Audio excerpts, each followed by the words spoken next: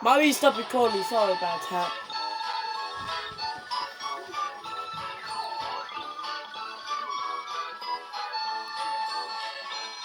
Oops.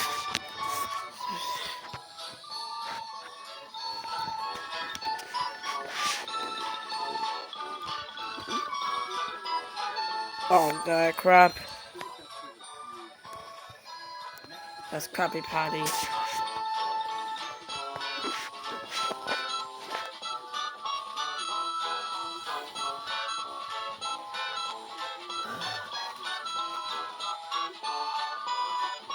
icon.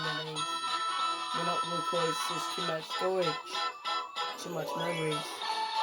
We're not looking USB below. The copyright. You can try and look at it up there.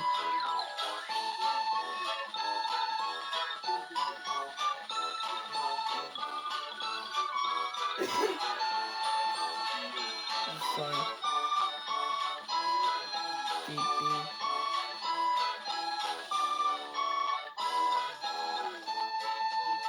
Nope.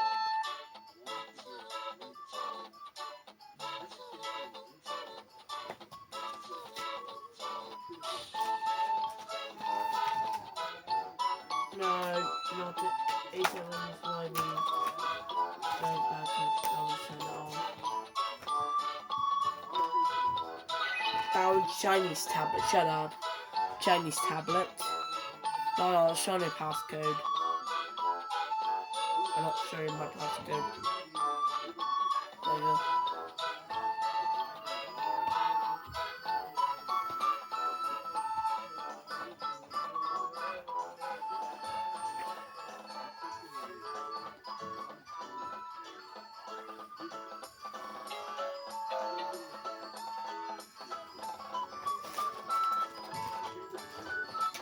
Why not?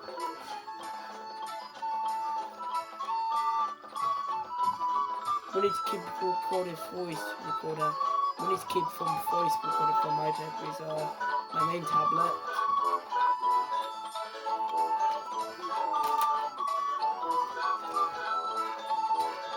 Like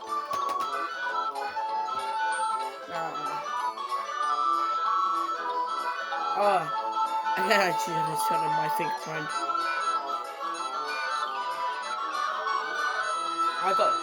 I look on big prints. I look from fingerprint. I look from my fingerprint, but not my password. Not looking password. Don't show the passcode. Do not show the passcode. Thank you very much. Tablets. Yeah.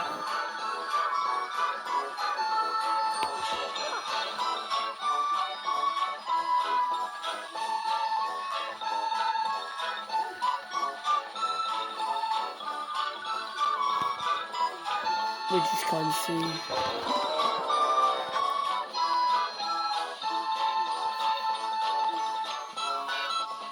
I think it can't look in focused. Maybe we were right, it's focused.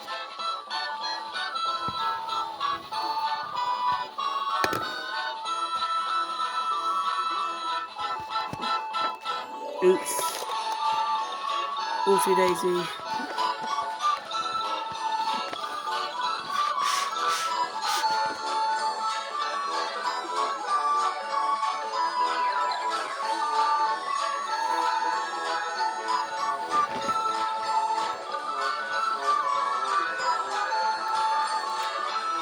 Ringtones.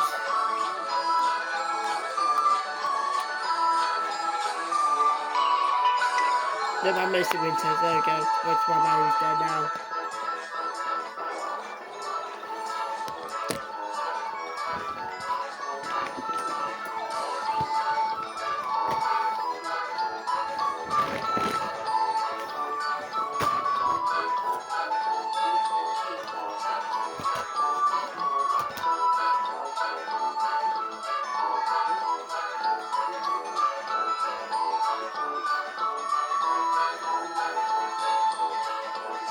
Let's have a look on YouTube. Just go away. God, a big chapter now. Thank you very much. I need to tell off the Teclast P30. Thank you very much. Over.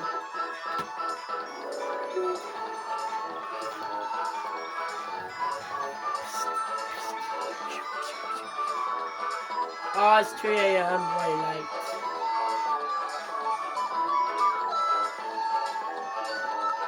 I'm really late.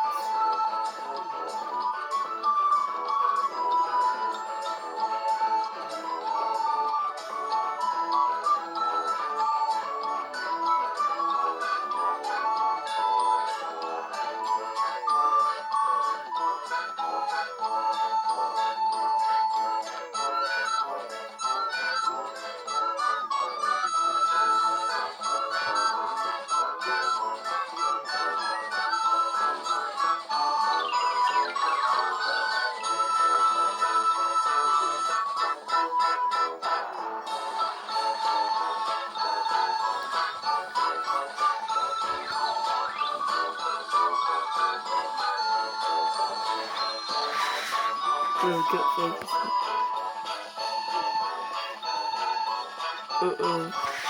Oh no.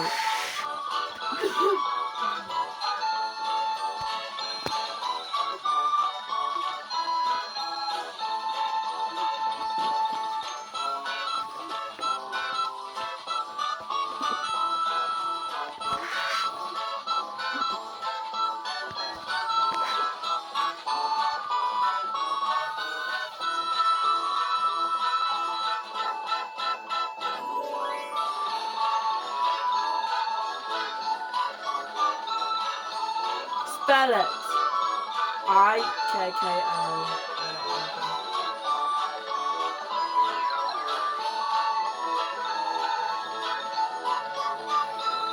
It's just on TV.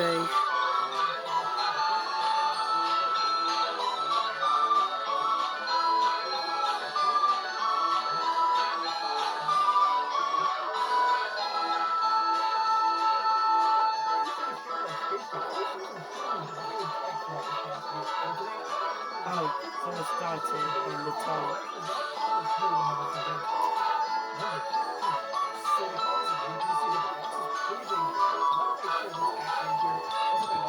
Second old phone. This is my second old phone, yes. Look at that, very good.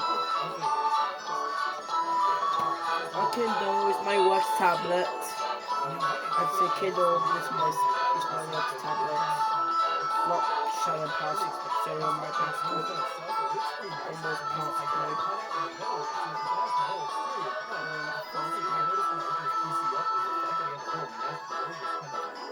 And Kindle might release across this one. You can try on YouTube.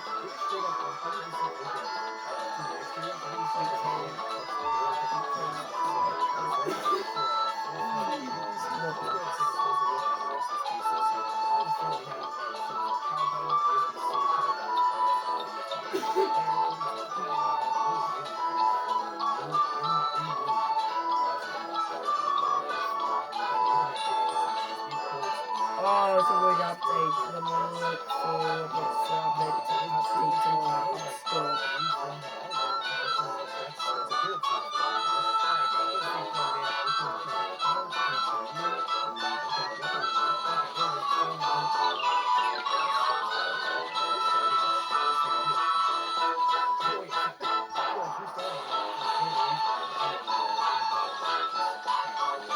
Yeah, that's what my yeah, it's too big. Gosh, that's too big. That's too big for that one case.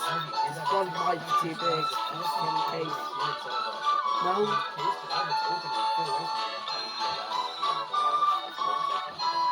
Bye-bye.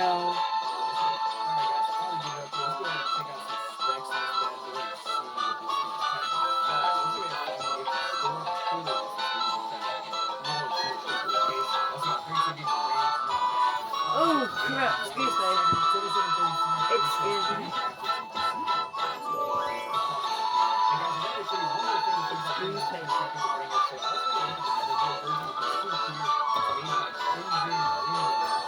A Kindle Fire.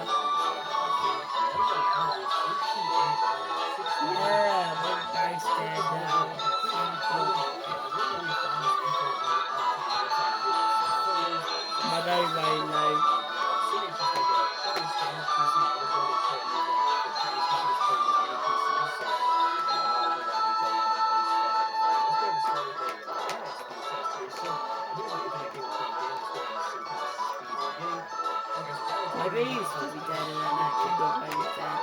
It still needs to charge more.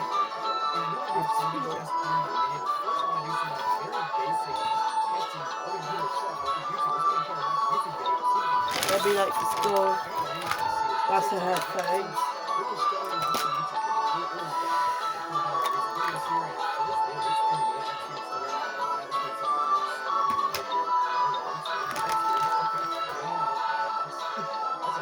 Bit. That's my watch. This is from Fitbit. Dead. Nintendo Switch. You can charge a Nintendo Switch tomorrow. You can try Nintendo 3DS XL for charger in soon. Very soon. You need to tell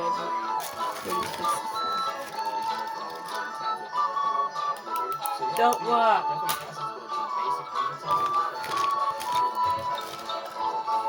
Running Edward chip at 1.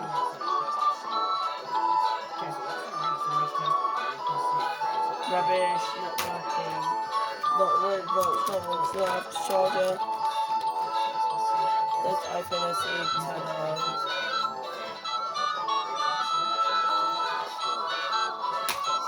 Oh yeah, and it's very C mode. No, this one.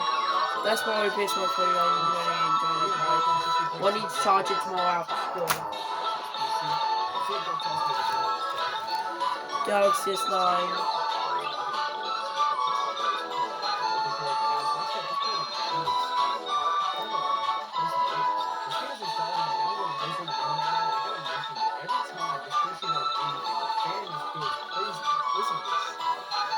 The bag is dead now.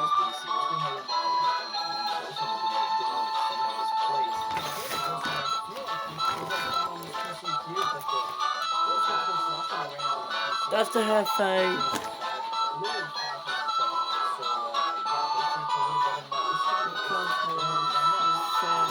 Set up. We need to do another. Not another, very soon.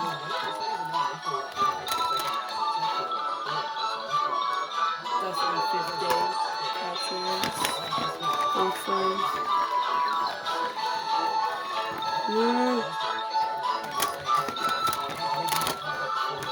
Oh, I found it, baby. Woohoo!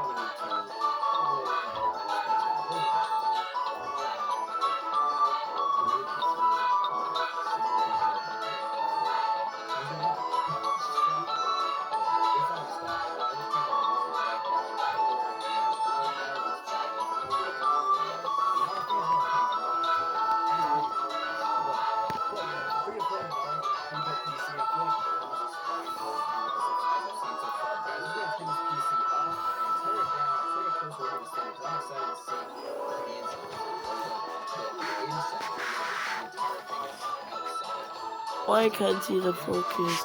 Oh, it doesn't turn off in 10 minutes. The screen timeout in 13 minutes.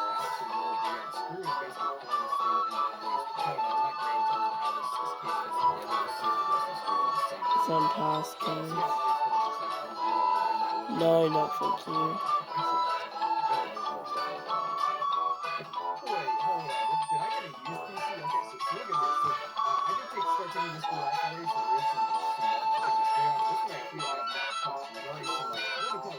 The screen timeout from 10 minutes.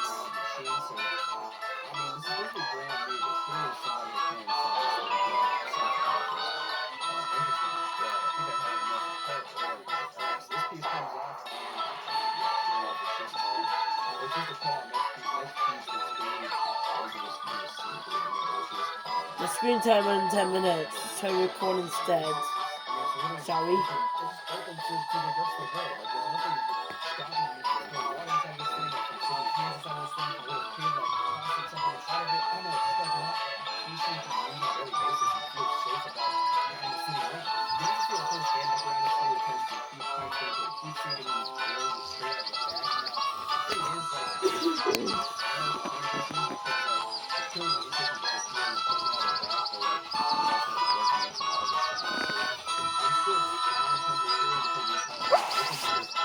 We don't want to fall out and film it. It's someone I do. I don't want to thinking. Let's go to bed.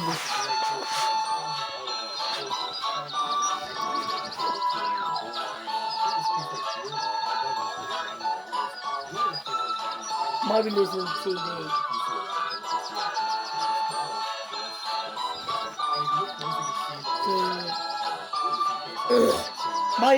Might get a Nokia battery tomorrow. Until tomorrow. Yes.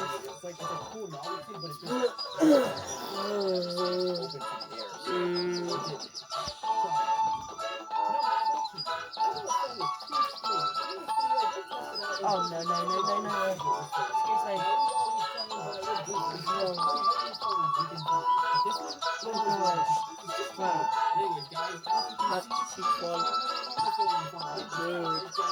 Gosh, me.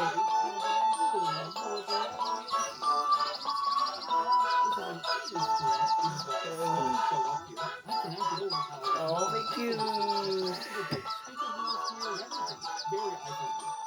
Press the power button, it doesn't seem to be working. The guy on eBay said that the power button is a little finicky on this specific song, so I kind of had to push down pretty hard. It's vibrating, so I think it's turning on. Oh, that's pretty cool. Yeah.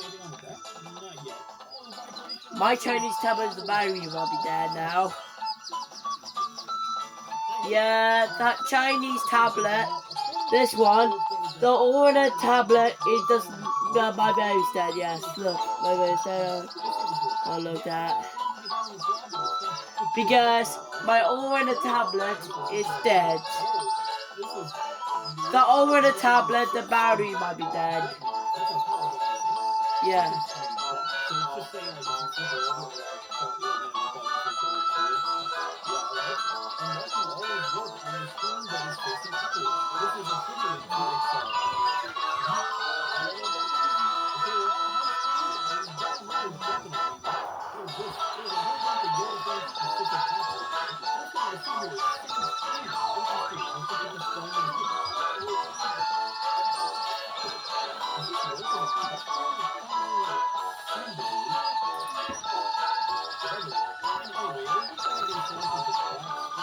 Oh, crap.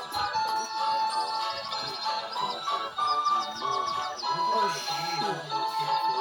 Why do you want me? Mom, can't make a bed up. Oh, damn it.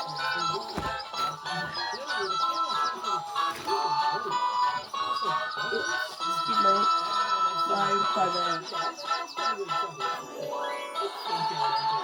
Excuse me, sorry about that, I just see private parts. Just, no, not private parts, okay. Oh yeah, sorry. No, just the bottom, sorry. Just a child sub, sorry. No, just give it to child sub. No.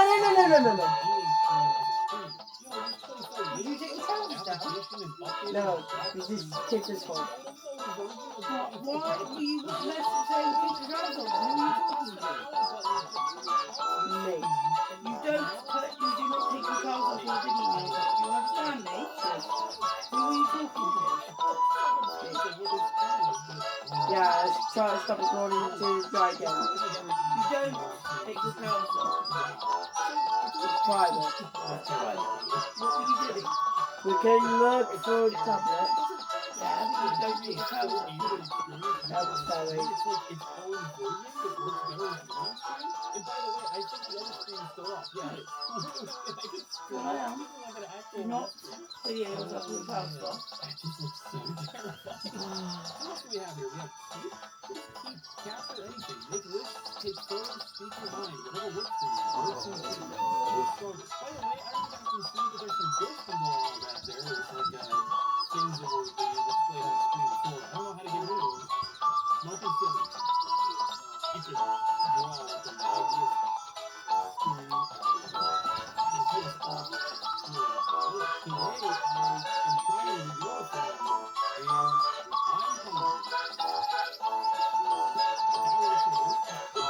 hungry.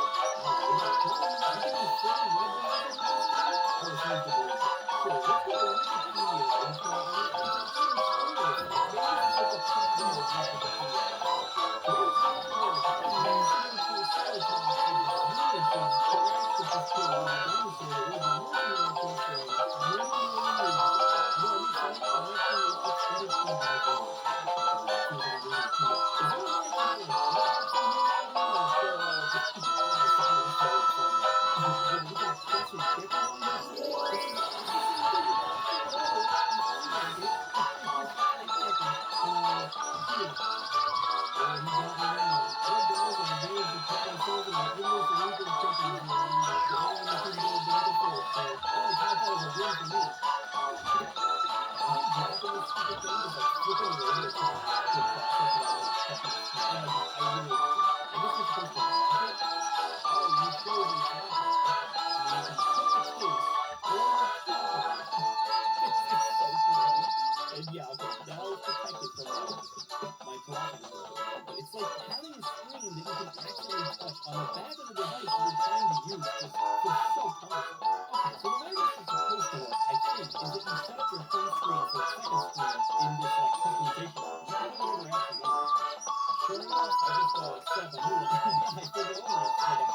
delete it. Where's your phone? Oh, your phone's there, was it? Okay. But don't delete it. Don't delete it. Me, do not delete it. Yeah.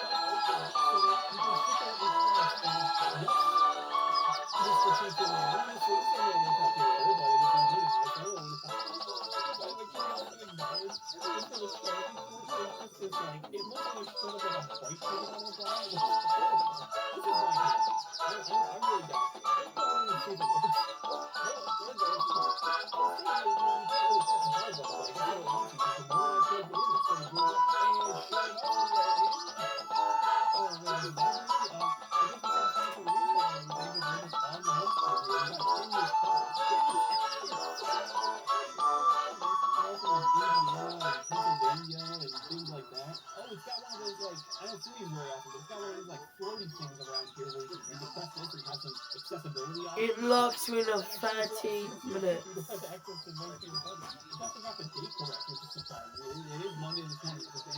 It's locked me for 30 minutes. What's going to record then? Oops.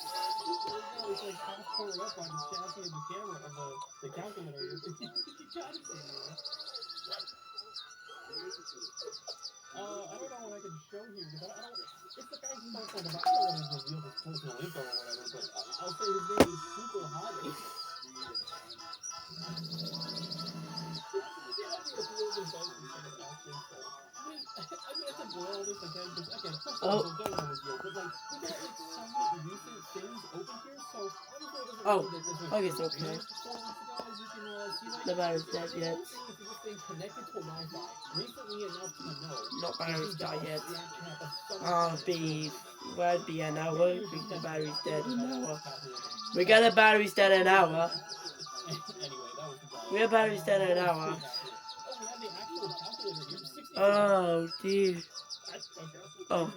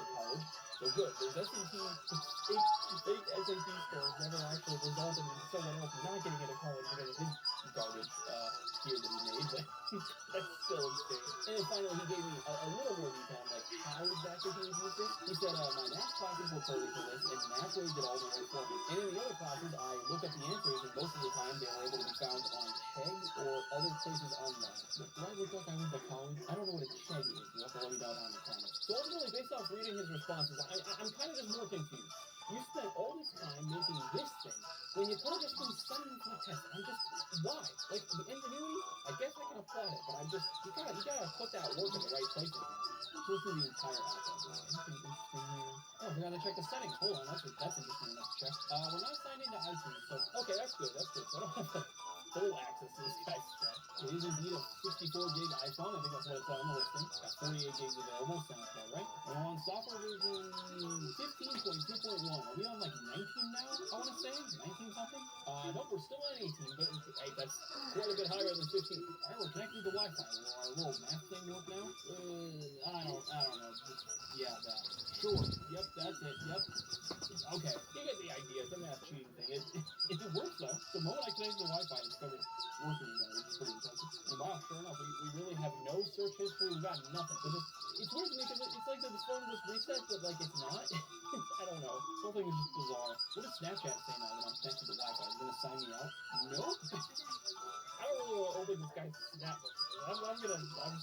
That's feels wrong. Wait a minute, I almost forgot. We gotta listen to the voicemails. Hold on.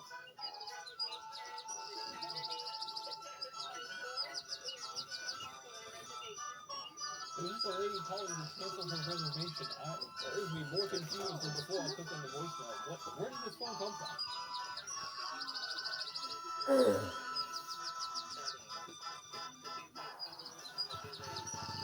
was a lady calling a hotel. I think she said Tony. That's what we got so far. This hotel employee / owner, Tony, being called about replacing the bed sheets. She wanted to sell him bed sheets for the hotel. College student? Hotel owner. Maybe it's like their dad. It's like his dad's old phone. That's it. Parents own the hotel. They're putting the puzzle pieces together. So that makes sense too, because all these phones, these phone numbers are like from like different area codes, but they're all around like West Virginia, Ohio, Pennsylvania, Missouri, Indiana. It's all kind of like the same Midwest block. So it must be people calling that they're staying the night or whatever at this hotel. I'm just thinking back on like, you're in the classroom.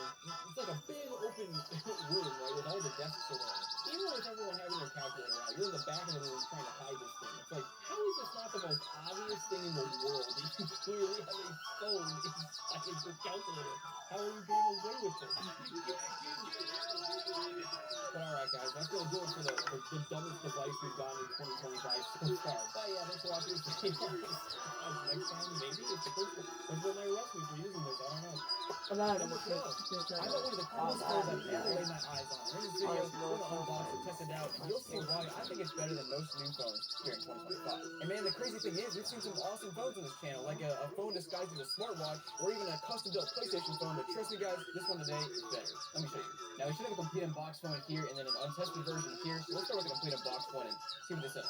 Unwrap this thing. Oh, baby, dude, that's so sick. It's not very often that you keep a phone box around because they're usually not that special, but this one's special. And in case you don't know, this came out in 2010, and it was pretty hyped up because it's a Star Wars phone. I mean, like, if you're a Star Wars fan, why wouldn't you like this? But looking at this thing, oh my goodness. It says Star Wars Empire Strikes Back, Joy Limited Edition on the back. And I believe this was like the 25th or 30th anniversary of this movie coming out, which is why they made this phone. At least that's part of the reason. But let's go ahead and pull this box open. And oh yeah, there it is. Alright, so this thing is kind of bulging. I don't think they packaged it quite right, but yeah, the phone's here, which we'll take a look at, or closer look at in here in just a second. So you can see, of course, the R2-D2 branding there. And let's see what's inside of this box. Oh, nice. It actually includes the little stand. And this thing actually might be the coolest part about this box.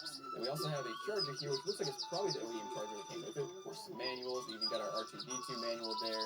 We have, oh my gosh, we have some earbuds here with some very yellow tips, which is, I guess, not surprising, but that's kind of gross. The rest of it is just Verizon stuff. I think this is a Verizon exclusive phone, but let's go ahead and take a closer look at the phone itself now. And taking a look at the front here, it is a Droid 2 phone, I believe. It's, of course, got your sliding mechanism where it slides up, and I guess it slides a little better than that, but it's, ooh, yeah, I don't like that. Okay, so hopefully that's not how it was originally, but it does still slide kind of. But anyway, got your keyboard down there.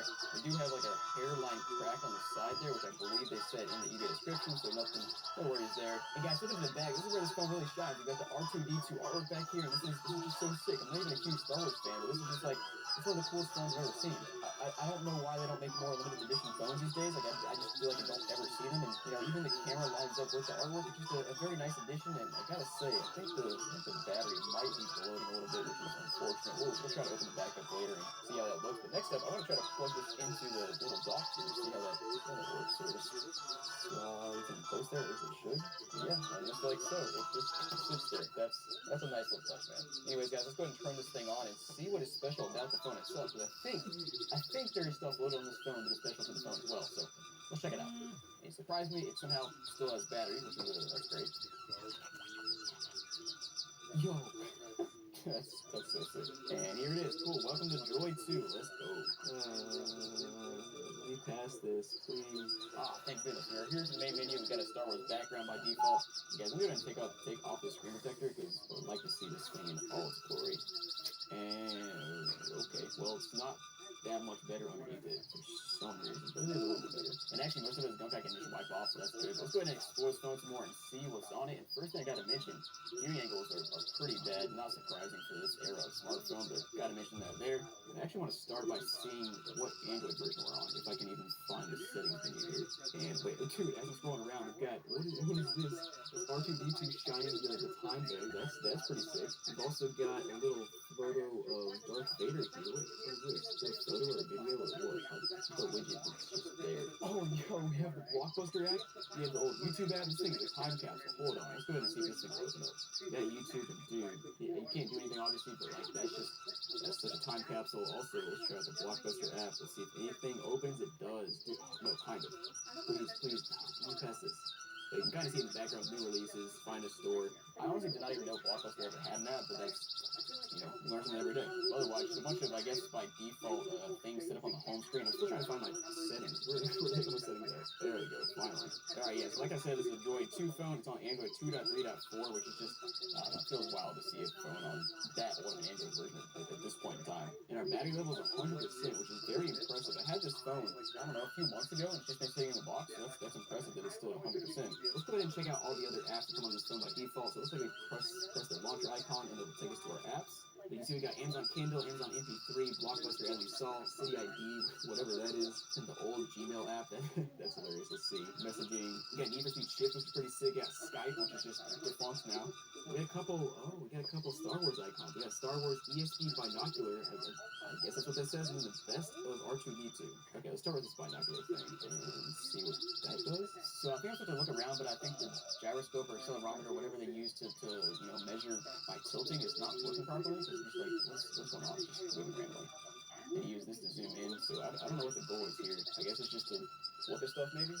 Yeah, it seems to work when I move like up and down. You can see the binoculars moving up and down, but side to side, like it's just not doing anything. Oh wait, there it is, turning a little bit. Come on. And now it's moving to the side like a little bit. It kind of works. It's making me dizzy because I'm just spinning around. Well, yeah, I don't know. That was kind of cool. There's no instructions or anything about whatever. Let's just go back and try the best of R2D2 app that we saw here as well. Okay, so it's just a video. Yeah, it's literally just a 3-minute video. Yeah, 253. I'm not sure why that's in its own app, but I guess that's kind of cool. I can't show any of this stuff or else I'm gonna get struck down by our Disney overlords. Let's go back to our themes or wallpapers or something. See if there's any special wallpapers in this phone. Maybe there's some stuff in the gallery by default. Nope, nothing there. Maybe wallpapers. There we go. So we got by default Star Wars. We got a few different Star Wars wallpapers here. R2D2 right there. Empire Strikes Back poster. That's pretty sick. We got some like different artwork pieces here as well. Yeah, these are sick. Yeah, dude, there's a lot of them. Okay, there's like 10 or 15 of them. That's a classic. Let's go ahead and set that one as our wallpaper. And then, of course, as you scroll through, you can see it in the background. That's so sick. This is like a dream for a Star Wars fan. Let's see what else kind of Star Wars stuff is on this phone. There's gotta be something else, right? I wonder if there's like an R2D2 contact in here by default. That'd be hilarious. But no, we just have C3PO as the default photo for all the default crap. So that's not surprising. We got the Android Market here, which I don't even recall being called the Android Market rather than the Google Play Store. It's been Google Play Store for as long as I can remember, but I can't use that because it's so old. I also got a browser here, which can't be used because I'm not connected to Wi-Fi. Let me go ahead and try to connect to Wi-Fi actually and see if that will still work. Let's go. We're connected up. All right, let's see what else we can do with this phone now that we are connected to Wi-Fi. Let's search for YouTube in our browser here, see what pops up. It can't load anything. I'm just trying to search in Google and it just doesn't do anything. That's not good. Maybe landscape mode? And nope, just doesn't work. Great. Well, guys, next up, let's try the camera. Let's see how that looks from, this is 2010, so it should be a, I don't know, halfway decent camera. Oh, okay. Okay, apparently there's literally no storage at all on this phone. You can see when I press to take a photo, it says please insert an SD card before using the camera. Yes, I can't use it. Great. There's also, I think that's a front-facing camera. Can I flip around? Maybe not. Maybe that's just like a light sensor right there. But yeah, there's just a back camera and that's it. Okay, well let's at least try this Need for Speed Shift here and see if this game will work. Oh nope, you gotta have an SD card. Dude, screw it. Let's put an SD card in. Apparently, okay, cool. So the battery cover just slides off like so. And I mentioned earlier I thought the battery's bloated, but it's actually not. It's just that there's a little pad, I guess, there on the back of the phone, for whatever reason. So that's fine. And to put an SD card in, we need to take out our battery. Just pop in there like so. Cool. Oh, we even got icons on the lock screen. That's sick. I also just figured out how to turn the brightness up so it's a little bit brighter now. But let's go back to our camera now that we can apparently use it. Hold on, what is this? Oh, I put a random SD card in from another phone that I guess had stuff on it. What is this? This just popped up. Alright. Well, I took a photo and either the phone is messed up or I think the SD card is just so slow I can't even... Wait, what? The phone just turned itself off. What? I was just trying to load the SD card to see my photo I took and it's not working. But whatever, photo wasn't very good. But let's go down and try to open up that game again and see if that'll work now. Apparently I have to download... Oh, no, it's not gonna work. I gotta download stuff. It says NAND. Great. I guess I shouldn't be too surprised because it's an old phone, so everything's broken, but like, seriously, I had to download data and now the game's unplayable. Yeah. Well, that's kind of tragic. I'm not sure if there's anything else on this phone I can do, but let's go ahead and test out, or open up the untested phone, and hopefully that one will turn on. Okay, so this should also be the Star Wars phone. It's just from a seller who said it was untested and it's in a napkin for some reason, but, really? There's no back to it? Okay, so first of all, this battery is definitely bloated. Well, it's not too bad, but it's a little bit bloated. But let's go ahead and I guess just plug this thing in. Well, actually, first, let me just take a closer look at this thing. So the back is pretty dang dirty. It's all scratched up around the corners and stuff. Like the edges are really scratched up. You can see it from the front really well. The entire thing is just beat up. Like, let's take a comparison of the complete unboxed phone and then this phone here. It's just like, yeah, in much worse condition all the way around. Let's go and see if this thing turns on by default. I would assume not. And yeah, nothing. Also, look at there's stuff under the screen here. You probably can't see that, but let's go ahead and plug this thing in and see if it'll charge up. Or actually, to make things a little bit easier, let's take the phone or the battery from the good phone, throw it in this phone, and we'll for sure know if this phone's gonna work or not. Well, that's not good. Oh, there it goes. Let's go. I was scared there for a second. Also, the sliding mechanism actually might be better on this phone than the good phone from earlier, which is surprising, but either way, not great. And the keyboard is like yellow. Ugh. What did somebody do to this phone? This is like, it's so sad that somebody abused this like nice special edition, limited edition phone. Hey, there we go. All right, we're booted up. There. Oh, what just happened there? Anyway, booted up, and also the. Wait, did it just turn off? Hold on. What? What just happened? What the heck? I got to the lock screen, unlocked it, and then it turned itself off. Okay, finally booted back up, and for some reason the phone is ringing. By the way, I did put the back on this one so that it holds battery in place. Maybe that wasn't the issue before. I don't really know. But it just turned itself off again. Are you serious? Huh. Also, just noticed there's some more R2D2 text right there behind the keyboard, which is kind of cool. But anyways, trying to charge this thing, and it says question mark. What? I guess I'm gonna go back to the old battery on this one. Okay, well the other battery the battery came with also says question mark. It's back on, so we got the battery symbol up there. Randomly thundered outside and then the phone turned off immediately. Alright, let me try to claim the context in the battery terminal right there. Okay, so again, trying it with the battery from the first phone we tested. And I also just noticed these are actually two different batteries. One says BP6X, this one says BP7X. The 7X is what came in this untested phone. So looking at the two batteries, it looks like the only difference is the 7X has a larger capacity, and therefore is ever so slightly larger, but yeah, other than that, it looks like it's the same. Alright guys, I got into the recovery menu here, and we're going to try to, I guess we'll try to wipe the cache partition first and see if that does something. I'm trying to get this phone at least turned on. Okay, cache wipe complete, let's go ahead and I guess reboot it and see if that does something. Alright, back on again, and it turned back off again. Alright guys, well I gave up, I don't know what to do with this phone. Let me know if you got any ideas, put them in the comments down below, I'll try them, maybe I'll come back and figure something out. Number 11. I bought a custom-made Game Boy phone, and in this video, we'll test it out and see everything it can do. Now, have you guys ever seen the exterior plane? It was like a 2011 version of a gaming phone, and that's basically what I have here, just a Nintendo-ified custom form. So on eBay. Let's check it out. Pop this sucker open. Oh my god, it's in a PSP little sleeve thing. That's amazing. Let's unfurl the sleeve here. And first impression, it kind of just looks like a normal Sony Ericsson Xperia. But when we slide her hoping we should see. Oh, yeah, we got Game Boy or DS, whatever you want to call them, buttons. And I guess I should explain a little bit of context here. This phone originally was an Xperia, what was it called, Mini Pro, and that phone definitely did not have a slide-out gamepad you could play with. It had a full-size keyboard you could use. Now, you may be racking your brain like, I've seen this before, though. You're thinking of the Xperia Plate. That was a totally different device I'll show a picture of on screen, and that had more of like a PSP kind of form factor. On top, you can see we have a charger, power port, and headphone jack. On this side, we got a camera button, very nice. Volume rocker. Back side, just says Xperia. It's got this little green dot. I wonder what that's for. We have an HD camera, very cool. And the back's a little sticky. It's got a little bit of like that old rubbery kind of stick going on, but it's not too bad yet. Now, I'm going to very carefully try and take the back off of this phone, because, like, I don't know what kind of hack job went into here to get this gamepad on here, okay? It's carefully coming off. There it goes, there it goes. And, yeah, we just have a normal battery. Holy crap, a 128 gigabyte SD card. This guy's got all the games on this phone. Yeah, even taking the battery out, I mean, so far this looks like a normal phone. I mean, how do you get it to look this convincing and actually get buttons in there? What? I don't know, but we're definitely going to have to open this thing up later and see what's really going on with this gamepad. But alright guys, I think it's time we try to turn this thing on. It still has power. Let's give it a shot. Oh, there it goes. Whoa, CyanogenMod. I've not seen that in many years. Got the root stuff. What do you call that in Android? It's been so long. Oh, dude, this guy's sick. He's got the Punisher in his background. He's going to unlock the phone. Oops, I opened message. There's no conversation. Alright. And immediately, like right on the front here, we can see we have all the games. Can this thing really play all this stuff? It's going to be playing. PCMU3. That sounds very legit. There's also only one screen on the homepage. This guy had his priorities straight. This was a gamer's device, nothing else. Again, surprisingly we do, but it looks like it's all just game cover art. Also, by the way, in case it wasn't clear, I knew nothing about this device from the eBay listing. The eBay listing was like a bunch of photos, and then the description was just this. And it wasn't cheap either. It was well over $200. Let's just go ahead and start playing games. We got an NES up here. Let's check it out. Okay, so this is one of those situations where you just put everything. Every NES game is on this. I mean, it makes sense. As you saw earlier, this thing has a 128 gigabyte SD card, so you might as well. Okay, we're playing Super Mario Bros. Duck Hunt. Let's go ahead and give it a shot.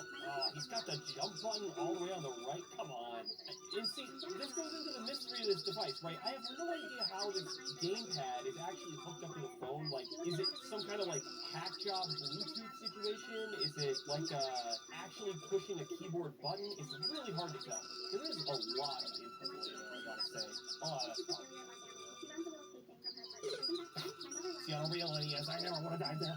Yeah, I mean, that was very easy to use. You just kind of navigate to whatever game you're looking for, and you just open it up and it goes. Let's do Super Nintendo next, which, again, makes a ton of sense with this control scheme. Recent games, let's find out what he was playing. Super Mario Kart 8 2 for Super Nintendo. Yeah, that's Mario Kart 8. What happened to Yoshi? Where's his head? Yoshi, you all good? My boy. Oh, there it is. Okay. And yeah, this is working fine. I'm getting a little bit of that, like, weird visual glitch every once in a while. Like, what is that? What is happening there? Scrolling as terribly as Super Mario Kart for Super Nintendo usually does. I don't know what makes it Mario Kart 8. Well, I'm glad we saved Yoshi. Let's try it differently. Alright, we're playing Super Mario World now, and I must say the device is a little more jank than I was first giving it credit for. First of all, I'm noticing some serious lag and frame drops in the actual emulation here, so I don't know if this phone is actually powerful enough to play Super Nintendo games that well. And then, in terms of just general playability, the buttons don't always feel great. The D-pad's pretty decent. Sometimes it accidentally rolls down into the down button, and the B button I find actually kind of tough to press. But especially if you're playing something slower, you know, not Super Mario World, I bet it's mostly fine. Alright, I guess we should try out Game Boy next, because this is the Game Boy phone. Beatmania GB2 Gotcha Mix Japan. Let's do it.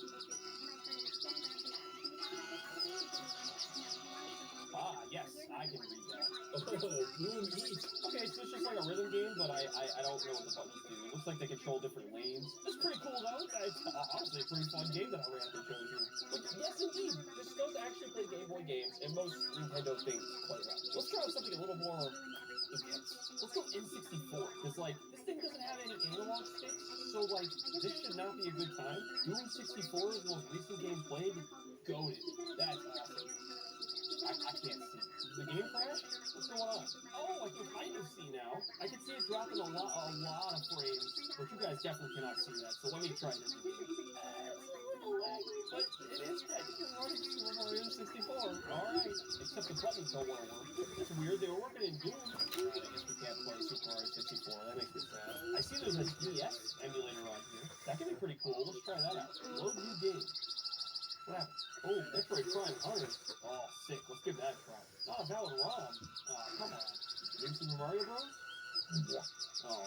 Oh, well, this introduces an interesting problem. I loaded up this Castlevania Aria of Sorrow, I'm pretty sure it is, or Dawn of Sorrow for the DS, and I think the menu in this game is on the bottom screen, so I'm just going to hit menu. Yep, I'm hitting buttons. Something's got to happen eventually. Alright, well, I give up. Now, here's what I'm really excited for. Somehow we have PlayStation games on here?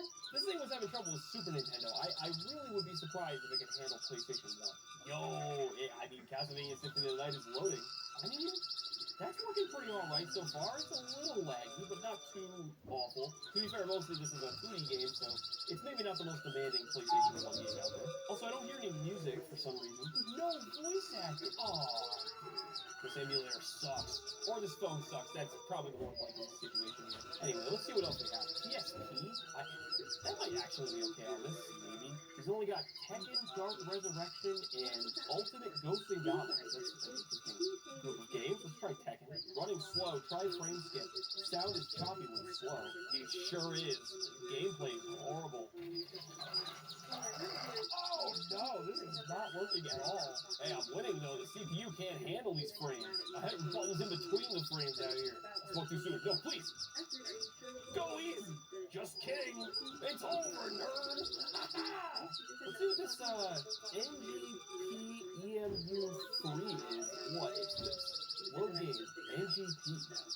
Neo Geo Pocket? That's so random. What's the move pocket? Oh, it stopped. You can't load a game? Recent games. Dark Arms, Beast Cutter. Sure. Continue for save. Oh, yeah. Look at that. Yeah, that does look like a Neo Geo Pocket kind of graphic style. Alright, what else we got? PCEMU3. If that was Neo Geo Pocket, this is probably PC Engine. I thought it was going to be some kind of like play Steam games on your Android, kind of virus software. Look at him go. Bam, bam, bam, bam, bam, bam, bam, bam, bam. Oh, he got the backward shot. But yeah, it plays it, whatever it is. Alright, finally we got this Gen Plus droid. Just destroyed. Let's go ahead and see what this is. Genesis? It's not doing anything. Load ROM. 20M1 4-pack all action Australia. Let's try that. Oh, it's a list of games. Oh, we're gonna play Shinobi for Master System, I assume. Yeah, there it goes. Yeah, that's working. Okay, that's cool. And yeah, that's pretty much all the emulators it had on here. Let me see if there's any others that were missing. Apollo. What is Apollo? Just like the music? Song. Oh yeah, those are some real good songs. I Could Be the One. What is this? What happens if I click this? I'm so confused. Why? Why does it have that name? Carl, sexy love. Well, I'm more confused than before I opened that app, so we're just going to get out of there. Okay, guys, it's time to tear down the phone. Now, this was a bit of a process to get this device apart without, breaking and stuff, so I'm just going to narrate as I, go over the tear down of this phone. There are these 6 screws on the back behind this little sticker. There was one hiding, but those weren't really that big a deal to get off. Of course, there was a sneaky little ribbon cable, hiding underneath that piece, so I had to very carefully remove that. There we go, there's the motherboard. And just a few clips later, at this point I had to grab a metal pry tool and get the motherboard out from underneath. It's not my favorite step of this process, but eventually the motherboard did slide out, and you can see it had these, I don't know how to describe them, these rubber dome, plastic little dome pieces from where you would push the keyboard buttons down. And then on the other side, you can see there was this, I don't know how to describe it. It was like a piece of tape with the DS buttons embedded into them, and then on the other side, where you slide the phone open, you can see that's where the DS buttons were, and he put another piece of custom printed material of some kind over top. It actually felt pretty official, to be honest, but I think that was essentially what was holding the buttons in place. And then on the keyboard side of things, it's really strange. It's like he removed or disabled all of the keyboard buttons that weren't strictly necessary to make the buttons he needed to work. And if you line up where the actual buttons connect to the board, you can see the plus symbol. They're kind of hard to see, but you can see the little domes are still there for the plus symbol on the D-pad, and the start and select button, the LR buttons, and the XY, and the BA buttons. They were all kind of laid out there with the correct dome pieces. So all the other pieces seem to have been taken out so you wouldn't accidentally push anything that was originally there when the keyboard was fully together. And sure enough, I put the device back together. It took a second to turn on. It kind of scared me, but it did seem to be booting up, and I was able to play a game just fine, and everything still worked great. So I didn't break the device surprisingly. Make sure to let me know down in the comments what you guys think of this device. I will see you next time. Bye-bye. Number 10. I bought the 10 weirdest phone cases off Temu, and in this video, we're going to test them all out, see which ones are pretty sick and which ones are a total disaster. We got bread cases, gravity cases, weird minimalist cases, a frying pan case, what? I'm just going to start testing all these out. Let's see what they can do. Alright, up first I have this very looking plain green case. What did he say? I think this one is supposed to be this here, or at least close enough. It looks like it might glow in the dark or something. Get this little foam piece out of here, slap my phone right inside of there. And I'm immediately curious if this thing actually glows in the dark, so I'm going to shut the lights off and see what it does. See, look, it's glowing. It's not glowing. It's not doing anything. In terms of protection, I don't know if I would trust this thing. It's not doing much to protect the phone from drops. I'm looking at the reviews, and I see Giovanni says everything is fine. You left 3 stars, Giovanni. Are you sure? Well, this one's a 4 stars from Seria. Cute, doesn't glow as much as I'd like, but if you keep it under the light, it does. You just have to hold it outside for a little bit. Give it the photosynthesis. That's not what that's called. Hold it outside for a little bit. See if it glows in the dark then. Oh, it is glowing a little bit. Yo, yeah, that's definitely like a 3 or 4 star kind of glow. I kind of agree with that review. Also, there are like 15 reviews like this that just say 5 out of 5 highly recommend with no other explanation. So that's not sketchy at all. Yeah. To be fair though, this case cost us $2.36. For $2, 4 stars. I can't really complain. Alright, up next I have this thing. What happened here? Who did this? Take painting as the shell. The shell will follow your heart. Who got it? AI nonsense is this. Oh no. Wait, what? What if it doesn't light up? This phone lights up. Oh! Alright, we got that bad boy out of its packaging, and yeah, it looks pretty nice so far. And it's got this little thing. What? Anyway, I got the case on there now. The little camera piece. Awful. It doesn't fit on there at all. It's like stopping my phone from even sitting in the case all the way, I think. Alright guys, it's time I do the dirty. Let's plug it in. Oh! There it goes! Is there supposed to be a way I can actually control this with the phone somehow, or is it just gonna randomly do something? Wait, it's only lighting up when I like interact with the phone in some way. What? What exactly the kiosk does when you exclusively sell it from janky stuff again. Wait, it's reacting to the audio. It's reacting to me speaking. I am talking to my phone case and it's lighting up. $8 from Temu? Yeah, that's pretty good. 5 stars. Wait a minute, I discovered a problem. I couldn't wait to get my finger in there. How do I unplug it? Alright, I got it out. I just had to pull the phone out from the bottom like that. So scary. Never mind, I'm dropping it down to 4 stars. That was dumb. Alright guys, up next I have one of my favorite phone case designs I saw on TV. This is a minimalist design. As you can see, it's just 2 pieces. But here we go. Here's my phone. Doesn't it look stylish? Here's what it looks like from the front. I gotta say, it's really goofy. It's just these 4 corners sitting around. It just doesn't look right. Would I trust this phone to survive a fall with this case? No, I definitely would not. I'm not testing that. Looking at reviews for this thing, though, people seem to love it. I don't know what they're looking for. Why do they think that they need this specific case? I don't understand. I'd probably give this phone a 3 out of 5 stars. I don't like the aesthetic. Just look how goofy that looks. Let's move on to the next case. Okay, guys, up next I have what is described in the Temu listing as the gravity case. Oh my god, what is this? This is technically a phone case, I guess. How do I even mount it in there? Oh my god, look at this. I got it in there, but it just moves around. That is not very secure. If I flip this over, is my phone just gonna I mean, it's staying in there. Okay, who made this? I don't understand, but here, let's go and try it out, guys. So violent. No one has ever wanted this. And here's the listing. This is why I bought it. Big Mac Anti-Gravity Radish Mobile Phone Case. Decompression matte feel suitable for universal mobile phone anti-drop shot. Radish? Also, it doesn't even have any reviews. So what do I rate this thing, guys? I hate it. I really do. 5 stars. Alright, guys. Up next we got a bread case. This one, it's bread. Ooh, actually, that's got kind of like a thick rubbery kind of feel. It's not appetizing. I don't know if it makes me want to, take a bite out of it. But it's more premium than you would expect from a bread case. There it is. My phone is now inside of bread. Only problem with this case, and this is true on many cases, but it looks like it wraps around the edge like a little much. I have some reviews pulled up here. You might be able to see a little more what I'm talking about. It's kind of cutting off the corners right there, so it's not a perfect fit, unfortunately. Oh, we got a 1-star review. This case is just too cute and funny. It's too cute and funny. It's bad. I like the soft feeling of it and wish there were different types of peanut butter bread or something of that sort. The PB&J phone case. Someone passed that. That's brilliant. Oh, we have an actually 1-star review.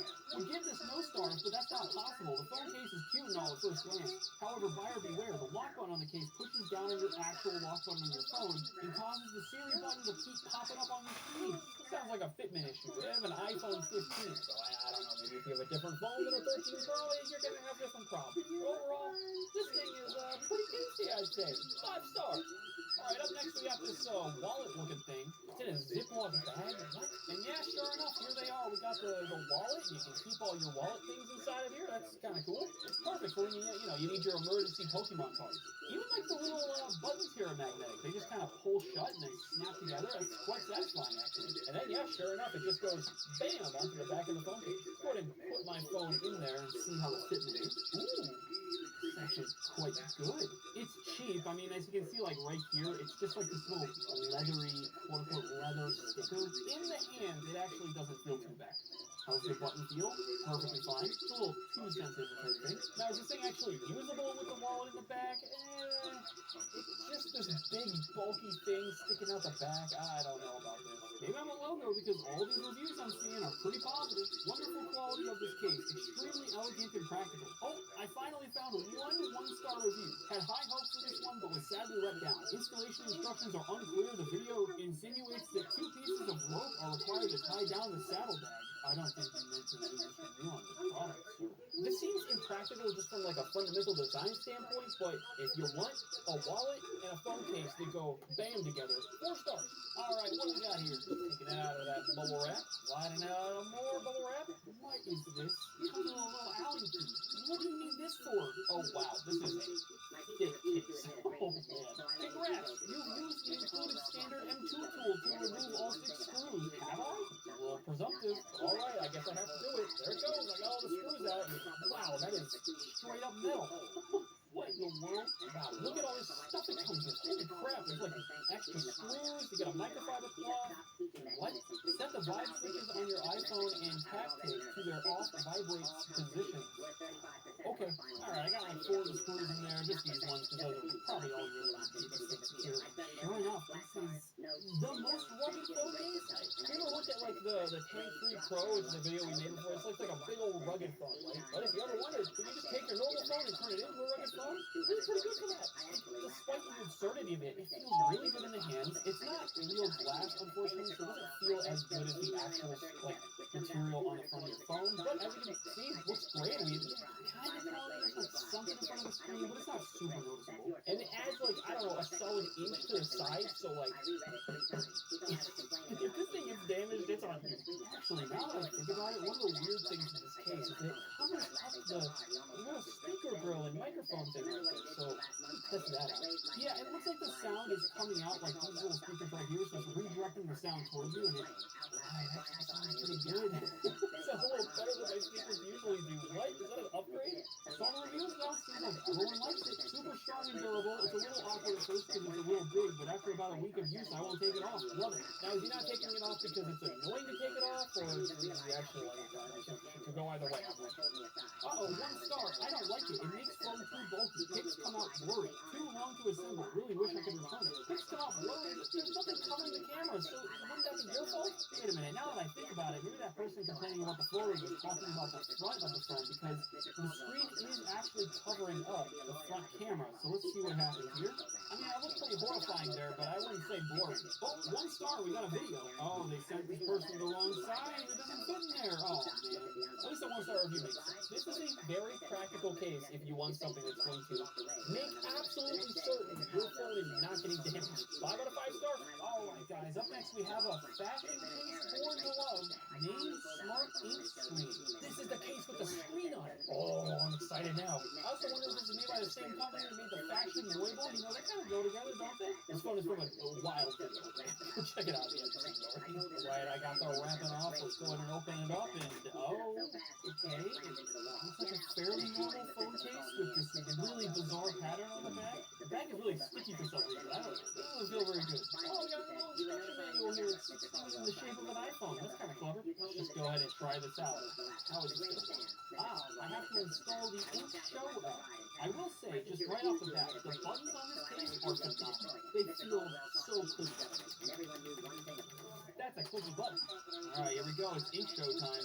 DIY. Customize your own mobile phone case.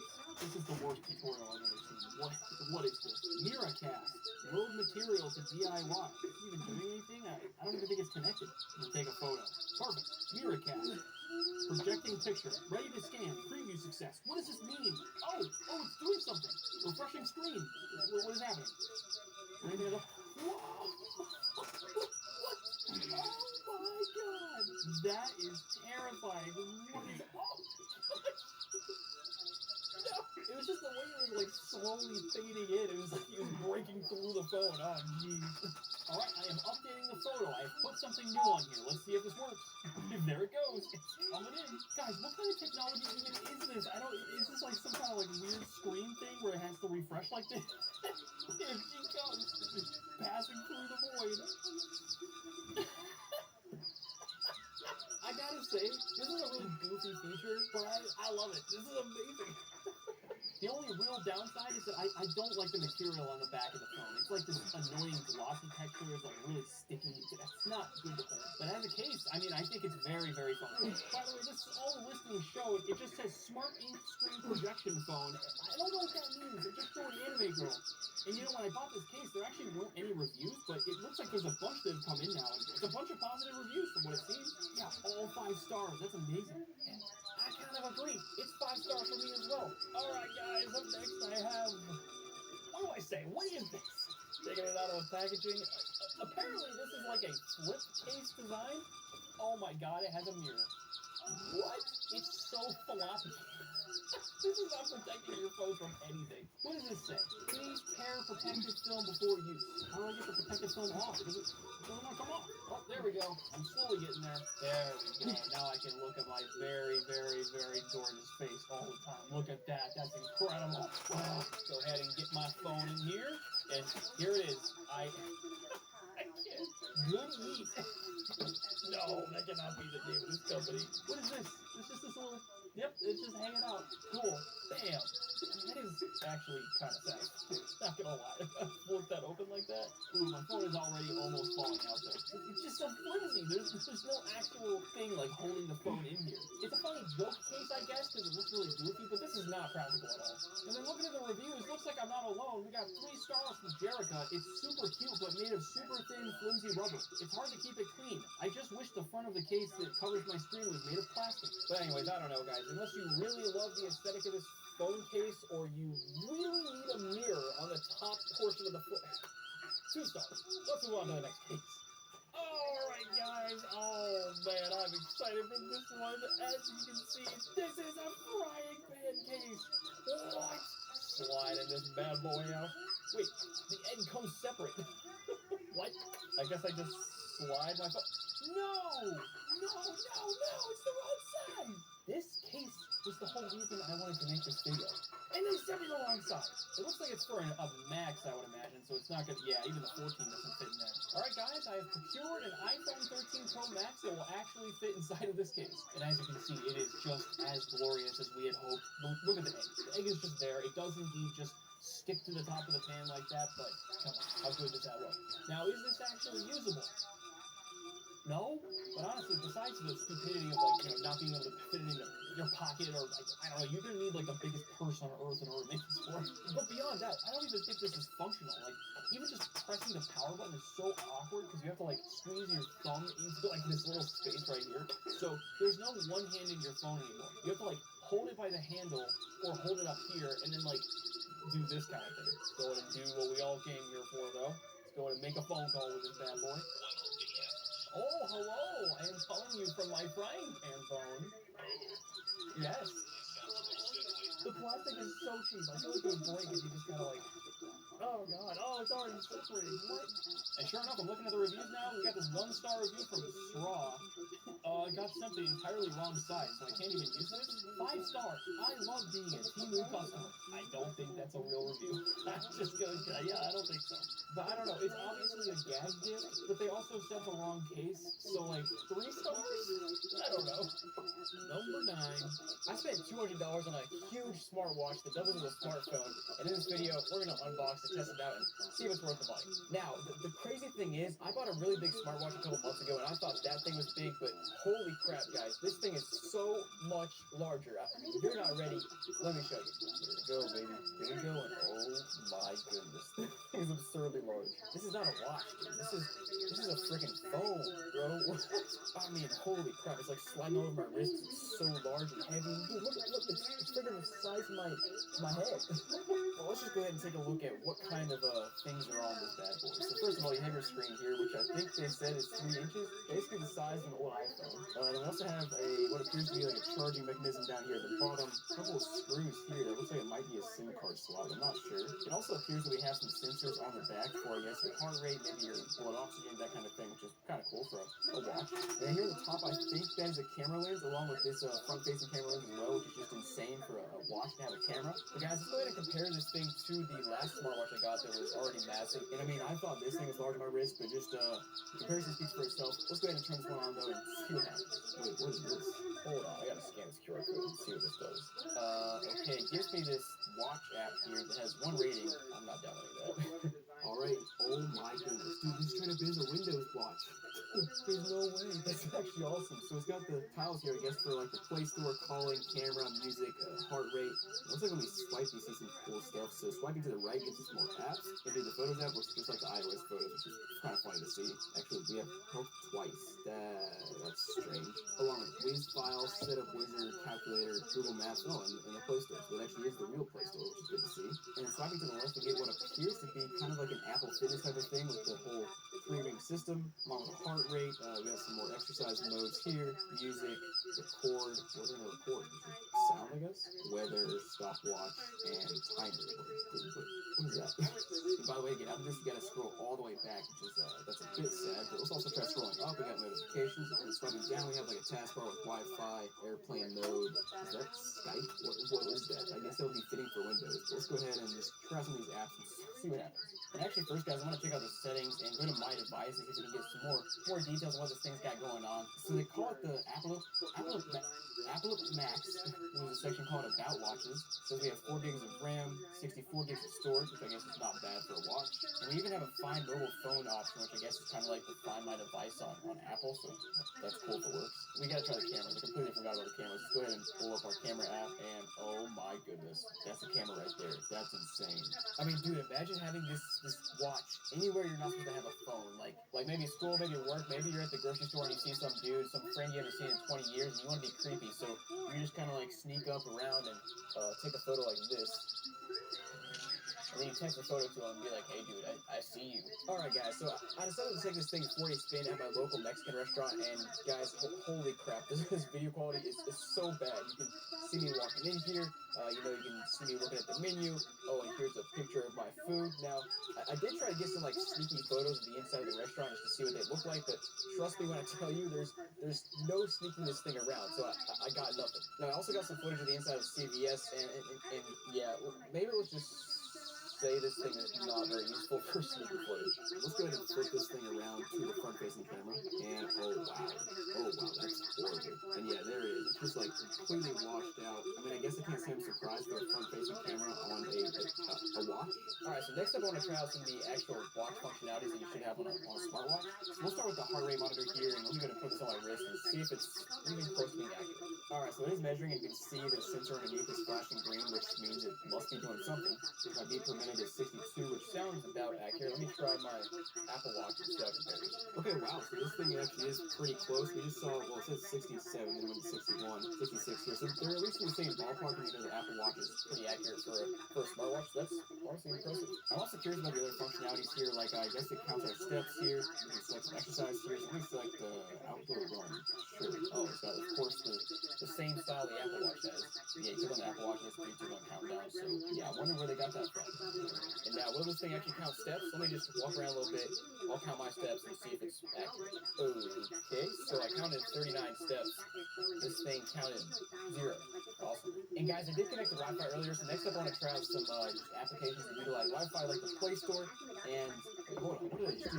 Oh, I held down the screen. Oh, there's other options. Hold on, what? With the blue watch face, yo, that looks fancy. Yo, can you imagine that on your watch? You're like going to dinner, walking into your fancy restaurant, and you're like, bam, look at that. It's fancy. Don't listen to me, I'm a millionaire without the millionaire. We've also got a meteorite background there, or multifunction, which they should just call Windows, but I digress. And now let's try the Play Store. I wonder if it'll make me sign in, or if it's just, it just works. Oh yeah, there it is. Holy crap, that is tiny now. How is this watch so large? All the text is large, and then we have this little tiny sign in. Like, look at my finger compared to the sign in button. How do I click that? I mean, like, yeah, just try, imagine typing this thing. It's better than, like, I guess, a little tiny Apple Watch, but it's not great if you're trying to use this as a phone.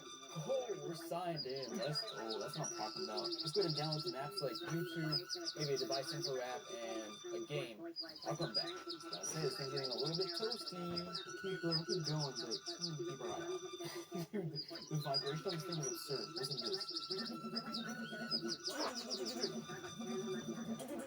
If I take it out of the watch face and start typing, it just moves. It's vibrating so hard that it's spinning. That's crazy. But alright, let's check out YouTube here, which just finished downloading. Man, I can't sign in. What is this? So I download YouTube, but it doesn't work. Maybe I can use the browser for YouTube. And they have some suggested, wait, holy crap. They have some site navigation suggestions here, and these screenshots are from like 2001. Like, look at booking.com or hotel.com, AliExpress, Facebook. These are straight up like 2005 screenshots. Okay, strange. Let's go ahead and just switch for YouTube first. So, I mean, I guess it's working. It takes forever to load. When I click, it's not actually opening anything. But I guess I can try watching this other video we made. It's about a huge phone we found. Bro, what? Okay, so how do I turn the sound down? Okay, so a lot to unpack there. Initially, the first ad was from Applebee's talking about how something was, how size matters. It was like very interesting considering we're talking about the size of this thing during this whole video. So like, are they listening to us? Yes. Also, very laggy. I press play and it takes forever to load. I tried to go landscape, and yeah, it works. It's just a very strange aspect ratio. Like, the video is centered in the top half of the screen and not the bottom part. Like, what is going on here? And this thing is it's really heating up now, but let's go ahead and check out our next app, which was supposed to be Subway Surfers, but I don't see that anywhere. Okay, now for some reason, Subway Surfers all of a sudden decided to populate, even though it was already installed before. We're gonna put this to vertical. We'll see if this will actually load on like YouTube. Yeah. Okay, well, it just crashed. Am I surprised? Not really, although this thing was actually not cheap. It was like $200. So, like, I would expect Subway Surfers to work. Let's try one more time. Okay, so in the game, oh, there's a lot of stuttering. Oh my gosh, this just got bad. I feel like not being able to play Subway Surfers is just a really bad sign. Just look how laggy that is. And also, I'm not sure if I mentioned it, but you can't change the volume on this thing. Like, there's no volume rocker on the side or the top or the back or anything. Maybe it's in settings somewhere, I would assume. There's a Q-tone button, and yeah, there it is. Okay, so if you want to turn down your sound, if you go to the Q-tone in the settings, then you can go back to your game. Which, like, how do I get back to my recently opened apps? I don't think I can, so let me just go back here and see if that opens up. It's still lagging a ton, and this thing is getting really toasty now. I mean, like, oh my gosh, it's gonna burn your wrist. Oh gosh, that's hot, dude. What the heck? Alright, but next up, guys, let's check out our device info tab. I'm very curious about this, like what kind of hardware is inside, what it says the screen resolution is, what Android version we're on. I'm assuming this is some sort of Android device, but oh my goodness, I can barely even read that screen. It is so small. Nothing here is optimized for the screen whatsoever. But it says we have a 640 by 480 display with 57 hertz. 5 inches, bro. Yeah, it's like 3 inches. Also, we're supposedly on Android 9, which is P for Pi, I believe. And who knows if this is actually Android 9, because in my experience, they just kind of, like, spoof the Android numbers and just, like, put something random, and it's not accurate at all. So, I haven't used Android 9 in forever, so you can tell me if this looks accurate whatsoever. Let's go ahead and keep scrolling through and see what... Dude, it's so very small. MT6761. Oh my gosh, my eyes. So it appears this SoC is from like 2019. We also have 64-bit, 4 cores, and 1.8 gigahertz, which honestly from the specs, just like pure raw specs, it's actually a lot better than a lot of the other cheap Chinese phones I've purchased. Although this one's like triple the price of the other ones, so yeah, I would expect it to be better. And then checking out the battery, we have a 1,000 milliamp hour capacity, which I'd say seems accurate for this tiny little device. And yeah, man, I don't know, this thing's getting real hot. It's lagging like crazy. It's just the display turns off randomly. This app has crashed like 4 times. But guys, next up, I want to try to put a SIM card in this thing, see if I can make some calls and use some data, because like it said, 4G LTE, so we'll see what that means. Alright, so the SIM card just like doesn't fit in any direction, and it doesn't actually like click into place or anything. You kind of just have to push it in, and then I guess you have to screw this piece in to hold it down. Seems wrong, but let's try it. Yeah, in the phone we have a setting for mobile data, and it won't let me turn it on, so I guess it's not detecting the SIM card. Alright, I turned it off, put the SIM card in, and press mobile data, and now it is turning on, so let's see if this works, I guess. Oh, I think it's working. I see a 4G up at the top, just barely. Oh my goodness, that is so small. So there it is, we got 4G bars right there. Let's go and try to make a phone call and see if this thing will work. Apologies for the interruption, but I just wanted to let you know I'm calling you from the world's largest smartwatch.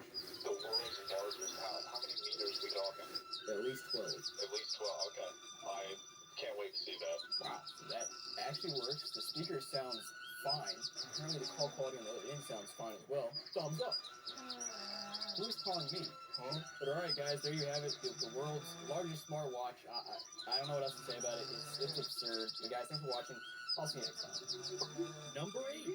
So just the other night, I was doom scrolling through TikTok when I came across this wild live stream where a guy was hard selling a $20 phone as if it was the best thing since sliced bread. You guys know me, I bought it, here we have it, and in this video, I want to take you through this crazy live stream and then test out this phone and see if it lives up to the hype. Now fortunately, I did record this live stream, and it starts by this guy saying, ask me any questions about the phone. You can kind of see a glance of the phone here, and the first thing I asked is, are the cameras real? Which when this little taskbar goes away, you'll see why I'm asking that. So if you take a close look at this thing, it's got 4 freaking cameras on it, and if you guys know phones from TikTok, AliExpress, China, anything like that, usually they have one real camera and a bunch of fake ones. Let's see if the guy responds to my question. Are the camera real? Yes, the camera is real, brother. Let me show you. So he's zooming in, zooming out, not really showing me that all the cameras are real, but he says they're real, and also says I should buy it for my children or whatever. I don't know, man. So this one, guys, if you want to purchase for your children. Next up I ask, is a touchscreen? Pretty legitimate question here in 2025, and I'm looking at the phone. Touch screen? No, it's not touch screen. It's not touch screen. Unfortunate, but we'll find out here in a minute when we test it out. And I also asked him, is it 4G? Because I've seen phones like this before that are maybe not 4G, not 5G, maybe 2G, which, by the way, is not supported in the US anymore, which will, the rest of this video will lean into that, because we'll see here in a second what happens when what he says later here. It's from China, but I'm from Pakistan. So let me know in the comment section what you think. If you are interested, purchase it now. Oh, here it is. Here he says. He says the best thing, guys, is a dual SIM phone. And the best thing, guys, is the dual SIM phone, guys. 2 SIM cards. It's pretty neat, but like, is it 2G? Is it 3G? Is it 4G? You never answered my question. So, yeah, he's really hyping this thing up. Also, did you notice it has a screen in the front? We'll see if that works later. Guys, come on, guys. In any country you want to use, it will work, guys. Any country you want to use, guys, it'll work. Any SIM you want to use, it'll work. So we'll test it out and see if that's true or if he's just blatantly lying here as he's showing the camera again and the amazing zoom features. Just wait for after I buy it, because this is the best part. It's good. Thank you, Jacob. All right, thank you for purchasing. Any SIM card? Let's go. Let's go ahead and put that away. Let's pull this phone out and take a closer look at it and see. I don't know if this thing, it's really all it's made out to be. Alright, here's the phone, and man, that thing is freaking tiny. I'm honestly not even sure if I bought the gold one or the green one, and the front cover doesn't really help me out there because it shows both of them. Got a good old Windows looking background, got a nice couple of giraffes there on that little screen, which I'm excited to see if that screen works. Pull it out, got whatever that is, we got a phone here, any kind of accessories. Honestly, got a lanyard here, man, so I can strap it to my neck, I guess. Alright, we also have a charging cord. Oh wow, it's USB-C, that's very surprising. Now here for the star of the show, we've got our phone. Honestly, okay, let's start here. It actually looks pretty neat. It's got this nice reflective nature to it. It is very just plasticky, or yeah, it's just plastic. I mean, it's $20, but like it does look cool. It's nice and shiny. The back is shiny as well. It's got a cool little texture on it. Actually, I can't even show you the texture because it's freaking shine. It won't stop shining. But I don't know, it's kind of neat. We've got this little button on the side here. It actually looks like a flashlight thing that we flip up and turn a flashlight on. Maybe it's a power button. Not sure. Oh, there's where our lanyard sticks in. Nice. I can't thread it through because it just skill issue. Alright, we'll try that later. But anyways, here on the bottom we have USB-C charging port, I got the headphone jack, we got some fake ports there, kind of like on the bottom of an iPhone or really any phone these days. I also got a port right there, which I assume is that's probably our actual microphone port. Also have a light up there, which I guess is our flashlight, potentially. This side we got a SIM card tray, back kind of flips up. Here on the back we got 4 cameras, and yeah, let's take a closer look at these cameras and zoom in because this is a little questionable. Okay, so you guys see that we've got 1, 2, 3, 4 cameras, but this one right here appears to be an actual camera lens. It's a tiny one, but it's there. And these 3 right here appear to be fake lenses. It kind of looks close to being real lens, but they just kind of block them off, and that's what that is. We'll tear this thing down later to take a look at that and verify that. Also, this piece of the middle looks like a flash, but there's no flash there. That's just a little drawing. Nice. Let's go ahead and flip this bad boy open. Oh yeah, gotta love to see that. Wow, it's got a nice little screen protector on it. Let's go ahead and hope that feels off. We've got a freaking T9 keyboard here. We've got, wow, this is actually really bad. We have like a 2-inch screen. Let's go ahead and see if this thing will turn on. Hold down the power button here. Wow. What's up? Dude, a welcome phone? How? What? Can't make this stuff up. Alright, here's to the home screen. It's 00 o'clock. It says they have like, I don't know, 8 to 10 bars on the indicator here for battery. You know, there's usually like, I don't know, 3 or 4 maybe. This one has 8 to 10. You got a little farm, like a private road or something in the background, which is interesting. You can also see our 2 SIMs up there. Let's go ahead and click on the menu and see what we can find on this thing. So we got contacts, call logs, messages, multimedia, calendar, audio, settings, camera. Also, he said, wait a second. You guys might have noticed when he was turning this thing off, he said it has WhatsApp and Facebook. There is a WhatsApp in this phone, Facebook in this phone, yes, guys. I haven't seen that yet. We got calculator, Bluetooth, application, FM radio, internet, my files, game, and profiles. Where application? It's got alarm and STK. That doesn't look like Facebook to me. Game, we've got snake. Okay, let's take a pause and play some Snake here and see if that works first. I mean, that's Snake, but holy crap, that might be the oldest Snake game I've ever seen in my life. This is like worse than flip phone days of Snake, man. This is bad. Alright, let's go. I don't know. We'll try out the internet later once we try to connect to the internet, see if that does anything. But let's go back to the camera first of all and test that out. I should mention this button right here is really wonky. It's just like, I'm not going to describe it, but it kind of sucks. And let's, that is something. I can show you, but I didn't have the card first. Let me go ahead and find the SD card, we'll throw it in. And then I'll show you some glorious photo because I might cry. Okay, SD card in, let's try to take a photo now. Alright, let's try to restart, I guess. Bye-bye. Oh man, the live stream did not clarify this. There we go, got a 16 gig. Let's try that out. One more time. Dude, how many times did you put an SD card in before the range? Wait, are you seeing lights in the back? We'll check that out in a minute, but let's get back to this camera first. Let's freaking go. It's saved. Alright, so the SD card worked, and you can see my photo there. Wait, can you? I'll just show it on screen. It's pretty self-explanatory. Let me just take a little selfie here so you can see my face, my beautiful face on this camera. Wow, that's actually better than I expected. Cool. Now, my man was showing off the zoom functionality, so I'm going to try to zoom on this thing, see how far I can zoom. You can go 8x zoom right there. Holy crap, my man is the biggest grifter alive. This is, yeah, that's the 8x zoom. I'm looking at my computer screen, which is about 6 feet away from me, and yeah. I'm just trying to say anything else about that. Alright, let's go back to the menu, see what else is on this stupid thing. We've got settings, let's see what's down there. Call settings, phone settings, display. Horse light, bro, what? Okay, let's turn the horse light always on. I don't know what that means. MP3 open? Flip phone open? Huh? What is he talking about? Is that have to do? How's the back? Wait. No. Okay. These are the horse lights, and those are the horses. I'm only been filming this thing for like 20 minutes, and I'm losing my mind. Let's go ahead and see if I can connect to the internet. I don't see an option for Wi-Fi on this thing. No, definitely nothing here. I guess I have to stick in my SIM card to try it out and get internet, which by the way, how do we, oh, there's WhatsApp on Facebook. He wasn't lying. Let's go. Let's boot it up. Dial failed. Okay. Facebook as well. Alright, let me try to throw a SIM card in this thing and see if I can connect to my 4G internet because, yeah, I'm pretty skeptical. We'll try it. There we go.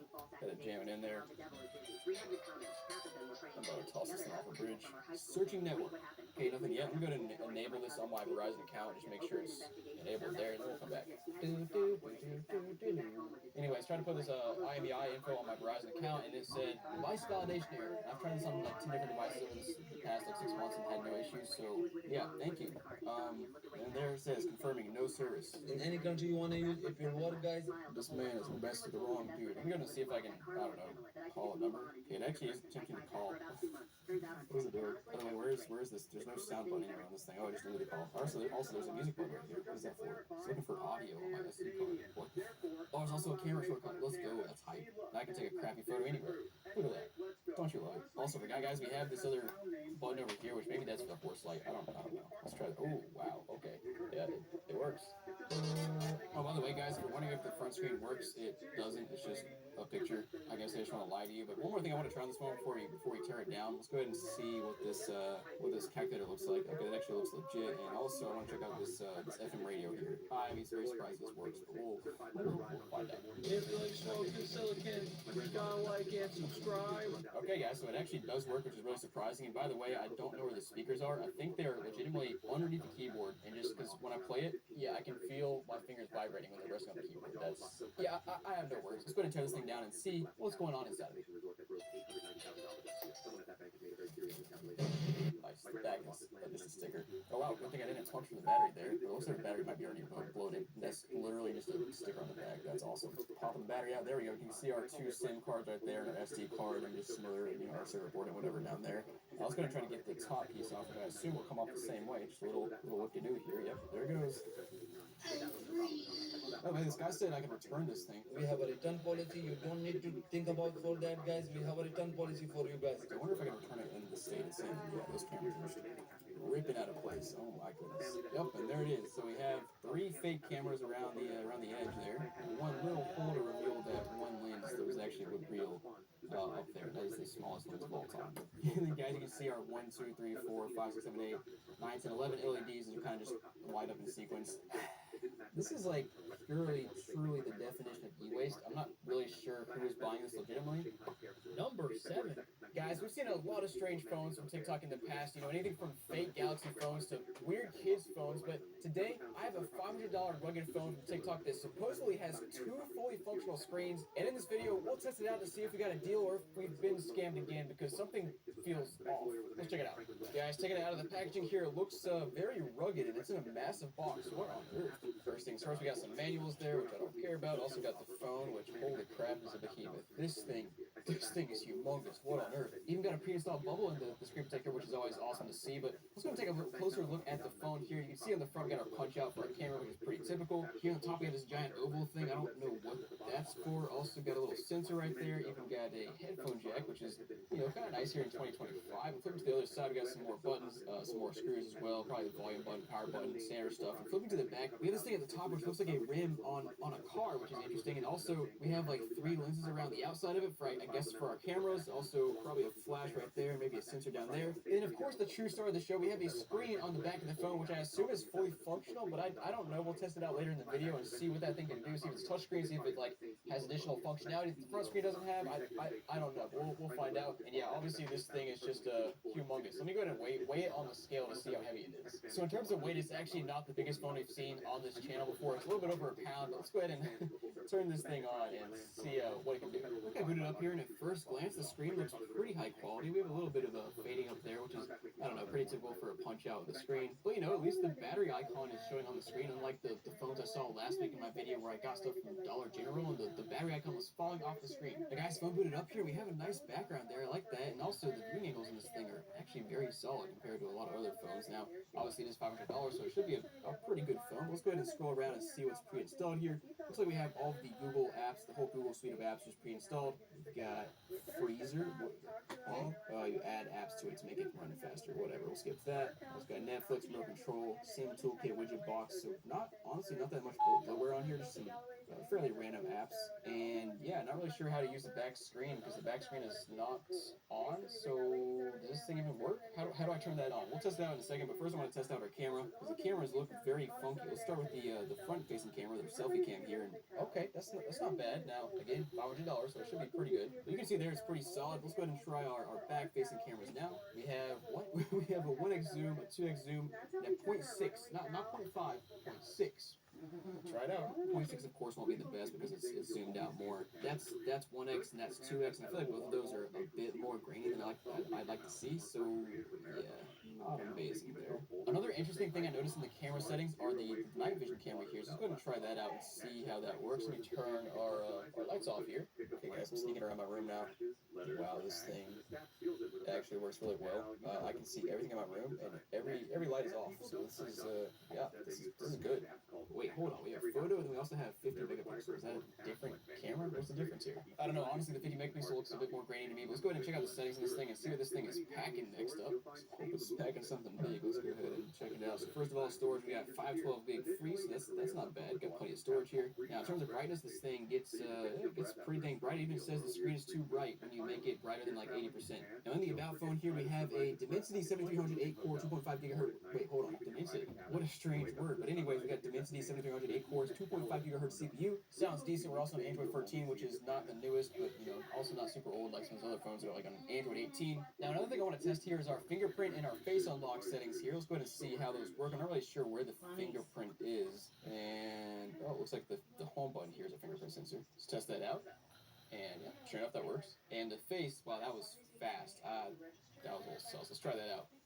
You know, it works, but that was not nearly as in-depth as Apple's Face Unlock or just normal Android, so yeah, a little strange. And then here we go. All right, we got some dual screen settings and also an infinite halo. What does that mean? Also a custom key. Hold on, is there a, oh, that's nice. Okay, so you have power and then volume on this side.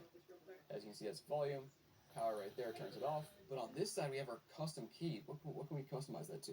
Underwater camera, screenshot, open SOS. That sounds, let's do that. Yeah, I want to do that. Double click, we'll try, screenshot's kind of nice actually. Long press, underwater camera. All right, let's try the SOS. 3, 2, 1, what is it? Oh, shoot. Whoa. Okay, so it actually is calling it 911 when I do that. Hold on. I guess that's actually a nice feature, but that's a little dangerous. Now, double click a screenshot.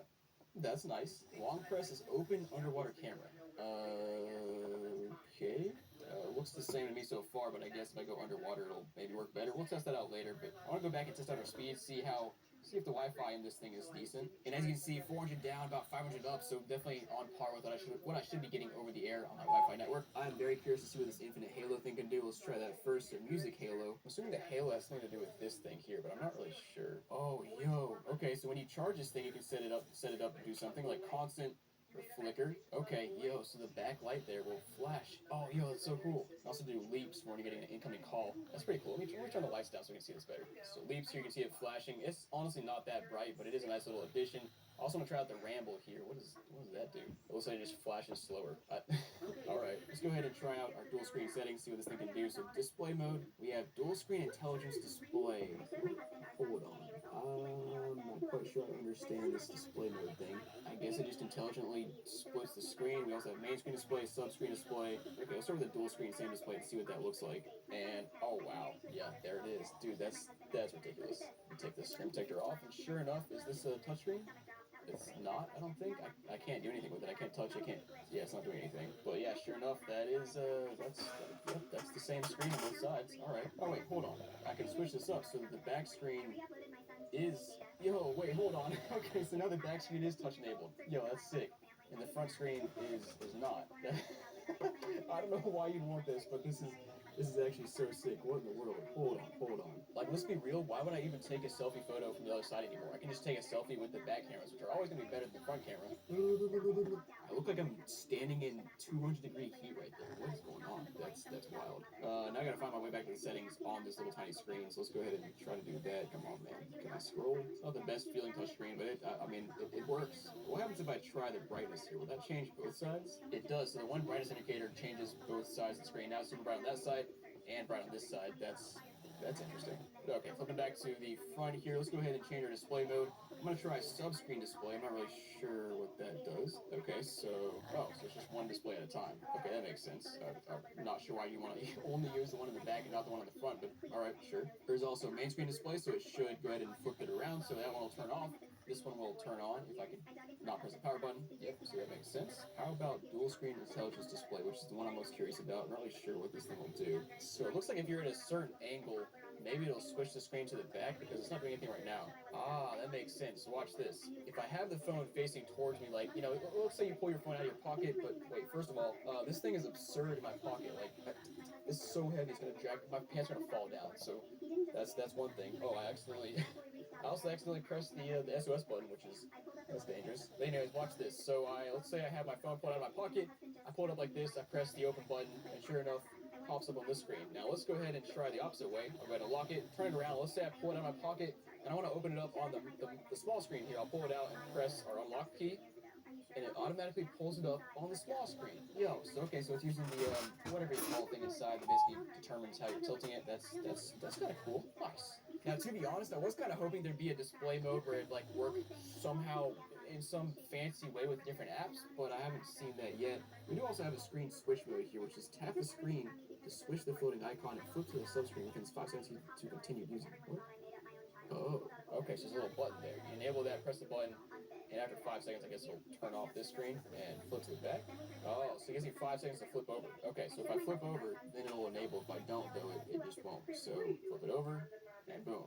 Oh, okay, that's kind of cool. Again, not really sure. Well, no, that is useful. If you're using it for your camera, hold on. So let's say you want to take a selfie, you press this button, go ahead and flip it around, click on the camera, take a photo. So now we're done with this screen. We'll go ahead and switch back to this one, and yeah, there it works. Wow, it's kind of fancy. Now next up, I want to do some of the standard tests, like watching YouTube, downloading some apps, and making sure all those things work. But so far, this thing is like lightning quick, so I don't foresee any issues there, but we'll try it out anyway. Pull the video on the channel, loads right up. Of course, it's a TikTok ad, because it always is. By the way, this phone came from TikTok, so surprise, surprise, a TikTok ad. They're double dipping here. Go to rotate. Yep, that looks good. Check out our quality here. What can we do? Can we go to 4K? Yeah, there's 4K. Yeah, it looks pretty solid. You can even zoom in, of course, which makes sense. Yep, no lag at all or anything, so that's cool. Next up, we'll go back to the store and download some apps. We're going to download Subway Surfer, make sure that works fine. We'll also download a device info app just to kind of check out some of the specs and see what this thing is really packing. If you know what I'm saying. Let's check it out. And no lag at all, and of course, this is just, again, a far cry from what I usually get from TikTok, so very surprising to see, and yeah, it's running perfectly fine. So next up, we'll go ahead and go back, check out this device info tab, and get some more info about this phone and see what it's really doing here. So yep, Android 14, patched back in March of 2025. We do have the MediaTek Dimensity 7300X there. Let me look that up and see if that's any good. So looking it up, it looks like it's a pretty good CPU for mid-range smartphones, which I consider a $500 smartphone probably mid-range, especially since it has 2 screens on it. Let's go around some more of the battery. I'm really curious about what we have here. 11,000 milliamp hours, which not surprising at all, but again, dude, 11,000 milliamp hours. I think my iPhone 16 has like 5,000 or something, so it's more than double the size there, which is, just absurd. Wi-Fi looks good. We got Wi-Fi 6 in this bad boy, which is good to see. Now our display here is 2460 by 1080p, which is I'd say a pretty solid screen resolution. Also 120 Hz, which you can clearly tell from scrolling around. Now, obviously, you can't see that on camera because you're watching a 30 FPS video here, but it definitely is very smooth. We even have some HDR supported in here, which is kind of nice. And it says the screen is 7 inches. Let me go ahead and verify that. Yep, looks about 7 inches. Cool, so that's not lying there. And I gotta say, not a huge fan of the cameras, but we have 50 megapixels in the back, 32 on the front, another 50 on the back, and another 64 megapixel on the back. I don't know. I'm not a huge fan of those. Wait, hold on. Okay, so I'm looking at the specs here on this little piece of paper that came installed on the phone. Hopefully you can see that, but it says it has a 12,800 milliamp hour battery, but of course, as we just saw in this app right here, it's apparently only 11,500 milliamp hours, so which is it? That's a little sus. And also, I noticed it says Halo speaker here. Hold on. Let me test out the speakers in this thing and see how those sound. Oh yeah, sure enough, the speaker, that is a speaker there. Okay. Oh, and that gets loud. Wow. Well, guys, hope you enjoyed this phone. Let me know what you think down below about it. I think that the back screen is awesome, but the use case for it is so slim that it's like, should you buy this thing? I don't know. It's pretty neat, but guys, let me know down below what you think about this thing. Number 6. You know, guys, despite how cool modern phones are, I kind of miss the simpler times of having one device for calls and texts, and one just for games and music, like an iPod Touch. But did you guys know know that for some reason over on TikTok, they still make iPod Touch knockoffs that you can buy right now, brand new in 2025? Well, I bought one, and in this video, we'll see if using an MP3 player is still as good as I remember. Alright guys, as you can see, I have two packages here. This one's a little bit of a surprise, so we're going to get to this one here in a moment. What does that say? A Henod? Oh, heck yeah, that's how you know it's a quality MP3 player. You get headphones. Let's go ahead and slide our device out. Ooh, this is premium. I gotta say immediately, this thing is hefty. I'm pretty sure this side is the front. This looks like a screen, so let's take this little protector off. I think there's another screen protector on the back of the device as well. Why? Is there like a second screen? Am I crazy? Does it look like this is a screen as well? Oh, why is it so stuck to the phone? What the? And it like ripped off a little. Was I even meant to take that off? I don't know. Anyway, other than that, I gotta say the build quality of this thing is surprisingly solid. Ooh, $63.99. That's not bad. All right, guys, let's go ahead and turn it on. See if it works. A Henod. How are you supposed to pronounce that? I have no idea. Looks like fairly standard Android setup. Wow, that's almost the right day. I don't know. It's a little over a week off, but like it's closer than most devices would be, you know, without connecting them to the internet. And here we are, guys. Now, I will say the screen right off the bat is not very high quality. Either way, as you can see, we are in Android. It looks like kind of old Android. I'm going to guess Android 9. Oh, baby, look at that, Android 9.0. Ah, very nice. It released in 2018. Now, this isn't really a phone, so maybe that's okay? I don't know. Or maybe it has some updates, so let me go ahead and connect it to the internet and we'll find out. What is this? During the upgrade, do not remove battery, UIM card, and SD card. Okay, no new installation package detected. I guess that means it's up to date with a 7-year-old operating system. Very cool. Excuse me? 132 gigabytes used of your 256 gigabyte SD card. I didn't put anything on the SD card yet. How? Let's investigate here. System 130 gigabytes? What does that mean? Oh my god, the device here is like getting so hot on the back. What the heck? Anyway, let's start exploring what we got here. We have a very nice mountainy background for our home screen. Gallery, do we somehow have photos on this already? No, okay, that's good, that's good. Does this thing even have a camera? No, it does not. I forgot about our special little group on the back. It's turning a really interesting color. What's this little book thing? We got books down here? Okay, so you can have little, like, I don't know, PDFs, books, whatever else, and you can read them on this app. That's kind of neat. This little play button, is this like our built-in music player? Looks like this is for video files, actually, so it doesn't have anything on the device, despite the 130 gigabytes taken up somehow. Oh my god, it is getting so warm on the back. Anyway, oh, we got lots of apps over here. Tidal, AIM? What is an AIM? Oh no, I'm not reading all that. I don't know how to read. Playlist is empty. We have no music yet. Okay. We'll revisit that in a moment. I guess that's our built-in music player. We have Apple Music on this? That's kind of cool. I didn't realize they would still support Android 9, but maybe it's like really out of date and it'll just tell me it doesn't work anymore later. What is this? I agreed to some terms and service and now the screen is just white. What is this? What has happened? I can't even get my navigation bar to show up anymore. Come on. Oh god. Whoa. Oh, we're back in Apple Music. Okay, don't send diagnostics. And wow, yeah, Apple Music is just like loading up, no problem. And of course, we also have like Spotify and all kinds of other things. YouTube. Is YouTube just going to work? Based on the fact that we're doing literally nothing with the device and it's getting very hot to the touch, I feel like playing even 480p YouTube content on this device is going to be pretty bad. Oh no. Yeah, I sure am. I'm attempting to view full screen. What in the world is this? Nope. What just happened? I pinched the screen a little bit and the whole app crashed. Take me back. It was really laggy to start with, but actually, like, once it got going, it was okay. Okay, I managed to open the app back up. It is playing back. Couple things to note. First of all, these are indeed speakers, and they do work.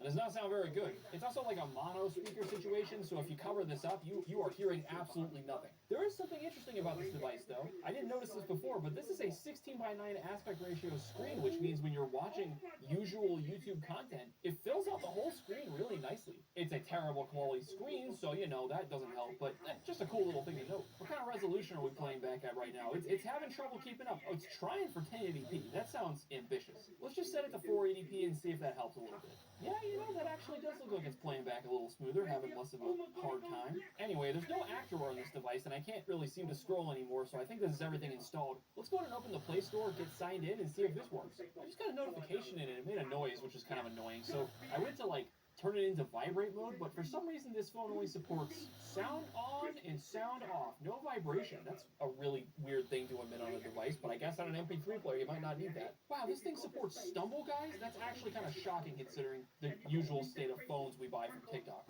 Alright, I'm all signed into Google, I installed some apps. Let's just start off with device info here. I'm just curious what this app has to say about this thing. Oh, sure enough, it is a Heynog G15 on Android 9.0. Apparently it does have a security patch. It was released in 21, so it's still pretty old, but it's better than 2018. Oh yeah, look at these specs now. This is quality gaming right here. How's the battery in this? 2,500 milliamp hours. I feel like that's not bad at all for a device this small. It's also exactly 1920 by 1080 pixels, so that's why, again, it looks so good when, like, playing landscape YouTube videos. Alright, let's go ahead and try some modern gaming. Let's play some Stumble Guys on this bad boy. We didn't have no Stumble Guys on my iPod Touch, I'll tell you what. Oh, I wanted to, while I was updating some Stumble Guys stuff, I was going to take out the SD card and throw some music on there. And first of all, no name on the SD card, just says 128 gigabytes, so it's probably a piece of crap. That's wonderful. Also, our installation of Stumble Guys has disappeared, so I guess Google Play installed that on the SD card? Why though? Who knows? Let's just play the other game you're all here for. We gotta play some doodle jump on this thing, right? If it's really trying to be an iPod Touch. And here we are. We're doodle jumping, ladies and gentlemen. Let's get playing. Oh, come on now. This is classic iPod Touch era gaming right here. This is at least an hour and a half of a good time. Uh-oh. I messed up. I blame the device. If it was a $75 device, I think I could have made it higher. Just saying. Skill issue. What are they advertising to me? They got ads in Doodle Jump? Oh, come on now. Maybe there were always ads, or maybe it was, I feel like it was a paid application. Was it a paid app? It could have been. I don't know. Alrighty, I got some tunes loaded. First of all, I want to play some Stumble Guys since we didn't get to do that earlier. Alright, we are in the game, and this is somewhat better performance than I would have expected. Especially considering that this is apparently running off of the SD card right now. Let's see how it goes when I actually get into the game. Oh, it's slowing down. It's slowing down a lot. Oh boy. Oh, we're going. We were going 40 years ago, and I didn't even have control of my character. Oh, okay, maybe this is not too terribly playable. This is pretty bad. No! They all cheated. Alright, anyway, I guess I should stick to the iPod Touch era games then. Let's go ahead and try out, I guess we'll do hi-fi music, let it scan our device, and play some tunes. Oh, it did it! There's our music. We're vibing. This is a perfect time to test out our headphones, isn't it? Oh, these feel so cheap. Alright, let's put them in my ears. Oh no. They're so uncomfortable. They're still vibing though. Shockingly, they're very uncomfortable to wear, but shockingly, they don't sound as terrible as you would think. Let's go ahead and crank the volume on them though. Raise volume above recommended level? Heck yeah. Sound good to you guys? I don't know, they sound completely fine to me. It does take me back quite a bit to use an actual MP3 player app as opposed to relying on streaming for everything. And in fact, I kind of wish this device just didn't have that stuff for social media or anything and was really just a pure music player device and maybe you can use like YouTube or something. And look, you even get some free sticker group. It's amazing. Either way, let's go ahead and move on to our other MP3 player device. Alright guys, here's our very special MP3 with camera device. What does that mean? Oh, you'll find out. Ta-da! MP3 with camera! Taking the top off the box, we got our device right here on top. Ooh, it's kind of hefty. Heftier than I thought it would be. Look at all these accessories. You get headphones. Oh, is this a lanyard carrying strap thing? That's sick. Get a charging cable, and what is this? Is this like our... Dude, is this their excuse for a microfiber cloth? I've never seen this. This is the flimsiest microfiber cloth I've ever seen. Like, I was gonna rip it in half, but it's actually kind of durable. Hold up. Yeah, that does not want to rip. It's actually, like, fairly hefty. You can see how flimsy it is, though. Like, this is not a microfiber cloth.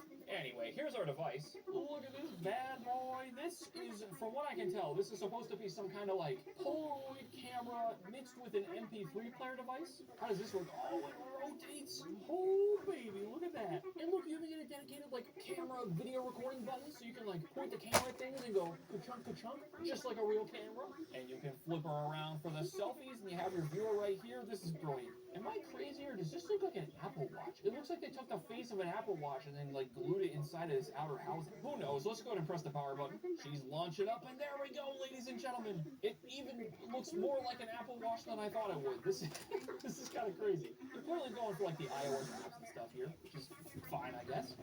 Let's go ahead and open our camera app. Oh my god. That is a picture of all time. Can I pinch to zoom? Nope, doesn't support that feature. Very nice. Also, that looks nothing like it just showed up for us as... Hold on, how do I go back? Yeah, like this is how it looked to me. It's like super stretched out. What? Wow, it's so weird. Like, it doesn't rotate or anything. Like, it doesn't like flip around the other direction. Oh wait, at some point though in the rotation process, it does actually flip around so it's not upside down anymore. Somewhere around here-ish. I don't know, that's kind of a cool little touch, but it's weird that I can point the device forward like this to take a photo. I wish I could like zoom in a little bit. I'll put the picture on screen. Maybe these photos are actually like kind of okay. On this device though, they look horrible. We do have like a plus and minus button right here. Is this for volume or is this for zooming? It doesn't zoom in on the picture viewer here. Can I zoom in with the camera? Nope.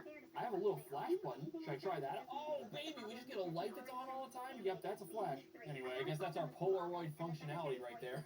That's something. What else we got? We got a recorder, FM radio, Bluetooth, listen? What is listen? No files detected. Okay, that must be for like audio tracks. Let's record an audio track. I like to smoke fat silicons. Did that record? Oh, it did.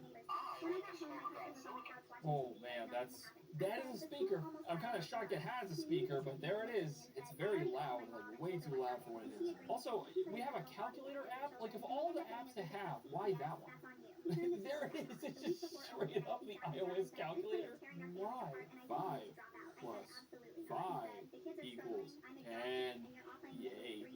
Anyway, let me go and throw some music on this, so we'll see what it does. No music. I just put music on here, though. What? Come on now. Oh. Okay, it's not showing up in the music app, but there is music. It just straight up plays it here. That's fine. Oh, the sound quality. It's so bad. Stop it. Make it stop. Make it stop. Make it stop. Alright, let me try our headphones and see how this goes. Wow, these are... Oh, man. This is just straight garbage. I mean, this is terrible. Why did they make this? Oh, the headphones you have to, like, stretch out yourself. Oh, these are awful. They don't stay in your ear or anything. Getting audio out of the left ear sometimes. What? Oh, if I wiggle it around, I just lose a connection. That's great. Oh, it's not the connection up here. It's the cable down here. If I wiggle it, it changes. Oh, yep, great. So this has a problem already. That's incredible. Also, is this our lock screen? Yeah, it was. I just tapped it and it kind of went away. So, I didn't really know what to expect from this device, but for what it is, I guess it's fine.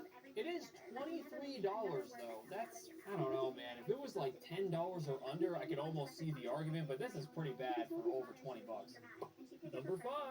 I bought a spaceship PC from TV, and in this video, we'll open it up, test it out, and see if it's worth the $800 I paid for it. So the last PC we got from TV was tiny and had this wild screen on the front of it, and apparently this PC should also have a screen, and it's shaped like a spaceship. Like, why? We gotta find out more. Let's unbox it and see what's inside. On the top here, what is this? Greetings, dear user. Thank you for purchasing our products. Wish you a pleasant experience with the machine. Okay, up here we got a box. Okay, I guess this is our accessories. These are very heavy. Okay, we gotta pull out the main event here. What's going on? Oh my god. Look at this thing. I mean, it's over the top. It's ridiculous. It's a freaking spaceship, but it looks sick. I mean, come on, that is such a cool design. Here it is. Oh my god. Oh man. All right, let's just take this front part off and we can admire the front. Oh, it's glorious. Look at this thing. This is absurd. It's like if Alienware was still making like cool designs and stuff like they were in like the early 2000s. That's what this reminds me of. Oh my god, what is the front of this? We got a big old power button right there in the front, which is honestly awesome. And then we have this super acceleration esports experience written in front. I love TV. Okay, and standing the device up on its bottom feet here. This is such a... Do I need to say it? Let me just position it. Look at this thing. Can you just imagine? You got your monitor at home. You're probably watching this on or whatever. And you got this position next to it. How cool are you going to look with this thing? It's just so stupid, but so awesome. I guess you can also like orient it like that if you wanted to. It doesn't seem as sturdy, but you can do that. You can do that. Can even go upside down. Why not? What's stopping you?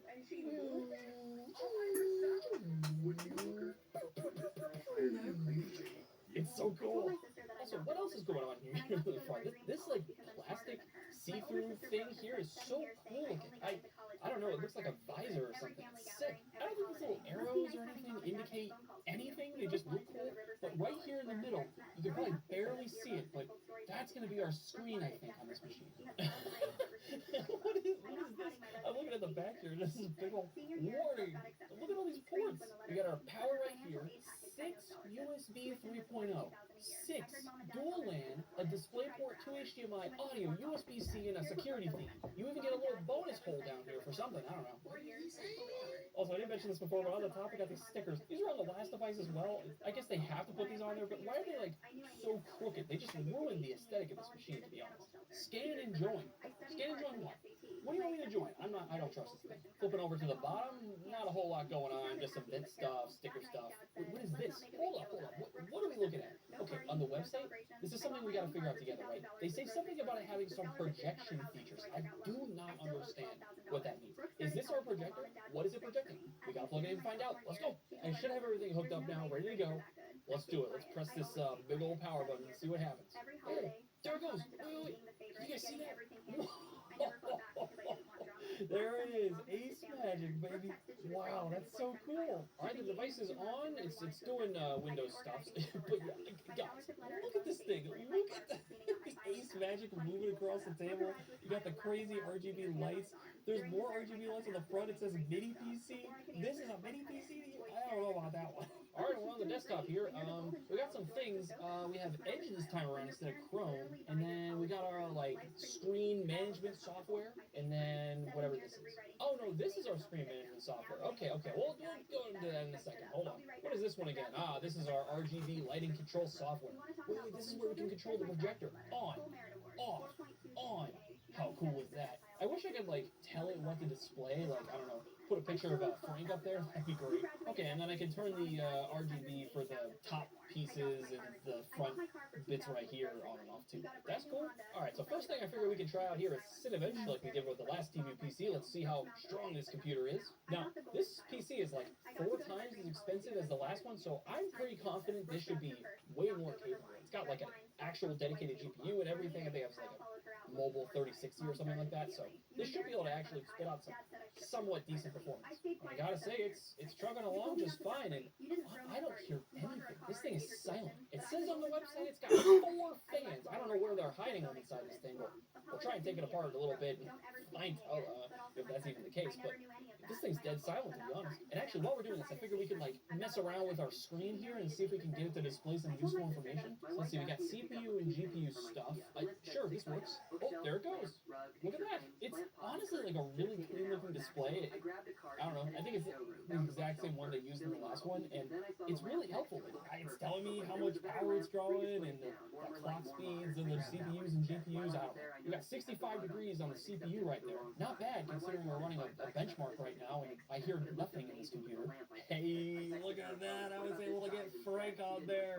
He's hanging out with the big boys now. We got him on the screen. Unfortunately, this seems to be the same system where, you can only make it display image, or you can do, the whole system info thing, which is nice, but I really wish you could, display whatever you want on the screen. I'm sure some tech wizards out there could figure it out, but I don't know. I wish you could have that feature by default. Alrighty, and we're back, and it looks like it got a solid 9,000 something. You will have to let me know if that's even higher than the last one. I am not looking it up. That seems pretty good though. I don't know. That's a lot bigger of an orange line than last time. Oh wow, look at that number go. I'm running a speed test right now on the Ethernet port right there. We're getting 940 down, looks like 900 something up. That's accurate. We have gigabit internet here, so that's good to go there. I guess I can test the Wi-Fi next. Hold on. Alright, I gotta connect to a 5 gigahertz Wi-Fi now, so it's probably not gonna be quite as fast, but it should still be pretty quick.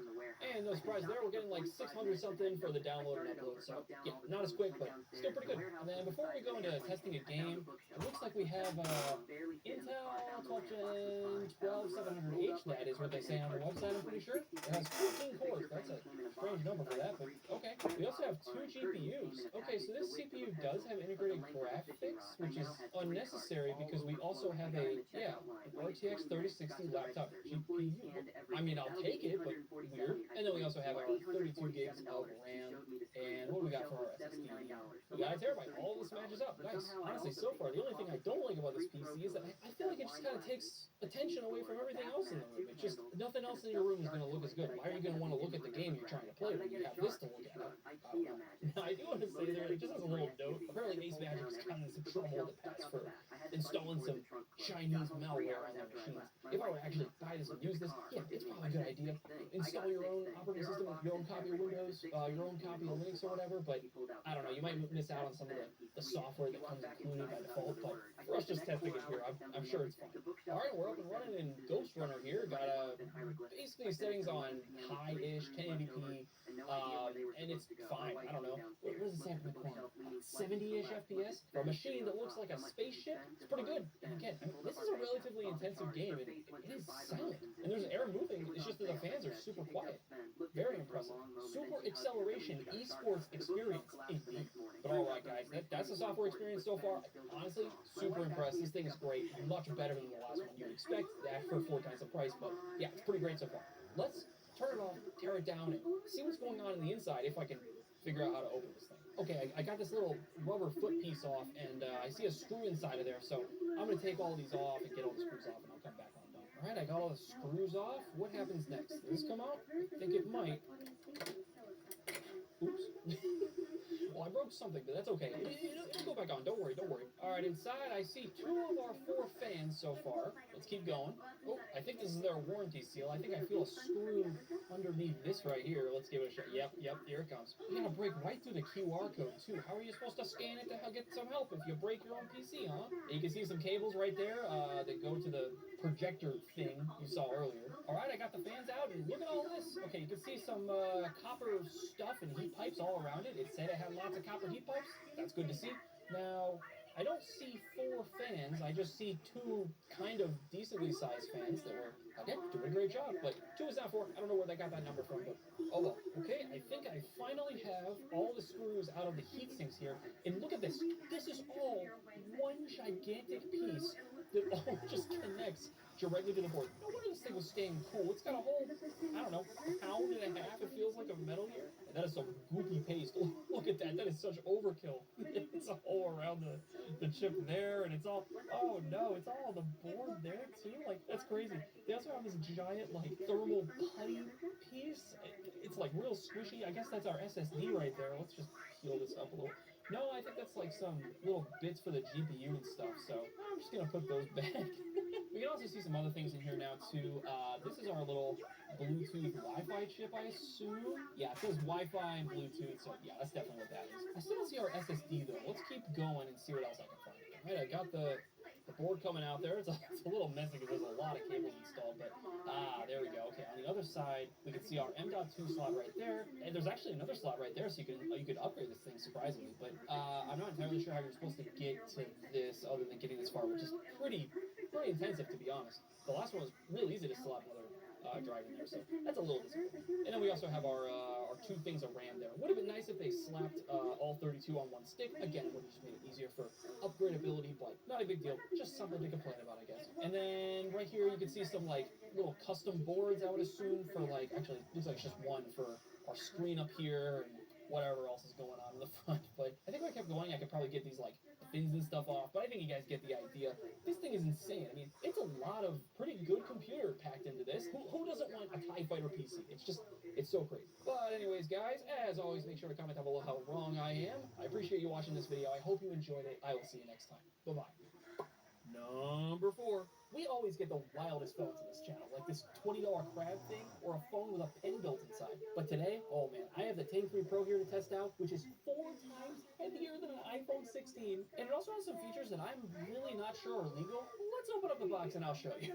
Alright, taking the top off the phone, we have the Tank 3 Pro. Guys, I don't know if it's obvious, but this is the largest phone. This is the biggest one, the thickest one. Look at this thing. Oh. Holy God. It's so heavy. What else is in the box? We'll get back to that in a moment. A couple user manuals and an obnoxiously large power supply. I like that on the front of the little cover thing. They got these labels here. You can see it has a camping light switch. Now, If you didn't see the last video, this one also has a camping light. You just hold the button down for a little bit and it does this bad. Yep, there it is. Incredible. So I bet this should have a very similar feature. Alright, I'm taking the cover off and oh my god. Guys, this is absurd. I can't even compare this to anything. Like, it's a brick. In fact, here's the Shark 3, the other phone we've gotten from this company, right? Look at how much skinnier it is than the Tank 3. And just for maximum absurdity, this is a normal sized iPhone 13 Pro. When I turn it over, look at this. You can fit like 3.5 of these in the same width as the phone. How heavy is this? I'm gonna go measure it. This is absurdly heavy. Okay, so the Shark 3 here was like a little over a pound, which is already just too heavy for a phone. This thing was 1 pound 8 ounces. That is too heavy. Now, to be fair, this phone is supposed to have a 23,800 milliamp hour battery. What do we got going on with this thing? God, what is this label for? Oh, this is the projector. This has to be the projector. This phone has a projector, by the way. That's another crazy feature it has. We're gonna have to definitely test that out. On the side of the phone, we got a red button, a silver button, our volume buttons here, and a SIM tray thing. Comes out like so. It can hold an SD card and 2 SIM cards. Very nice. What is this? What does this do? There isn't one on the other side.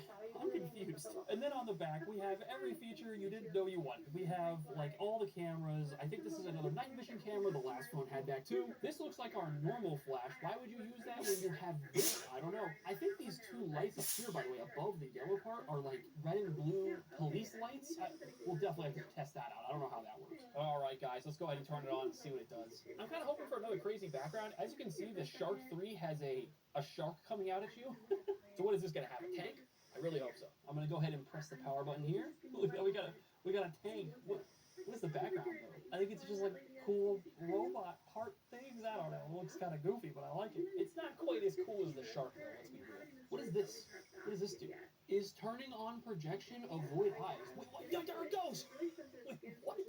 Oh my god. Oh, it's literally just like projecting what's on the phone. Wait, god. That is incredible. That is one of the dumbest, coolest features I have ever seen on a phone. There's a fan running. I forgot this phone has a fan. It's like right in there. I can hear it like... You hear that? It's going strong. Alright guys, I'm going to test it out. On the last one, you just hold the red button for a while and it goes crazy.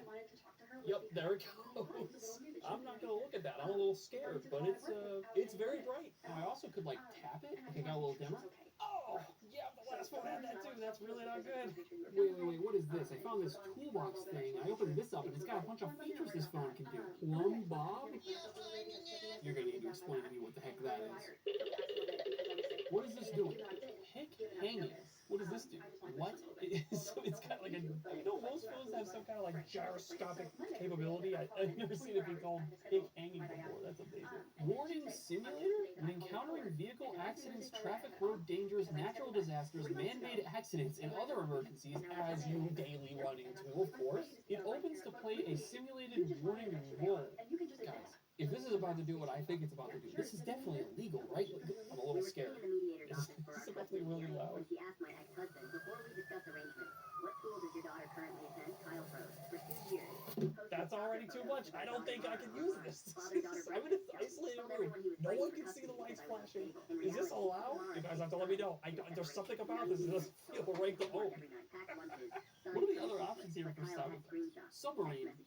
Heck yeah. He played them for his mother, his lawyer, mutual friends, until they suggested maybe We're sinking! Oh, I don't understand the intended use case. You know, the camping light is absurd. Let's turn that on again. Yeah, this is absurd, especially I found out you double tap here. It goes super bright. That, if I look into, I'll go blind instantly, I'm pretty sure. But this, I can kind of understand, right? You use this, out camping, you're going to go looking for animals, I don't know, you're doing camping things.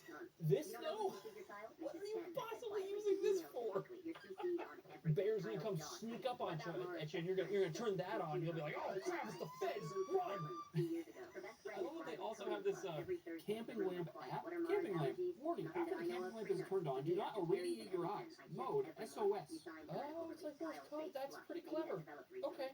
Explosion flash. Yep, that's really fast. I'm not even gonna play that because I don't want any chances out there. You guys have any problems with that one, but I think that's even faster than the normal epilepsy mode. Oh yeah, by the way, I guess I should mention it's a very nice screen. It's like an OLED and stuff. It's 120 hertz. It looks great, but like, who cares when your phone has a camping light? Is that really why you're buying a phone? I don't think so. All right, guys, let's go ahead and open the camera here next. And let's see here. We have a lot of different modes. Photo. Let's try a photo. There's also quite a few lenses. Here's the 1x. Here's the 0.5x. And here's the super zoom one. Let's try out the selfie cam. I mean, that's not bad at all, in my opinion. I mean, it's really detailed. You can see all the pores and whatnot. So look at how crisp that Jif peanut butter is. That looks amazing, honestly. I just picked up my phone to like look something up. It just feels tiny. It feels like what you think a flip phone feels like. This is breaking all my understanding of reality. There it is. Infrared. Let's try that. Yep, that looks normal so far, but the lights are still on. Wait till you turn them off. All right, guys. As you can see, you can barely see me, but you've got a faint lights of like a few monitors in the room. But according to the phone, you can see absolutely everything just fine. Cut back to me. You can barely see me here. As you can see on the phone, it shows up perfectly. How insane is that? Okay, guys, I figured I would test out the projector feature too with the lights off, so you can see it a little clearer. This is insane. There it is, projected on the wall. It looks really good, honestly. I also discovered that wheel we saw earlier is to adjust the focus on this thing. Oh yeah, that's appearing a lot sharper now. I don't know if that'll be noticeable to you guys, but that looks really good. All right, let's go ahead and like open YouTube and watch a YouTube video like this. And there it is. You guys can probably barely tell, but I have it like blown up real big behind me. And honestly, it looks amazing. Here, I'll put it on the table for you guys. You can even see like when I move it, it like auto corrects it. Like there it goes. Yeah, look at that. That's amazing. Like that's definitely a goofy feature, but I really like that. It's really good. Actually, while we're testing a video anyway, let's go ahead and see how video playback is on this device. Sounds super crisp. Video plays back just fine. I see no problem with this phone yet. Let's keep investigating. Alright, up next I have this device info app installed so we can check out some more details for this phone. Looks like it has a 2460 by 1080 screen at 120 hertz. We got 500 gigs of storage on this bad boy. Not bad at all. And alright, here we go. This phone, again, apparently has an almost 24,000 milliamp hour battery. Let's see if it's true. There it is. 23,800 milliamp hours. Guys, for context, my iPhone, 3,000. Guys, that's almost 8 times the size of the iPhone. You are never running out of battery with this phone. You're going to charge it like once a month. That is unbelievable. Looks like this phone also has 16 gigs of RAM. That checks out to me. This phone is also apparently on Android 13 Tiramisu, released in 2022. Anyways, up next, I gotta test out Stumble Guys, right? Will I be the only person on planet Earth to play Stumble Guys with a Tank 3 Pro? And we're stumbling. This looks really good, plays really well. I don't hear any like cooling fans or anything. Yeah, I really think those only turn on for the projector. Even when you're playing a game, I don't really think those are gonna turn on at all. Well, actually, speaking of that, what am I doing? I have to project this onto the wall or something, right? There we go, guys. I'm Stumble Guying. I don't know. I can't play it like this, but it's kind of amazing you can do this. Honestly, it sounds dumb, but you really could just like put a game on here, like whatever game you want, connect a controller to this device, and like there you go. You got like a portable gaming setup right there. All right, guys. I think it's time we do some durability testing. Let's start with. I'm gonna drop this on the table. If my table explodes, I mean, can I even be blamed? This thing is, I don't know. It's so heavy. Here we go. Oh. 4 years. 4 years of phones like this, and we're not gonna have a table no more. That's crazy. All right, guys, time to drop it on the floor. Our floor might not make it. We're gonna have a second, a basement. We're gonna have a basement after this. Why did it bounce? Oh God. Yep, we got a little bit of. Wait, I just wiped it off. Yeah, it's totally fine. It's when it hit the ground. It looks totally fine. Incredible. Does it work? Of course it does. It's the Tank 3. You know it's gonna work. All right, up next we have to test the underwater camera. Yes, of course this phone has an underwater camera. All right, guys, as you can see, I'm recording video of myself with the underwater camera mode. I'm gonna go ahead and dunk it into this water here. Here we go. I'm going in. Oh. As you can see, it is still on. Looks to be just fine. I saw no bubbles come up. Go ahead and lift it back up. And yeah, as you can see, we're now watching the video of me dunking it in water, and it's perfectly fine, because of course it is. Did you guys see that? I don't know if you can see that, where like water is flying out of this phone as I shake it. I hope that's not anywhere it shouldn't be. Alright guys, one more thing I gotta show you with this phone. This is insane. So I dumped it in water here. You saw there was some water coming out, but I discovered this phone has a feature to help with that. Let me show you. So we're just gonna dunk it back in the water here, and we're gonna take it out of the water. And now if I go back into the toolbox here, you can see we have this thing here called Clean Water in, I think it's dust. Click on that. Yeah, sure enough. Push water, clean dust. Let's start pushing. I don't know if you guys can hear. The phone is just vibrating. It's just vibrating. I don't know. Is that like actually doing anything? I don't know. And I hear water actually moving inside of there. What? Oh, wait. I only had light drainage selected. Let's try deep drainage. Yo. Okay, I think it turns the fan on now, too. Wait. You guys won't be able to see it, but there's water in front of it now. It's actually working. Like, there's water coming out of the phone. It's like coming out of all the little holes and stuff. There's water all coming out of it. That's awesome. I love that. But anyways, guys, thanks for watching this crazy video. Let me know what you think about the insane Tank 3 phone. I will see you next time. Bye-bye. Number 3. I bought an iPhone 16 Pro Max for only $300. And in this video, we're going to unbox it, test it out, and try to figure out why it was so cheap. Now, we've unboxed a lot of cheap phones in this channel that were just knockoffs with really crappy features, but honestly, I'm not so sure this is a knockoff. Let me explain why. So on the listing, they have one option for a crappy Android that just looks like an iPhone, and they have another option here that says real iOS. So, like, is this real iOS? Let's open it up and find out. Alright, so pulling it out, we have a charging cable. It's a lightning cable, so that's a good sign. Okay. Yeah, no, it's not, because this is iPhone 16 has a USB-C, actually. Wait, what? Hold on. Okay, so that looks like the real iPhone box. And here in the back part is where it gets really interesting, because it actually has the little pull tabs on the top and the bottom, but they are a little misaligned, and I feel like some of this text is like a little blurry. But I don't know, man, if this is a fake box, it's a really good fake box. Let's go ahead and open it up and see what's inside.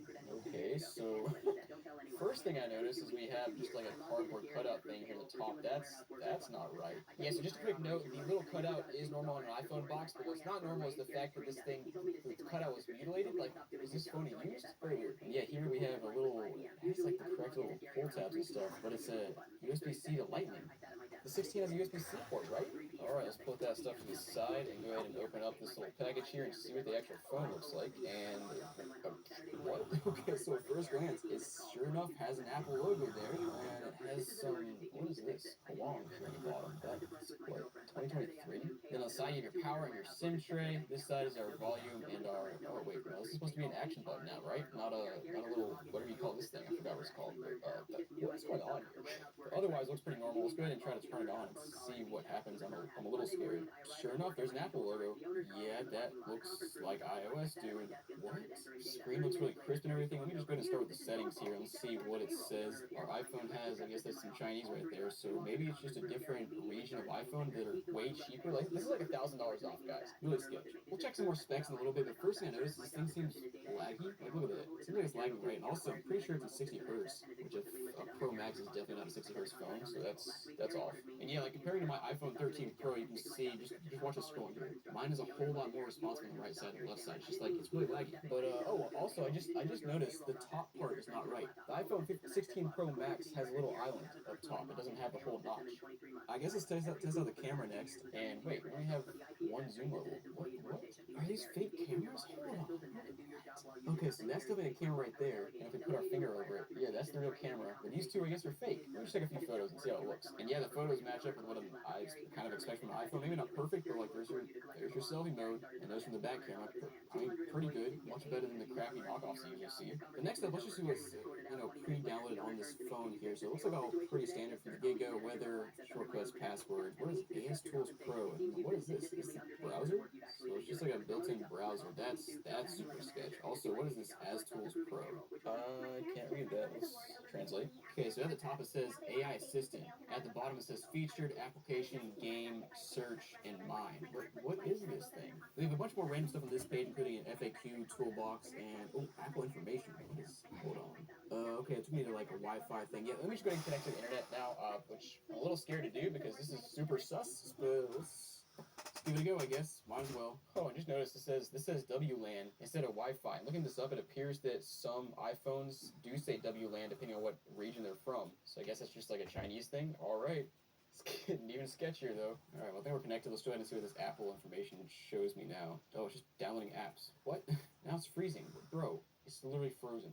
Bro, what? Alright, here we go. We can change our region here. Let me check and change it to the US. Okay, well apparently changing my language only changes some things because it still shows, non-English. It shows like half the stuff in English. What is going on? Of course, it's advertising a Red Note and WeChat. Bro, let me try to download an app because we're still not signed in. I'm not sure if this will work yet. It doesn't work as I expected. And I guess the next thing I can do is put an actual SIM card inside of this thing and see if it'll let me like text people, phone calls, that sort of thing. So let's try that out. Alright, SIM card is in. Let's go ahead and see if it'll register it. Okay, yeah, it shows a phone number here. Still don't see any bars though, which is interesting. Alright guys, so after just letting it sit still for like 5 minutes, there are some bars now. So let me go ahead and turn off our Wi-Fi and see if we can do something over cellular. Yeah, we got LTE test. Okay, but yeah, it's searching. Let me try to make a phone call here. Yep, phone number's blurred out, but you can see I'm calling from my business SIM to my personal SIM, and it's working. Hello? I got 2 phones. Oh, this is actually kind of creepy. Yo, surround sound. Also, hold on. I'm looking through the recent calls. We have the 2 phone calls I made, and then there's a call to 00 space 0 back on February 22nd, 2025. What is that? Alright guys, so I'm gonna do it. I'm gonna try to sign in with my Apple account. This is risky, but we'll do it. One eternity later. Oh my goodness. Okay, so guys, I finally got signed in with my personal account, and I'm downloading an app right now, and I also just figured out the back of this phone is blazing hot, like right there. Oh my goodness. It like hurts to the touch. What? Alright guys, so a few things I want to test out here. I downloaded a few apps like YouTube, 3D Mark, and Subway Surfer, and also in a little bit I'm going to do a thermal test just to show you how hot the back of this phone is. But let's go ahead and start with YouTube here and just see how it runs. And I gotta say, the phone is pretty laggy so far. Like, similar to the scrolling action, just clicking on stuff takes a second too sometimes, and it's just weird. What is this? It's not even... What happened to changing to English? I literally changed this thing to English, and it's still not English. Whatever, got a random BBC video here, and yeah, let's go ahead and see how it works here. It loaded up just fine. Let's go ahead and rotate the landscape, and yeah, wow, surprising that yeah, it works fine. Okay, cool. And I should mention the sound does work. Just escaped a pack of wild... Yeah, you can hear it from this short here, and the speaker is really loud, so that works. Next up, we'll try out Subway Surfer just to see if it works at all. I would assume it does, but we'll try it. Yeah, so I mean, I haven't played much, but it's pretty smooth, a lot smoother than most of the other knockoff phones I come across. And also, I'm gonna go to settings and test out Face ID because I saw this earlier and see if this actually works properly. So yeah, that looks like the Face ID set up for Apple. So let's go ahead and see if this works. And yeah, sure enough, Face ID works. Okay, so again, is this a knockoff or is it actually iOS? What is going on here? So confused. I just got a text message. I'm gonna blur out some of it because I don't know what it is, but it says Verizon something, and it's a bunch of numbers and equals and colons.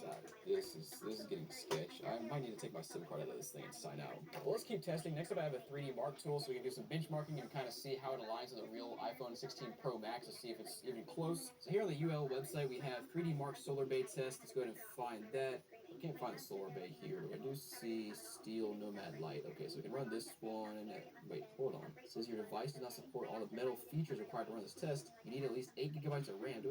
So what is in this phone? What? Yeah, Pro Max has 8 gigs of RAM. This one obviously does not. So, and actually, I guess something I haven't checked out yet is the actual specs of this phone. So let's go into our settings, general, and then I think under About we can see some details on this thing. So then our iOS version is 18.3.1, and our model name is iPhone XS Max. Huh? Wait, hold on. Okay, so I'm even more confused now. I think it could be an iPhone XS Max inside of this thing, and they just found like a random iPhone 16 Pro Max shell, I guess, to put inside of. But it still doesn't match up. Because an XS Max has 2 cameras here, and you can see on the back they only have 1, unless they just like use one camera and blocked out the other one. But there's no wide angle lens option or telephoto option, so did they disable that in software somehow? Also, it says we only have 64 gigs here, but I could have sworn somewhere else it said 256. Where did it say 256 at? It was the back. The back of this thing says 256. It's just a bunch of lies. What's going on? And also, there are no SIM restrictions, so I guess that makes sense as to why my Verizon SIM worked. Eventually, and we can see our parts and service history. Oh, we have a different battery in here. Okay. Unknown part for our battery. That's interesting.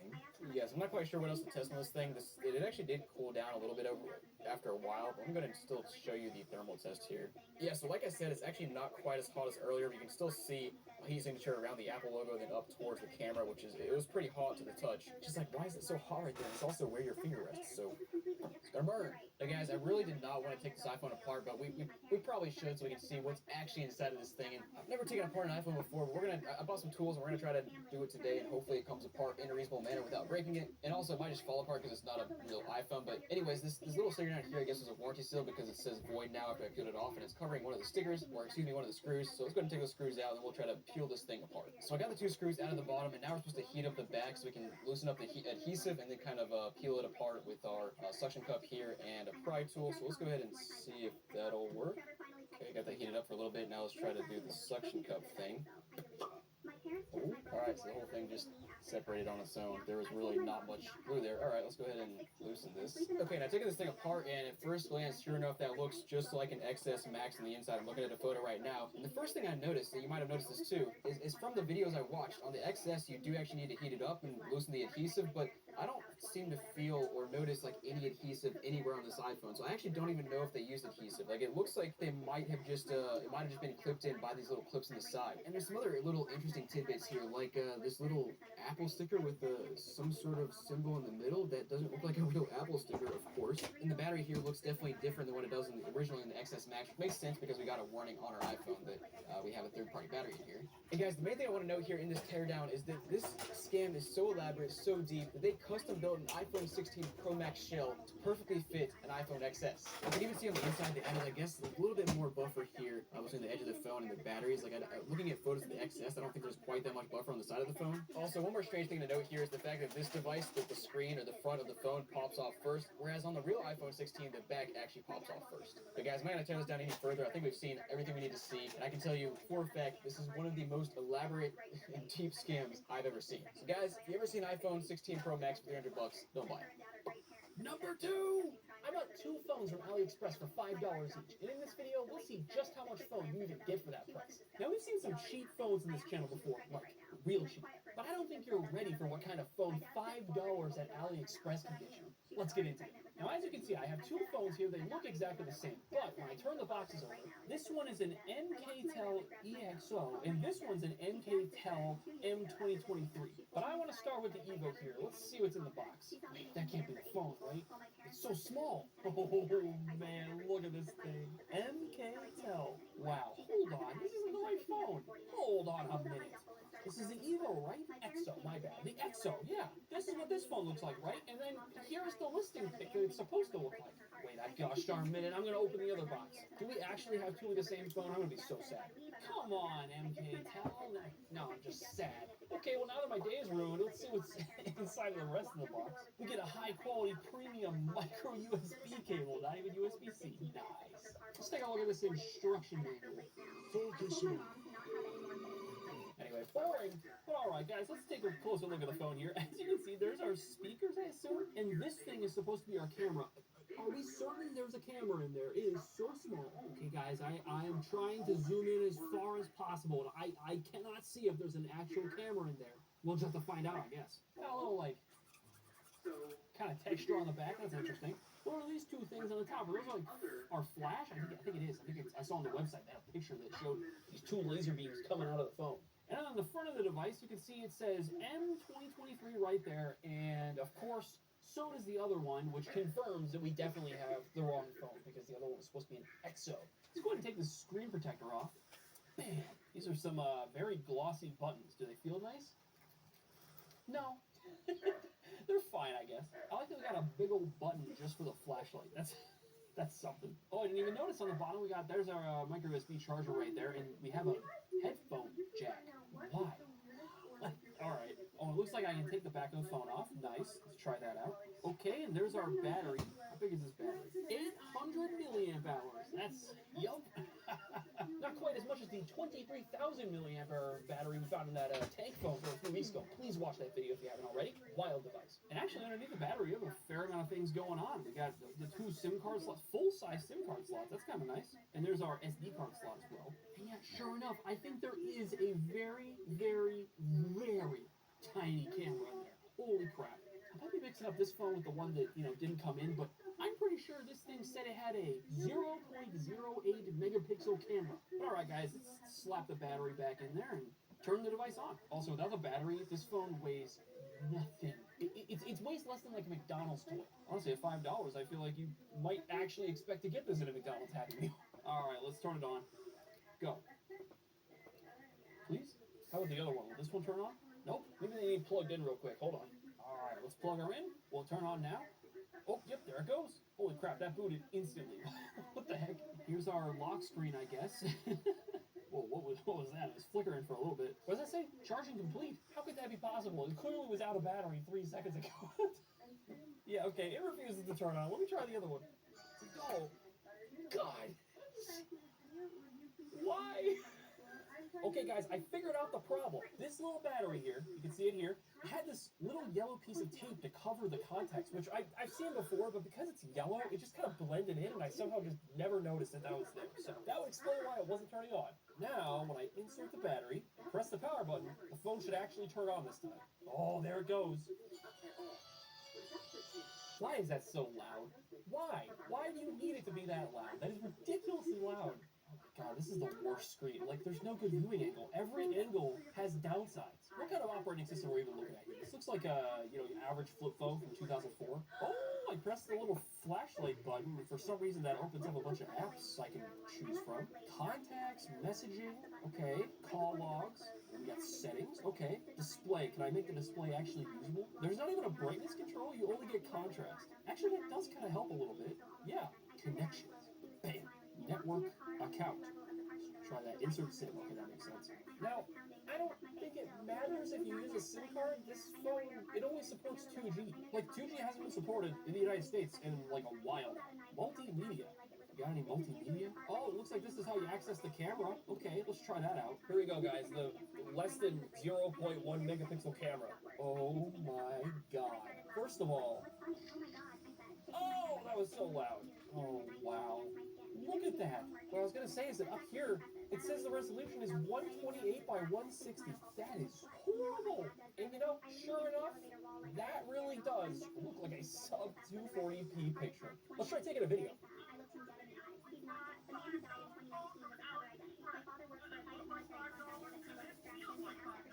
You know, at a certain point, like, does this need a camera? I think it was actually a better idea to not have the camera than to have that camera. What else we got here? We got audio, recording, M4A. This is a recording I made in a different video. This is an SD card I use on a lot of different phones. Let's see what happens.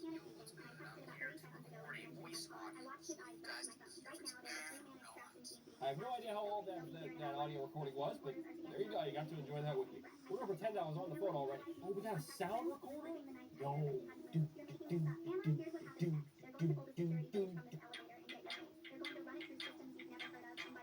Guys, whenever the speaker goes crazy like that, by the way, like the whole phone, it vibrates in your hand violently. Like, it's so cheap. FM radio, searching for stations. Oh, all right. This thing's got all the features. Yeah!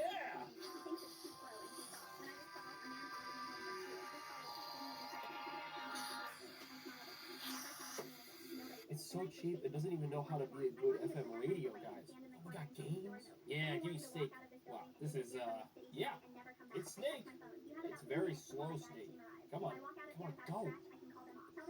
Eat the stupid pellet. Oh no, I game over, exclamation point, no space, start again, question mark. Somehow we have Tetris. They have the license for this? I don't know. I mean, sure enough, that's Tetris. It's like a good version of Tetris too, like, you know, decent. There, I did the thing. Alright, it's Tetris, it works.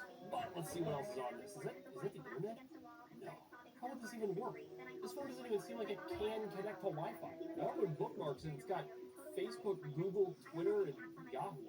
These must be just like defaults. Dial failed. Okay. Oh, look at all these other things we have. Torchlight. Bam. Oh, yo, look at that. Dual torch lights. There's a single light on an iPhone, and here's the two lights on this. I mean, I feel like both of these combined are not as bright as the iPhone light, but I'll let you be the judge. But now I'm like extra confused. Why is there like a flashlight button on here if it doesn't control the flashlight? Do you have to like hold it for a while and then it'll like turn on and off? No. Why is the flashlight button the enter button? We got a calculator on here. 2 divided by 0 equals... Oh, God, Jesus. I took a look at this, I don't know how I got it. Profile? Oh, jeez. I think I hit right. Yeah, I did. And I found this outdoor setting. I was like, what the heck does that mean? And I hit that. Now, oh, it's so loud. Indoor, please. That's not much better. Meeting. Oh, yeah, no noises. Ooh, I don't know what I expected for $5 from AliExpress. I kind of expected to get the right phone. Anyways, guys, I hope you enjoyed this video. This was a really bad phone. I'll see you next time. Bye-bye. Number 1! I bought an Apple Watch with AirPods inside, and in this video we'll open it up, test it out, and see if it's worth the $20 I paid for it. So in case you missed it, the last watch that we bought from Temu looked like this. So yeah, I really hope that this thing can at least pass as a watch this time. That'd be nice. Let's open the box up and see what's inside. Alright, sliding open our premium $20 Apple Watch. Let's see here, we got a manual. I guess that goes over how to get the AirPods out and how to connect it. Oh man, look at this. It's honestly like a lot bigger than I thought it would be. Like here, this is like a, I don't know, like an old Apple Watch 3. I think it's the smaller size one. Yeah, you can see by comparison, this is quite a bit larger. It's like twice as thick, so it's a chunky boy. It looks a little closer to the size of the, what is it, like the active one they call it? For the first time, please tear off the earphone insulation film and fully charge the product before using it. And then it says, no water on hands. Drop of water touches this thing, it's just gonna blow up. Kind of makes me want to test it, not gonna lie. Now, how do I get to our AirPods? Do I just like pop it? Oh, it just lifts. It just lifts straight open, and there they are. Oh, look at them. Yep, those are just straight up AirPods. They're a little like thicker. They got that weird little bit coming out that's a little thicker there, so that's something. But other than that, they look almost exactly like AirPods to me. And yeah, sure enough, they just sit in the case and hang out. You can see where they charge in there, and honestly, that's kind of a satisfying feel to it. It's not altogether that different from normal AirPods, and I actually turned the watch on accidentally, so we'll play with that later. But yeah, here, let me pull out these AirPods here for comparison. It's more satisfying than it should be for a $20 device. Scan the QR code to view the video. I guess I gotta do it. Hold up. Oh, it's an actual like YouTube video. Hold on. What connection have you told me? Long press the button to turn on the device. It's giving me some info on how to connect it with Bluetooth and stuff, so let me try that out. Oh, there we go. I'm connected. I don't know if that's a good thing. Should I trust this device with my phone's information? Ooh, I don't know about that one. Please go to your phone, search for Bluetooth connecting headphones. There we go. Okay, I connected that up. It's interesting. It's two separate devices, but that kind of makes sense. Okay, and now that everything's connected, we're on the home screen here, and let's see here. We can scroll, and then we got some more apps over here. It says it's 1644. Whoa, what just happened? I opened the lid while the watch was on, and it made like a sound, and it vibrated the device. Hold on, let's do that again. Power on, and then it plays this little animation. Oh, yo, I love that. Do I put these in my ear?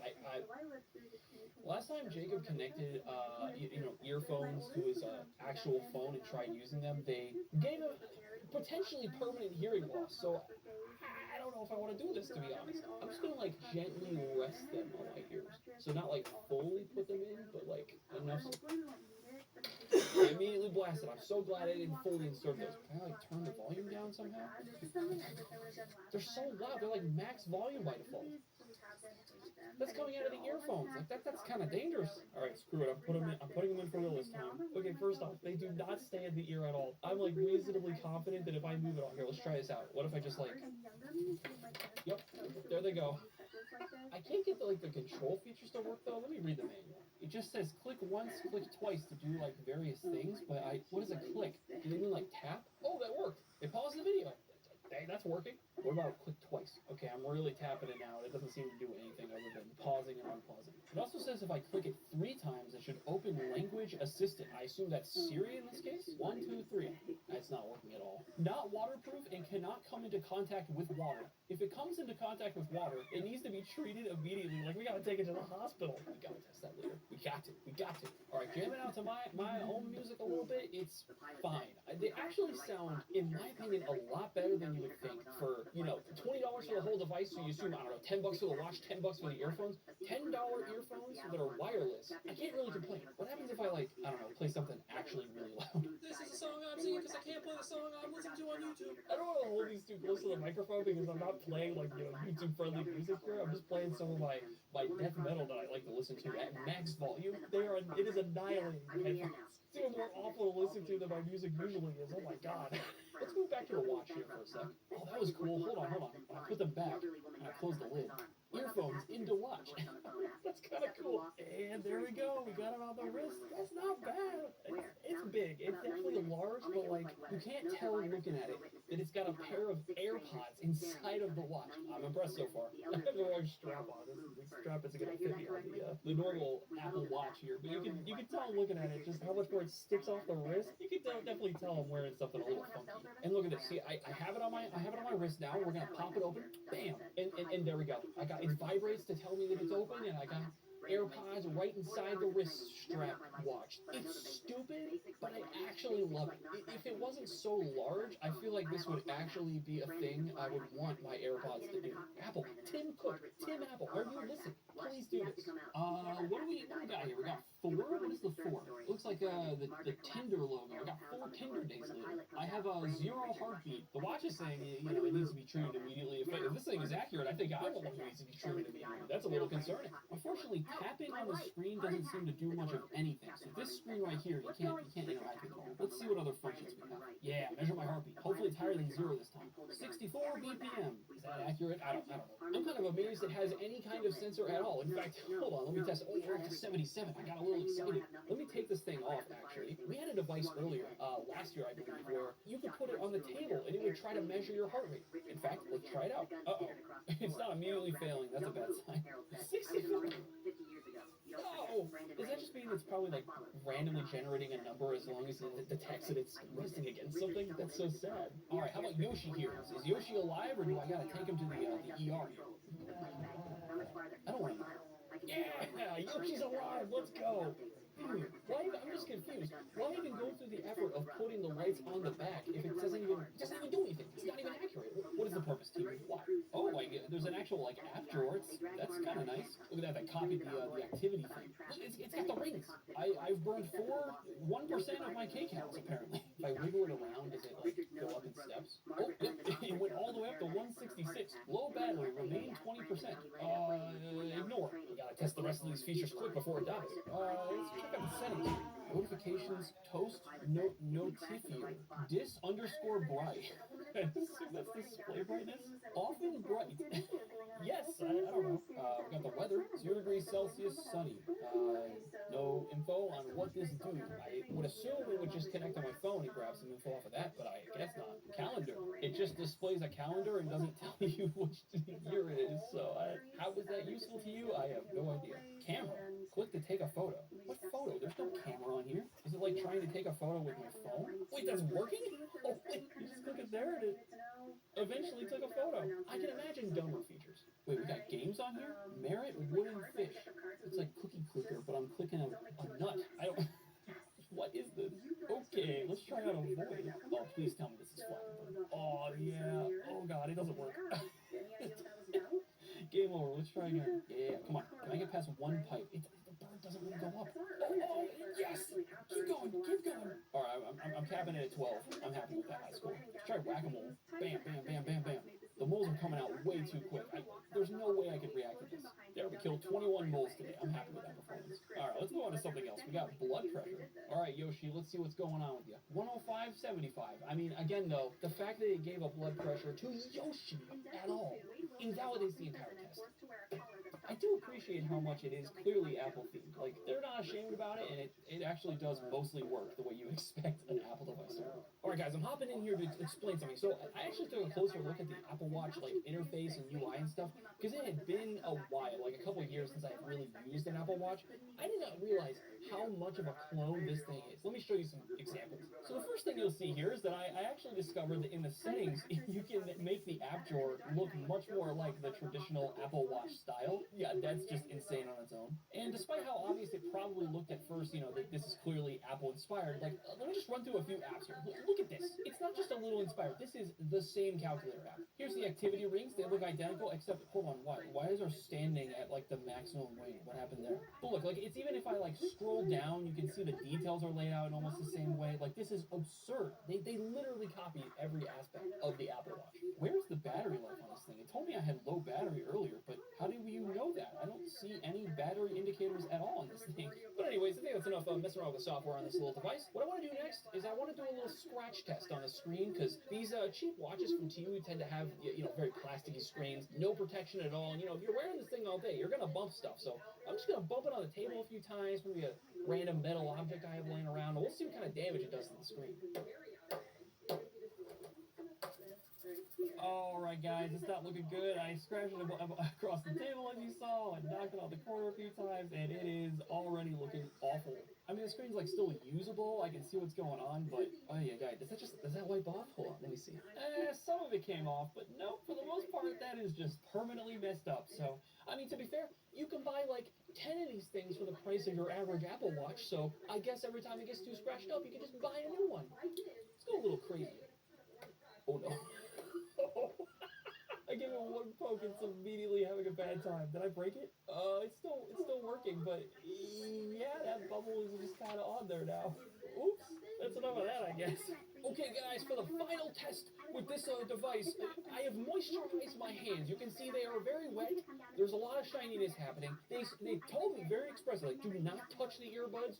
Don't interact with this device. If your hands are wet, I'm going to do it anyway. Let's see what happens. It might blow up. I'm picking up the earbuds. My hands are very wet. I'm going to put them on my ears. Oh, they connected up and they're playing something I was listening to earlier, so they're doing their thing. But, all right, I'm going to put them back in the device. Still nice and moisturized. I'm just going to close that up. Yeah, I don't know. Seems fine to me, so I don't know why they were making a big old stink about being all wet, but get my moist hands all up in there. There we go. Did that break something? Nope, it's fine. I bet that warning in the manual is just, to cover their bases a little bit, because, I don't know, doesn't seem to have any issue at all getting a little wet. But anyways, guys, I hope you enjoyed this video. Thank you so much for watching. I will see you next time. Let me know if there's any other crazy watches I should buy from you. Bye-bye. I bought a $300 mini PC from TikTok with a screen built into it. Yes, you heard that right. In this video, we're going to unbox it, test it out, and see what this thing can actually do. Now, in case you aren't aware, TikTok Shop is super sketchy, especially because they're pricing like, you can get $90 Xbox Series S consoles, as well as S25 Ultra phones for super cheap, so let's see what they're doing with PCs. Oh my goodness, that looks like a tablet from the top, and yeah, sure enough, it says it's Windows 11, it says it has a screen. Let's open this thing up and see what's actually inside. Let's take a closer look at this actual device, and yeah, sure enough, there is a giant 8-inch screen on the front of this PC, and it just looks like a black rectangular box. Hold on, is it powered by batteries? What is this? Why is this compartment here? But alright, let's check out the side here. So we have a power button. I guess that's an SD card slot right there. 4 USB ports, USB-C, and then I guess an auxiliary jack for headphones or a mic or whatever. And then looking at the other side here, we got our power jack upside down, HDMI port, display port, 2 more USB ports, and then 2 Ethernet jacks for whatever reason. Maybe one of them's 10 gig? Maybe, probably not. But anyways, looking at the bottom here, I actually just noticed that we have 4 rubber feet. Are those the rubber feet? They're just like, there's nothing there. Let's see if they actually work. And nope, they don't. They just slides. And I also forgot to point out that we have some ventilation here on all the sides. So it looks like, yeah, every side has some ventilation. Hopefully their fans are facing the right direction, because I've seen a lot of fans from Chinese PCs that are all either facing outwards or all facing inwards. Hold on, that's what there was. Very sketch kind of stuff. Let's go ahead and I guess just plug this thing in and go ahead and see what it does. And actually, one more thing before we turn this PC on, I noticed that we have a little illustration here in our manual for our hard disk expansion interface on the bottom that appears to line up with this little battery compartment. So let me just go ahead and open this up and see what's inside of it. Wait, what? It's stuck. Wait, that's not good. It's just bending upwards. Okay, well, I guess that's not coming off for now because it's straight up. I can't push it back there without breaking it, so we'll try that again later maybe. Let's go ahead and plug this thing in and hopefully it actually works. Alright, plugged in. We've got a red light here. Let's go ahead and see if it turns green when I turn it on. Oh, wow. Yeah, there's something on the screen there. Also, we have a screen protector here. Let's go ahead and take that bad boy off.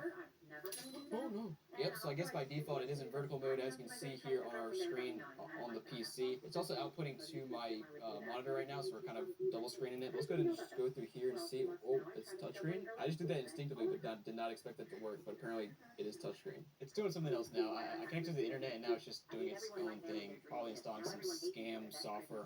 Oh, yeah, updates. Great. Just checking for Windows updates again. Wow. I thought we did this. What? Come on.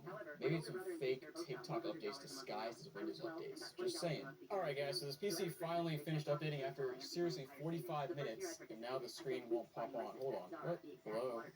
Oh, that's not good. Okay, well the screen finally came on, but it was only after it just restarted itself. I didn't do anything, it just restarted. And I think it might be because of how hot this thing is, because holy crap, it is extremely hot to the touch.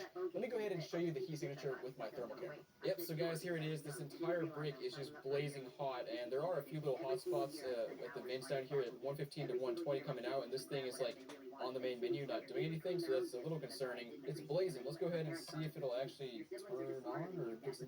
Okay, there's my sign-in screen. Hallelujah, there we are, finally on our Windows screen. Of course, this is the random background. Let me go ahead and just start by seeing if we can actually change our layout here.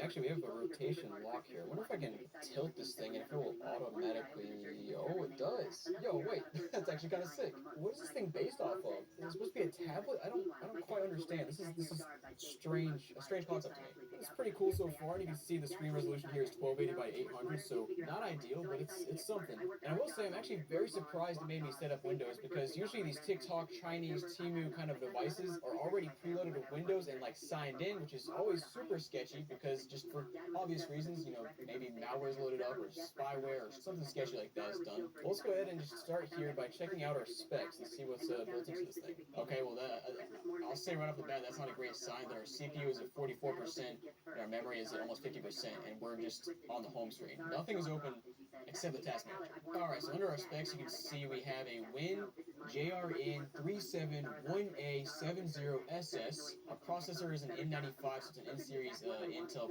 chip here with a 1.7 gigahertz. Wait, hold on. That is not what they advertised. Hold up. Yeah, so nothing here matches up. At the top of the image it says 3.4 gigacores.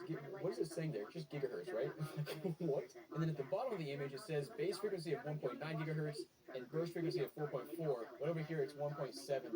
That doesn't align with anything, so they're just lying, I guess. Now we have 8 gigs of RAM, and yeah, I'm assuming our graphics are built into our CPU because there's no way we have a dedicated GPU in this $300 device with a screen. And it looks like we have a 256 gigabyte SSD, which is, I'm glad it's an SSD and not a hard drive, because you never know with these sketchy things. We're going to put in some old components, old crappy components. And of course later we're going to tear down this thing and see what's on the inside, because I'm really curious if we can like hook up this screen to an external source and use, you know, maybe play a PS5 on the screen while we're using our PC on another monitor. I'm just spitballing stuff here. But before that, we obviously want to do some gaming, do some spec testing here on the PC, and I also want to run a speed test. Alright, so hardline here, we got 336 down, 665 up. Let's compare to my other PC that's plugged into an Ethernet cable into the same source. So just as my other PC, 940 down, 940 up. So whatever network card they're using in here, I guess, just sucks. I could try the other port here and see if that does anything differently. Nope, other ports right about the same. 360, 340, we're actually dropping now. Down to under 300. Nice. Alright guys, been playing around with this thing for a while, downloading some games, that sort of thing, and I think I may have figured out why this thing is getting so hot. You know, I basically just decided to figure out where the air is coming from. Like, where's the heat being pushed out of this device? And I put my hands in front, put my hands to the side, put my hands to the back, and sure enough, I don't feel any heat getting pushed out. Because there's seriously not a fan inside, and well, here's what I do. I put my ear up to this thing, and sure enough, I hear nothing. Guys, I think this thing's being passively cooled. I don't know, maybe normal for this size of PC, but obviously not a good thing because this thing is on fire. Holy crap, it's going to burn my hand. But let's go ahead and test out some games next, see how those run. We're also, actually, before we do that, we're going to do a Cinebench right here and see what kind of stats it gives us and see if this thing, you know, it might overheat, frankly, and turn itself off. Let's go ahead and start with the multi-core test here and see what happens. Okay, guys, so we finished the multi-core score here, and it's only 1200, which is, as you can see in reference to the other CPUs here, is really bad. And actually, my main frame of reference I have is a mini PC we bought from Temu for $150 about 6 months ago, and that thing got a score of 2000, and it has apparently the same processor, an Intel N95 with the same clock speed, so I'm not quite sure why this one is so much lower. My first thought is the fact that this thing is probably running blazing hot, and for obvious reasons, no fan inside. Hold on, that's what there. Now, I could run the single-core score, but I feel like that's not even worth running at this point because, like, we know it's bad. Let's go ahead and put that away, though, and we'll go ahead and open up Steam. I downloaded some games. We'll start with GTA 4 here and see what this thing can do. I frankly, not even sure if we can launch the game. It might just crash because this thing is garbage so far. Nice. Can't proceed because something wasn't found. Cool. All I did was press download on Steam, and it just did its own thing, so That's awesome. Alright guys, so game did boot up and it was actually loading. I pressed play and now it's just, it's completely frozen. I can't get out of it. I can't minimize it. I can't exit. I can't do anything. Let me see if I can't even get to the task manager actually. Like, it just like, can I... Oh, and Steam just crashed. Nice. Let's just restart this whole thing. I'm gonna do a hard reset. What is this? Slide to shut down your PC. Oh my gosh, even the screen is blazing hot now. Well, since I couldn't get GTA 4 to load, let's go ahead and try Ghost Runner. That's gonna go so much better. Let's see what this does.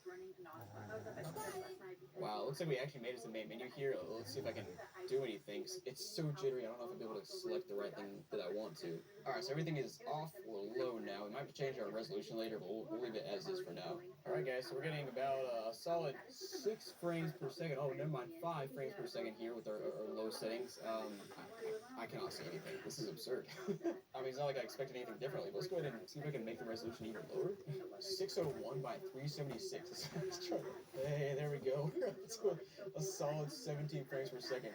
You can't see hardly anything now because the resolution is so low. Alright, let's just try the lowest resolution possible here. Okay, 127 by 79. And we're still only at 30 frames per second. I must be missing something because this is absurd.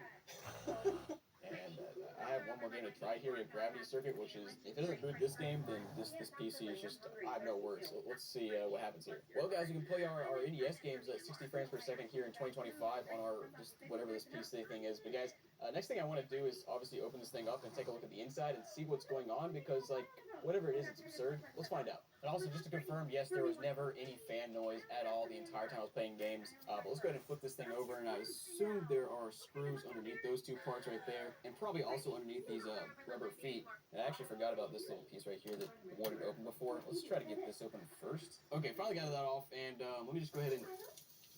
Oh my gosh, that's so hot. Hold on. Let me pull out my thermal camera and show you guys. Oh my goodness, guys. This is absurd. Look how hot that is. Actually, the hottest part is right here. What in the world is going on, man?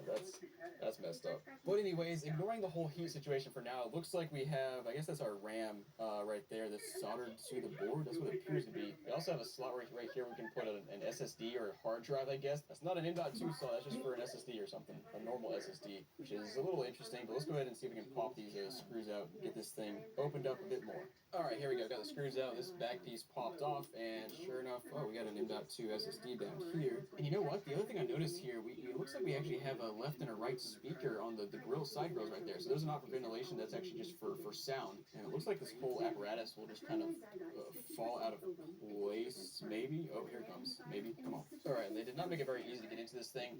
I took off 2 ribbon cables down there that look like they go to the screen. So yeah, I guess there's no like HDMI port or anything for the screen, so I can't display something else on it unless I were to wire up to these specific ribbon cables down there. Well, then flipping this board around, hold on, that's a fan. What there was. That fan was definitely not running at all. And oh my gosh, that heatsink is blazing hot. There's also this random white wire that goes from the side of the case to the back of the motherboard, and I'm not sure what that's for. I'm assuming it's like a ground wire or something for the case, which is an interesting placement because you really can't remove it at all without desoldering it. Well guys, thanks for watching this video, and oh boy, those devices were crazy, but if you want to see some of the best looking silicon moments of 2025, pick this video right here. Me and let her know that I would not be coming to work tomorrow because I'm sick with a high fever, and she told me that I would be written up if I don't come in, and then I need to find someone for my shift. Okay, well, I will definitely be talking to her about that, because if you're sick, you're sick. If you're running a fever, I definitely don't want you around food and serving food or helping customers at all. So you are fine if you want to try to find someone to cover your shift. It'd be really helpful for me to text a few people, but at the end of the day, it's Tiffany's job to find someone or figure out coverage because she's the manager on duty. So, okay, I'll try to find someone. Would you mind texting Tiffany and letting her know that? Because if I try to text her and tell her that you said with a pay that I must work tomorrow because I'm obviously sick, I think it will not go well. Yeah, I'll let her know, and I'll also let her know that if you are or any employee is running a fever, they're not allowed to work. So I'll just clear that up. That would be great. Thank you so much. Sure, go let her. Thanks. Bye. Hello, this is Tiffany. Hey, I just wanted to let you know that Joanne just called me and she said that she's sick and not coming in because she has a fever. She also told me that you said that she had to come in or she'd be written up. I mean, the conversation didn't go quite like that, but I did tell her that she did need to come in because she wasn't giving enough notice. Okay, so she is giving enough notice. She's actually giving way more notice than we actually expect. So I don't know where you got the 24 hours, but it's usually about 8 hours. And on top of that, she's sick with a fever. Like, she cannot be around food. So you need to find someone to cover her. Okay, yeah, no problem at all. I didn't realize you guys did things a little differently here, but that's totally fine. I can do that. Great. See, I knew you'd have no problem with that. Well, go ahead and let me know who you find, and I will talk to you just whenever I see you. Of course. Yeah, no problem. Okay, bye-bye. Bye. Oh, hi, Jillian. This is Michael. I saw that you messaged me a few hours ago, and I'm sorry I'm just getting back to you. Tell them that all dogs go to heaven. AA dog. Yes, even chihuahuas. Sorry, what's up? I just named the perfect dog breed. It's called a Labrador Retriever.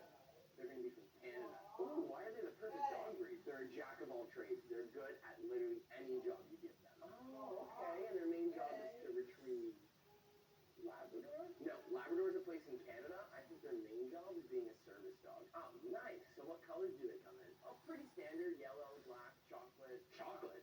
That's poisonous to dogs. No, that's just the... You can't make a dog out of chocolate. It's gonna die. No, it's not enough.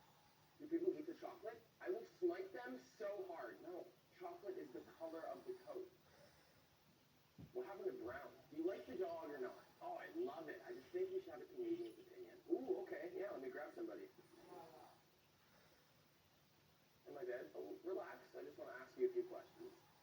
Oh my god. Well, tell them that all dogs go to heaven.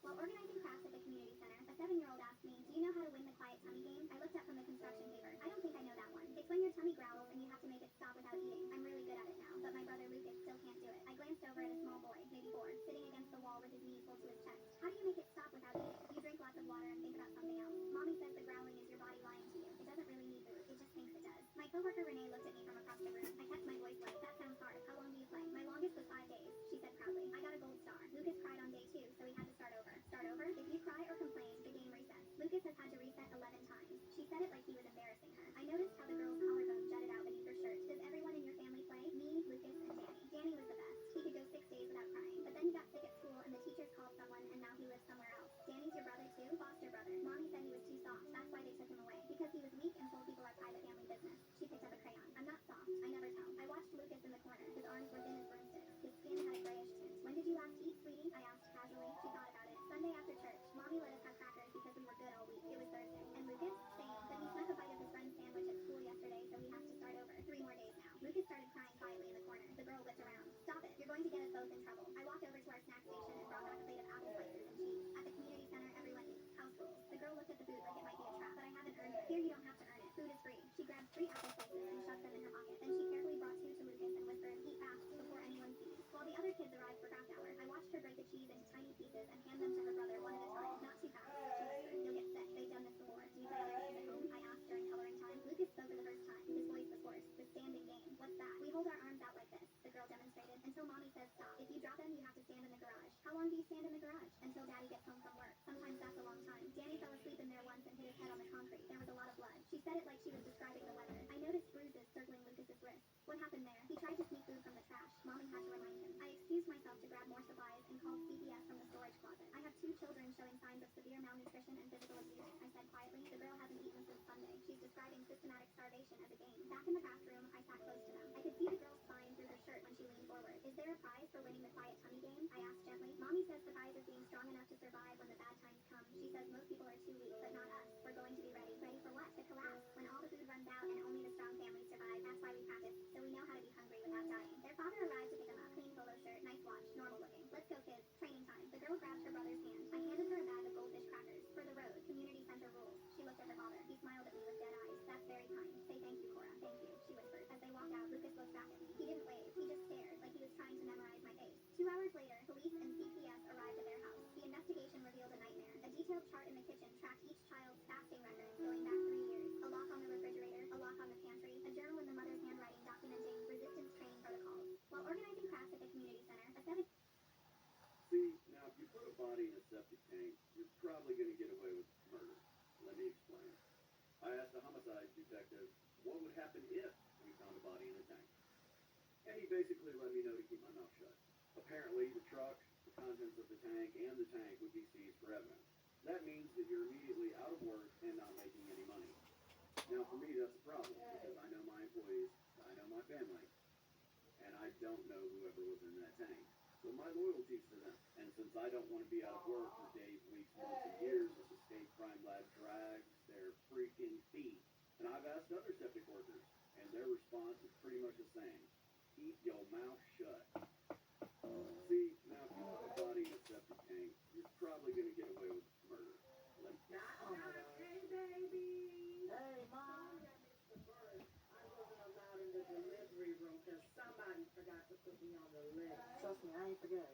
I know you must be so tired, being up all night and sleepy, because I mean, you just had a baby. I'm doing fine. I'm just taking it day by day. I wasn't talking. Let me see my grandbaby. He's sleeping right Let now. me see my grandbaby. No! Yo!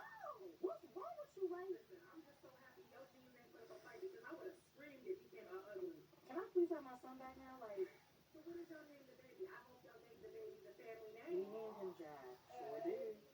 What, Mom? We like the name.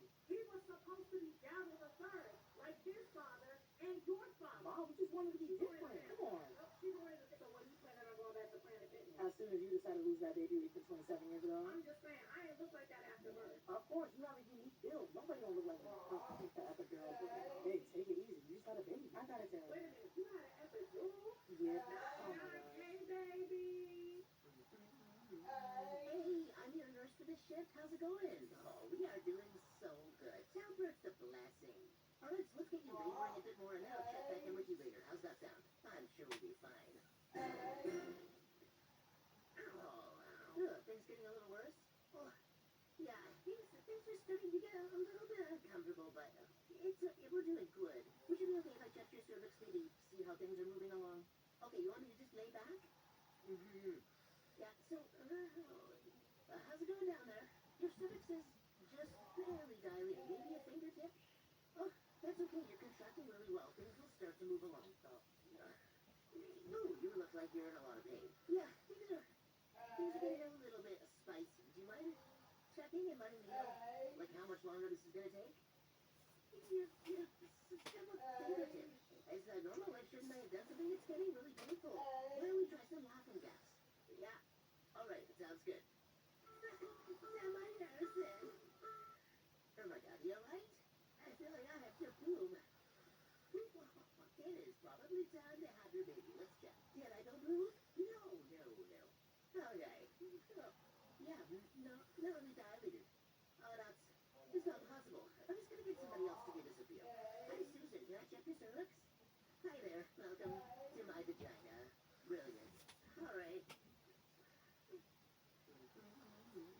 Hey, I'm your nurse. What happens when you put fluorescent oil paint under a black light? To test this, I challenged myself to paint a realistic skull using only fluorescent pink and white, but I immediately ran into two problems. First, fluorescent pink is already really light in value, so creating contrast with just white was way harder than I expected. And then I noticed something worse. Fluorescent oil paint is translucent, which meant my sketch lines and even the way that the canvas were showing straight through the paint. To fix this, I had to layer the paint much thicker than normal, hoping I could still keep the details sharp. To finish it off, I added black to the background so the neon would pop under UV. But now for the final result, and if you like it, you have to subscribe. What happens when you put fluorescent? Father sold my car and used the money for a couch with his new wife. That couch cost them everything. I bought my car with money I'd saved since I was 14, working at a grocery store, then a restaurant, then doing landscaping every summer. It took me 4 years to save $12,000 for a reliable car to get me through college and my first job. My father had laughed when I bought it, saying I should have gotten something flashier, but I wanted something that would last. He never helped with the purchase, never offered a dollar, just complained that it made him look bad when his kid drove something so basic. 2 years later, my father married Denise after knowing her for 4 months. She moved into his house with her 3 kids and immediately started redecorating everything. Every week something new had to go because it didn't match her vision. The coffee table was wrong, the kitchen chairs were outdated, the living room needed a complete makeover. My father went along with everything, maxing out credit cards to keep her happy. When I came home from college for spring break, my car was gone from where I'd parked it in his driveway. I asked where it was and he said he'd had it towed because it was leaking oil. I checked the driveway and there was no oil stain. I called the tow company and they said they'd taken it to an impound lot for the owner's request. The owner being my father, since I'd made the mistake of putting his name on the title for insurance purposes when I was 18. I went to the impound lot and they said the car had been marked for auction because the owner had signed it over. My father had sold my car to a wholesale auction for quick cash. When I confronted him, Denise was sitting on their new couch, this massive leather sectional that took up the entire living room. She was running her hands over it, talking about how perfect it was for their new life together. My father said the car was technically his since his name was on the title, and I wasn't using it enough to justify keeping it. I was literally home on break from college where I used it every single day. He said I could use the bus when I got back to school. Denise chimed in that young people were too attached to material things anyway. This woman who demanded new everything was telling me I was materialistic for wanting my own car that I paid for. My father said he'd done me a favor because now I wouldn't have to worry about maintenance and insurance. I reminded him I paid my own insurance and had just done all the maintenance over winter break. He said I was being ungrateful for all he'd done for me. He'd done nothing except put his name on the title. Denise said the money from my car had gone to good use, making their home beautiful for their blended family. Her kids, who were all older than me, hadn't contributed anything but were benefiting from my car being sold. They were sitting on the couch my car had paid for, taking photos for their social media about their mom's great taste in furniture. I called my mother crying and she said to let it go, that fighting with my father wasn't worth it. But then she called her brother Vincent, who was a lawyer. Vincent said what my father did was technically legal but morally reprehensible. He also said if I could prove I paid for the car entirely myself, I might have a case for theft by conversion. I had every receipt, every bank statement showing my deposits from my jobs, everything proving I bought that car myself. Vincent sent my father a letter saying we were prepared to take legal action. My father called, screaming that I was tearing apart his new family over a stupid car. Denise got on the phone saying I was a spoiled brat trying to ruin their happiness. Vincent told me to document everything they said. Then something amazing happened. The auction house called me because they found my college parking permit and some mail with my name in the glove compartment. They wanted to verify the sale was legitimate. I explained the situation and they said the car hadn't sold yet. It was going up the next week. They couldn't stop the sale, but they told me when and where it would be. I couldn't afford to buy my own car back, but Vincent had an idea. He reached out to Denise's ex-husband Carl, who was still bitter about the divorce. Carl was wealthy, owned a chain of restaurants, and hated that Denise had left him for my father, who had no money. Vincent told Carl about the couch situation, and Carl thought it was hilarious that my father had to sell sell his kid's car to afford furniture. Carl showed up at the auction and bought my car for $15,000, $3,000 more than it was worth, just to drive up the price. Then he called me and said I could have it back for exactly what I'd originally paid for it, $12,000.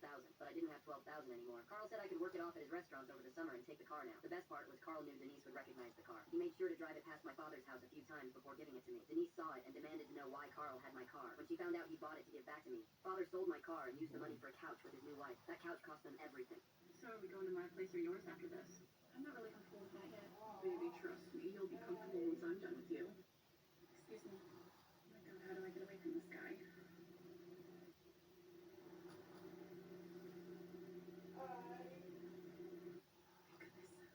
So, baby, as I was saying. Hang on, excuse me. Yeah? Hi, I was just in the ladies' room and there's a busted up sink in there. I thought you guys should know. Thank you. Sorry about that. Look, I'm just not comfortable not being in public with somebody after only the first date. Well, I'm not ready for the night to end. Excuse me, miss? Yeah? I'm sorry to interrupt, but the manager wants you to make a statement about the bathroom for insurance purposes. Okay, I'll be right back. Oh my god, thank you so much. You're welcome. Here's the office. Do you have a car we can escort you to, or would you like us to get you an Uber? I have a car, but you can see it from where he's sitting. Classic. Alright, here's what I'm thinking. So are we going to my place or yours? Good morning, Sam. Hey, good morning. Where were you yesterday? You showed up, and then you went to the office, and then you left. And I was left alone. And it was horrible.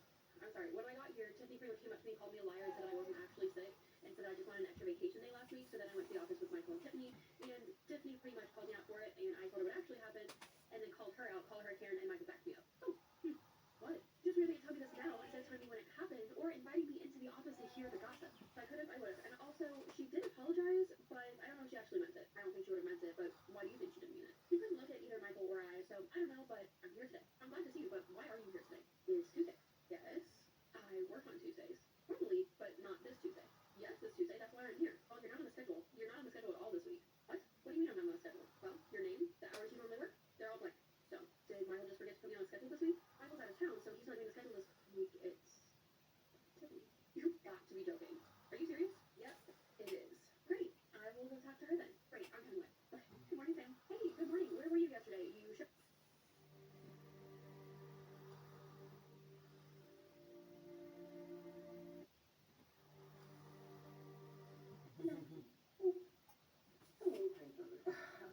Dearest.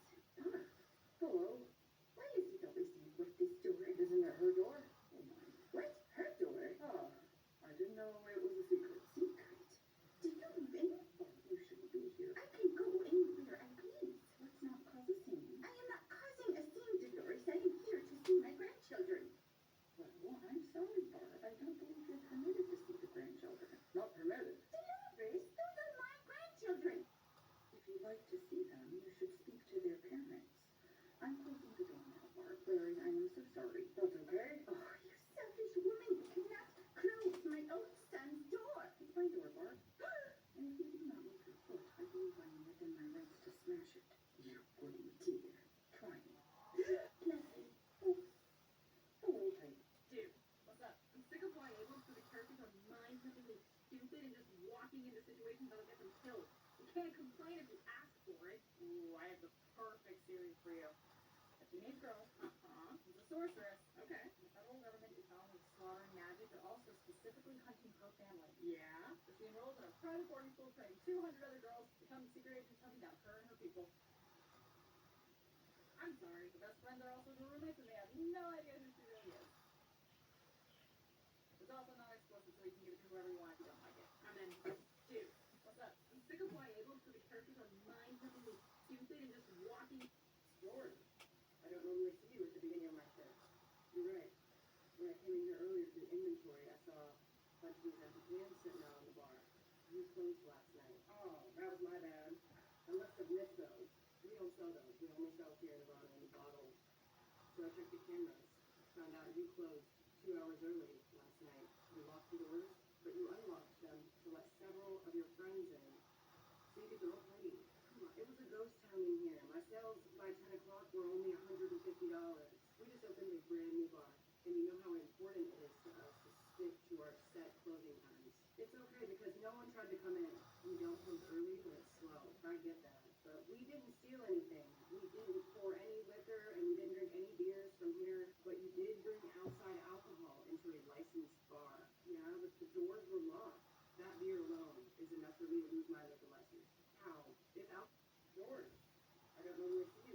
figured, where are... How did you get up there? Okay, you go straight to jail. Doobie climbed all the way up there, slid in this little tiny thing, and I was stuck. This cannot keep happening. Why? Why did you do this to me? No, there's nothing I can do about it. There's nothing you can do. Oh, what is there? What the hell happened to you? You guys, I'm just using my bathroom, peeing, and what the fuck? And you know what I say every fucking time? This bitch. What are you doing this? What are you doing this, man?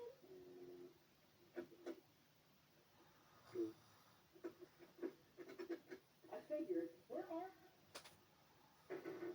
I used to work at this call center that was open 365 days a year, and every year I signed up to work a holiday shift. One of my favorite shifts to work is get time and a half. Plus, it's kind of a Wild West. There were never any supervisors working. I mean, I'm not a manager when I work on a holiday, right? But anyways, this one year I was working on Christmas Day, and although we were technically supposed to be open 24/7, on Christmas Eve the last person actually got finished at about 2 a.m. and my shift didn't start until 6, so there was around 4 hours where no one was working the queues.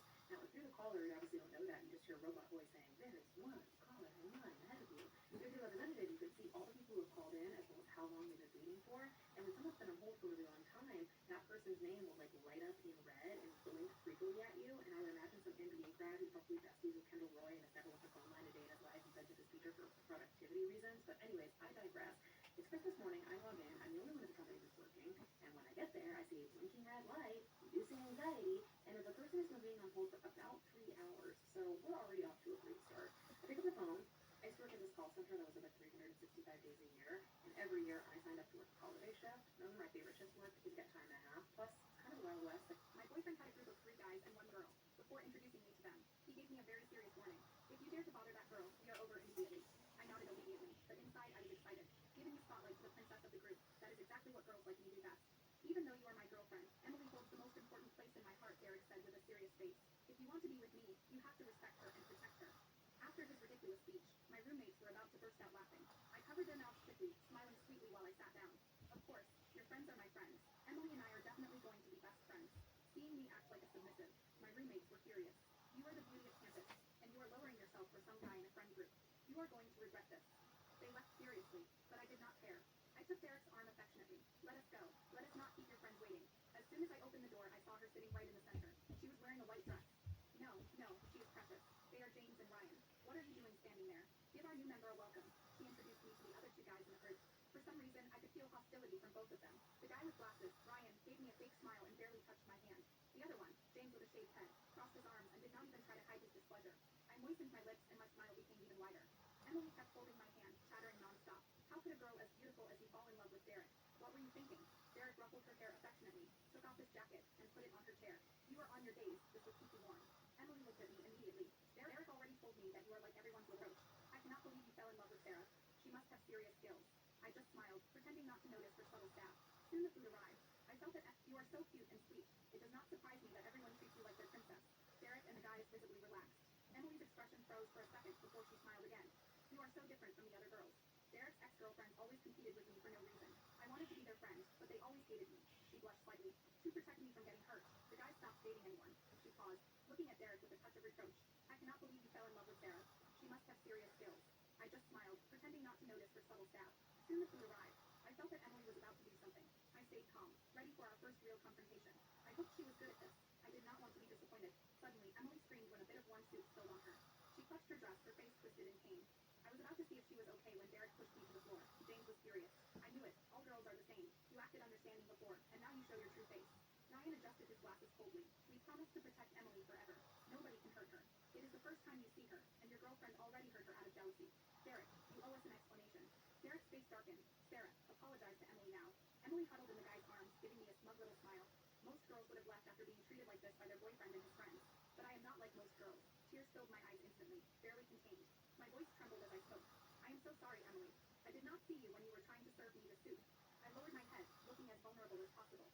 I really love Derek, and I really want to be your friend. You are so kind. I know you are going to forgive me, right? Emily's expression froze along with her body. She forced a stiff smile. Of course. Do not blame. Click the link in my bio to get the full story for free. My boyfriend had... Dad? Are you here?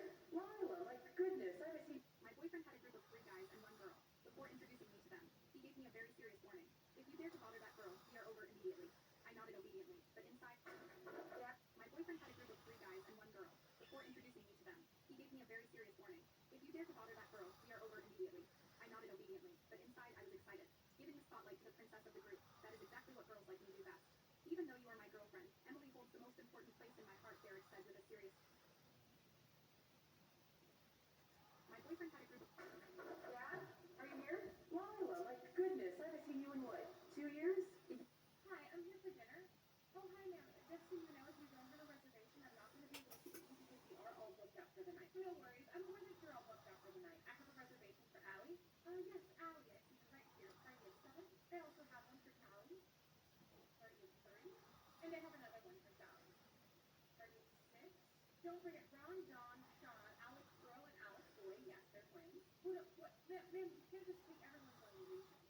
No, I made all those reservations. So they're fake names? Alex and Alex are real. They're twins. And me, Allie, I'm real. But everyone else, yeah, I just made them. I'm sorry. All the reservations on this paper are yours. You booked out the whole restaurant. Of course. I'm turning 21 tonight, so you know it's got to be a big deal. No, I'm sorry. We don't book out parties here at this restaurant. It's a very fancy restaurant. That's just something we don't do. Yeah, that's what the lady said on the phone, which I thought was absolutely ridiculous. So that's why I made reservations for the whole entire restaurant. They're fake people. How do we... Hi, I'm here for dinner. Oh, hi, ma'am. Just so you know, if you don't... Hi friends, let's build a cat house. We have 30 cats in our backyard, and it's been so cold lately here in New York that I have to refill their water bowls every few hours because look at this. That's nice. One of the cats in the backyard in particular, Miss Scruff, she's been sleeping in a flower pot, and that's no good. This is a 2-bedroom cat house in New York City. They just won a housing lottery. It's up for grabs. Obviously, we'll be happy if any of the cats use it, but we are hoping that Miss Scruff will claim territory at the house. We added some insulation, and we also got them some insulated cat bowls to try to help with the freezing water bowl situation. Now, this is not the only house in the backyard. Down the entire alley, there's a bunch of cat houses. They are very loved by the neighborhood, and they all have names. We also gave their other house a little spa day, and we also added more straw for insulation because there's a big snowstorm coming, and it's actually already here in the future. And the straw is great because unlike blankets, if the cats go in, they're freezing wet, and now the blanket is wet, and they get stuck to the cat, and it's a whole frostbitten mess. So always go with the straw. We've had a lot of interested buyers in the new house, and we even had a ribbon cutting ceremony. And for the moment of truth, will she use it? Maybe next time. Hi friends, let's build a cat house. We have 30 cats in our backyard. Is she allowed to do that? Probably not. She brought a jar with her? Really? Excuse me, man. You can't just empty out the testers like that for your taking. Tell me one more thing I can't do, and I'll be calling your corporate offices. I've done my job here, so sure, go right ahead. The tester's empty. Looks like you could have given it to me anyway. Oh, I just love seeing people in the holiday spirit. These two are always trouble, but maybe new guy won't be. But with these visible signs of rot, I'm guessing not. He's got an overgrown mushroom top from standing in water to cool off. The water rots away when it reaches, and the rest is left in a mat. I think it's been at least 3 years since he was torn if he's ever been torn. The light brown coloring is from the sun bleaching the tips of those mats, and in the inside you can see how dark brown he is.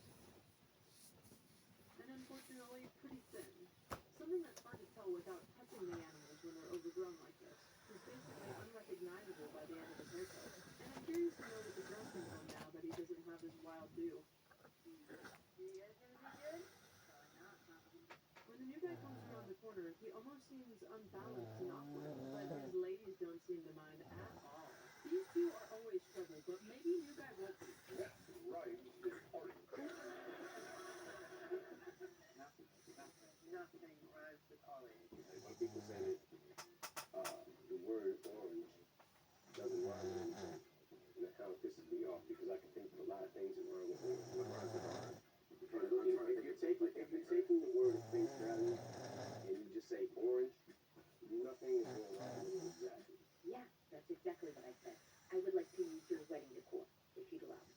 I'm sorry, I'm not understanding. Your wedding decor that you have for your wedding on Saturday, I would like to use on Sunday. Can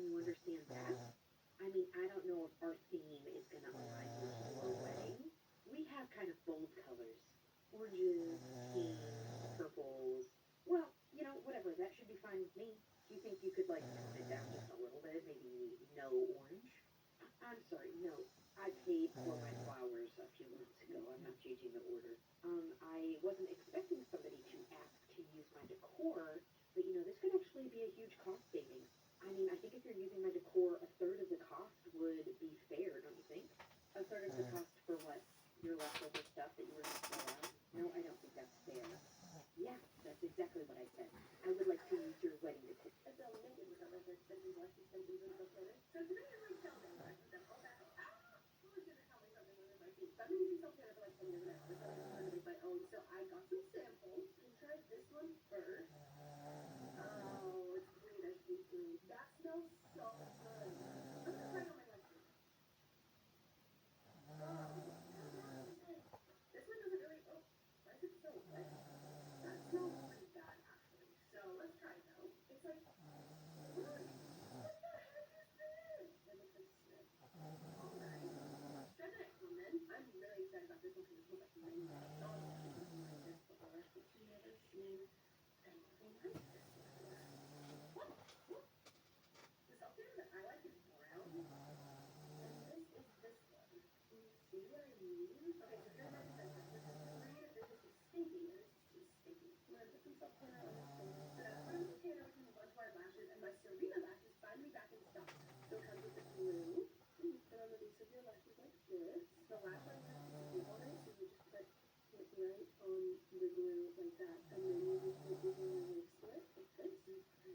And then this one right here. Just give it a little pin. And that's it. Next, I have new hair sewn to my head. First, we part it, and then we just square the hair like this. And then we put a little pin. And another. So this took me like an hour. It probably took like 10 minutes, but I just pin out the hair. It's been a long time. Okay, I'm gonna get my hair right here. It's literally just as brown as my hair. Perfect. I'm gonna pin it, string, in my little needle. Put the needle through that little loop, and then through my hair, and then through the string, and then pull it. And don't let it get over. It's gonna get really messy, and then you're gonna cry. Voila. It's stuck. Row one is done. What's that? Your hair clipped. I was about to help. I'm gonna go to bed tomorrow. I'm gonna rinse off my self-tanner and cut my hair. In the morning, let's cut my hair. Got your nose. Do I know how to cut hair? Yeah. Scissors. Step one. Run down my bangs. The cosmetologists are crazy. I'm just gonna soften this corner. I'll just shower and see what happens. Honestly, I love the way that this can develop, but I'm nervous of having one different one. I'm not seeing. Does it look okay? I can't see it back there. Let me show you the self-tanner. I like to see different colors. You can only tell a little bit. And here's my hair. It's so long and wet. I feel naked without my hair extensions, last extensions, and self-tanner. So today is my showdown. One of the biggest scams and hustles in Las Vegas just got worse. Listen to this. These are the cake vending machines, and everyone knows I hate them. The unsuspecting tourists line up to get their hands on these cakes that are promised to be delivered fresh daily. It costs about $9.70 a slice, but that's a small price to pay for happiness. Only it ends in sadness every single time. Let's overlook the fact that this slice looks like it's been chewed on already. These machines imply that the cake is fresh daily. Instead, it's flown in frozen from a warehouse in Jersey. It was made weeks ago. But here's how the scam has gotten worse. Look at the packaging. No longer do they list the ingredients or where it was packaged, but look at those oxidized sprinkles from sitting in a warehouse. This is what the packaging used to look like. It said it was packaged in Jersey, and one of the main ingredients is cake liquid, which is what they soak this garbage in to make it appear moist and fresh. Since my video, they've removed all of that. But rest assured, the cake is still the same dry, flavorless, and soaked in corn syrup garbage. Details and comments, follow me for all the big. One of the biggest scams and hustles in Las Vegas just got worse. So you either eat nothing or you eat way too much. You either do like 30 things at the same time or you do nothing. Yep. You either talk too much or you don't talk at all. Yes, sir. You either don't care about anything or you care way too much about everything. Pretty much. You either don't sleep or you sleep too much. Mm-hmm. You're either overstimulated or understimulated. Yes. You either have the best self-confidence or you hate yourself. Wow. Yeah. And we're either going to post this video or completely ditch the idea and restart. That's exactly right. So you either eat nothing or you eat way too much. Where is everything? What do you mean? Everything's in its boxes. I just quit my other job to come work at this salon, and we open in 2 days, and there's no furniture. It's here. It's just gotta get put together. They're still building walls. What do you mean? We open in 2 days. I really wish you wouldn't freak out. I'm the owner, lockers, those side tables, those are your stations right now. You just put them in that. That?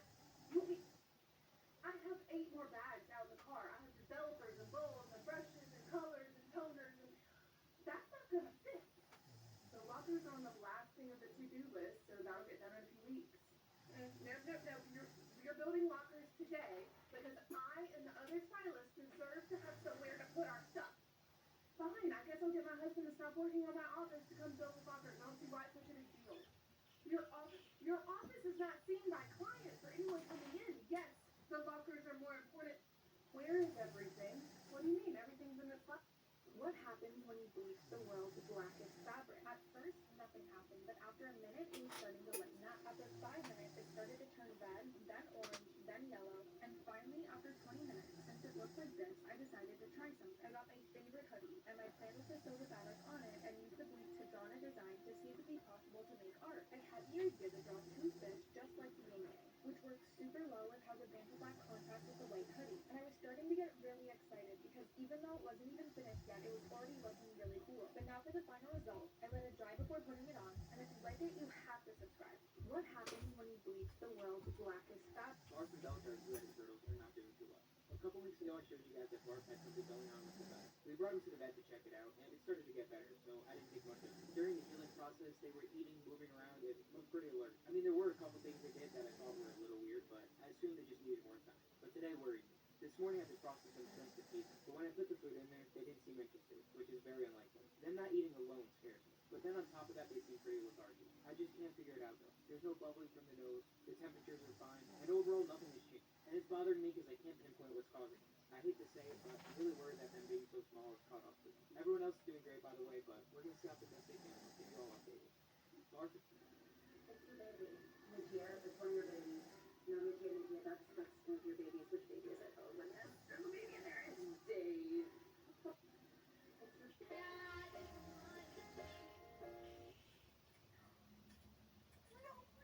Yesterday, all my sleep over. Did you go to sleep?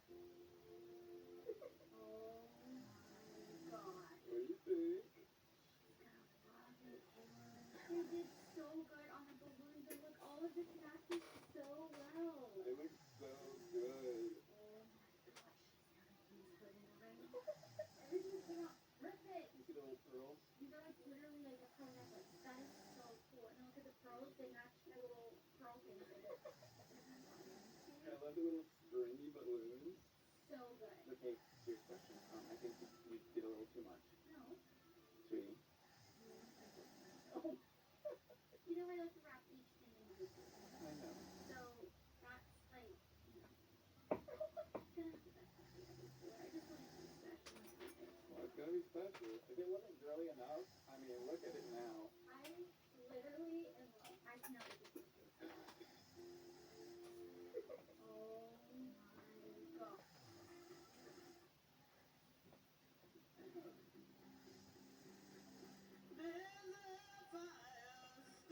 He almost lost his fridge when buying the house, but then he discovered this hidden feature. So when we bought this house, the owners wanted to take this fridge with them, and we were able to talk to them to leave it. There's nothing fancy per se, it's just a typical fridge, but what it does have is this cool feature that I didn't realize until we got the house, that if you pull there, you get access to this panel. So keep in mind that this picture was packaged up. I couldn't really see what this was, but I had something coming around the water lines and we had access to pull water. And so I finally decided to take the package off and see what it was. And I realized that's a little picture. This comes up pretty slow, so maybe the reason for this picture is so that way when you don't want to wait for slowly dispense a lot of water, you can pour this faster. And then when it's low, you can just like fill it up like this. But that is not what this picture is for. So when you drain the water level in this and then put it back, it senses that there is less water in there. What does it do? It starts filling it back up. And so essentially I have a pitcher of water in here that will never empty. But do you have this fridge? He almost lost his fridge when buying the house, but then he discovered this hidden feature. So when we bought this house, the owners wanted to take this fridge with them, and we were able to talk to them to leave it. There's nothing fancy per se, it's just a typical fridge, but what it does have is this cool feature that I didn't realize until we got the house, that if you pull there, you get access to this panel. So keep in mind that this picture was packaged up. I couldn't really see what this was, but I had something coming around the water line and we had access. Spend the day with me as a Teclast P30 when he signed off 15% 1,000 times a day. All the stuff we read today and what I've done. This is my pool, and this is my baby otter. Lola's never swam in a deep body of water, so this is a big day for Lola. She's like, I need to go in. Lola's wet feet. She does this little tongue thing every time she goes in the water. She just sticks her tongue out. Come on. Come on, Lola. Look at my shoulder. You gotta learn how to swim. So what I'm gonna do is I'm just gonna slightly put her up away from me. And she should naturally float a little bit. There you go. Yes, Lola, come here. Good girl. That's good. That's better. Head out. There you go. You're so cute. Okay. One more time. One more time.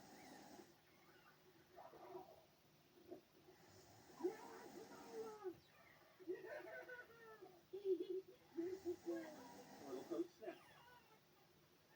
There you go. Oh yeah, it's your favorite. It's water and a fruit. This has some good stuff. This is my pool, and this is my baby up.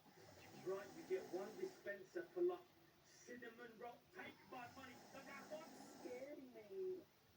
You're scaring me. Every single time I've been alone in a grocery store and explain myself every single day to every single person I come in contact with because it's exhausting. The stress of moving triggered a severe migraine for Shauna, but she still decided to go grocery shopping. For her, going to the supermarket has never been easy. This was her first time pushing a shopping cart alone. Her heart was filled with fear. Supermarket was the source of her anxiety. Every time she shopped alone, someone would stop her. She had to show her ID over and over again, pointing to her tattoos and piercings to prove she was an adult. But people often still didn't believe her. This daily explanation left her exhausted. Her stepfather Mark bought her a grabber tool for elderly people. She used the tool to reach items on high shelves, but the grabber knocked things all over the floor. She muttered that this thing was useless. She would rather climb the shelves like she always did. It was dangerous, but this was her way of surviving in a world not built for her. The grabber caused a small accident, but overall this shopping trip went smoother than she expected. At checkout, her mother Patty stood by her side. This gave her a sense of comfort, but the supermarket would always make her anxious. After shopping, it was time to say goodbye. Her parents left her new home. The moment the door closed, Shauna's truly independent life began. Every single time I've been alone in a grocery store and explain myself every. Before drinking, North American bison often get them out into the water first. It looks slow, deliberate, almost thoughtful, because it's the same animal step onto a road and everything changes. Bison regularly walk highways for long stretches of time, calmly walking at their own pace. Cars don't honk, drivers don't push forward, they just wait or crawl along behind until the bison decides to move. And when it finally does, the road clears fast. Standing over 6 feet tall at their shoulder and weighing nearly a ton, bison make hard look calm. One can step on sapwood underfoot without effort. They're anything but gentle. Their deep calls sound more like a warning than a greeting. Bison can sprint up to 34 miles per hour, fast enough to keep pace with traffic, and they can do it without showing fatigue. Today, most wild bison roam places like Yellowstone National Park, where you might see calves getting close to adults, or even spot a full-grown bison resting on the ground, completely unbothered by its size or power. Slow when they choose to be, powerful when they move.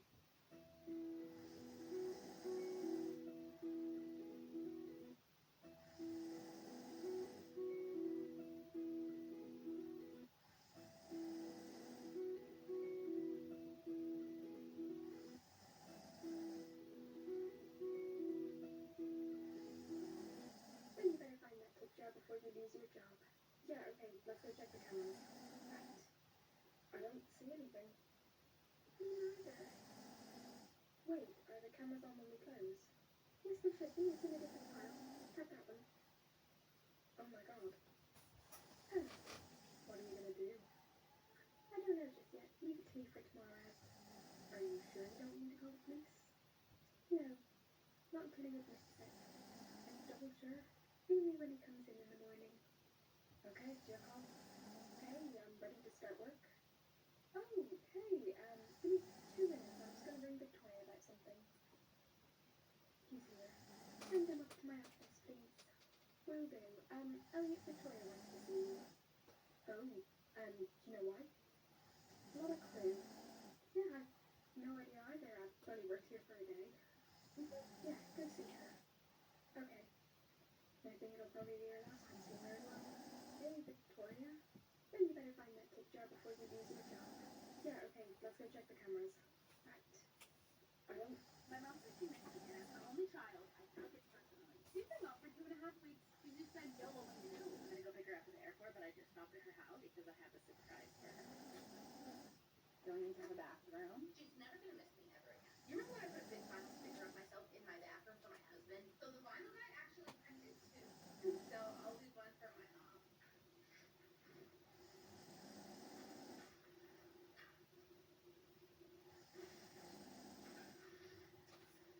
Now when she wakes up, there I am, brushing her teeth in the morning. Hi, Mom. Mom, do you have floss? Yeah, I just have something in my teeth.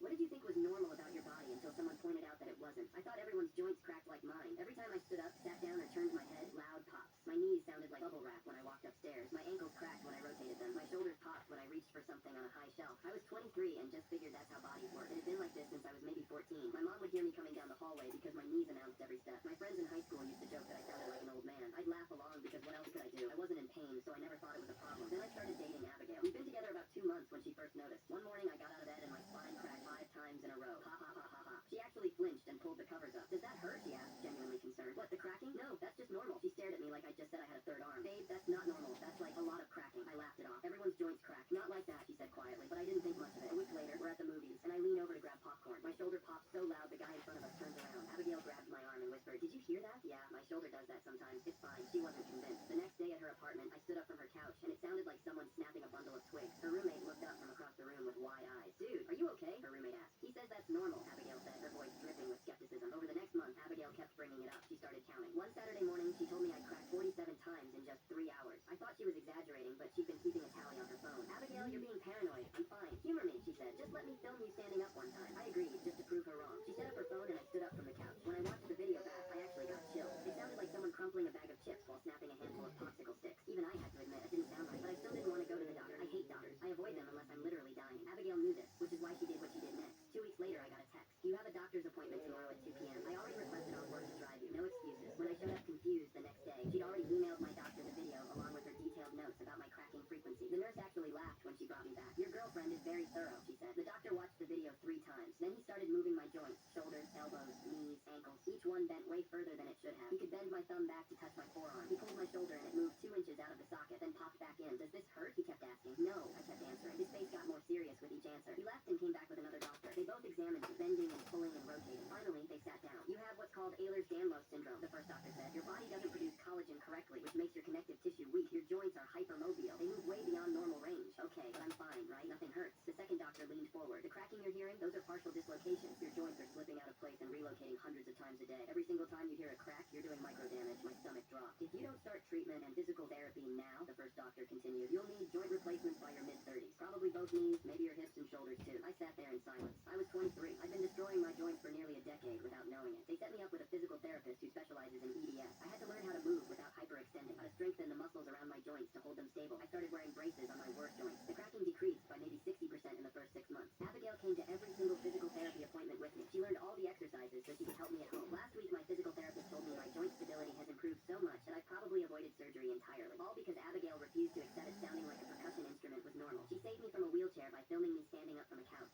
What did you think was normal about your body until someone pointed out? Stabbing is really the only way that you know if you work in a workplace where people are free to express themselves. Let me tell you how I know this. Over here is the file folder for the guys.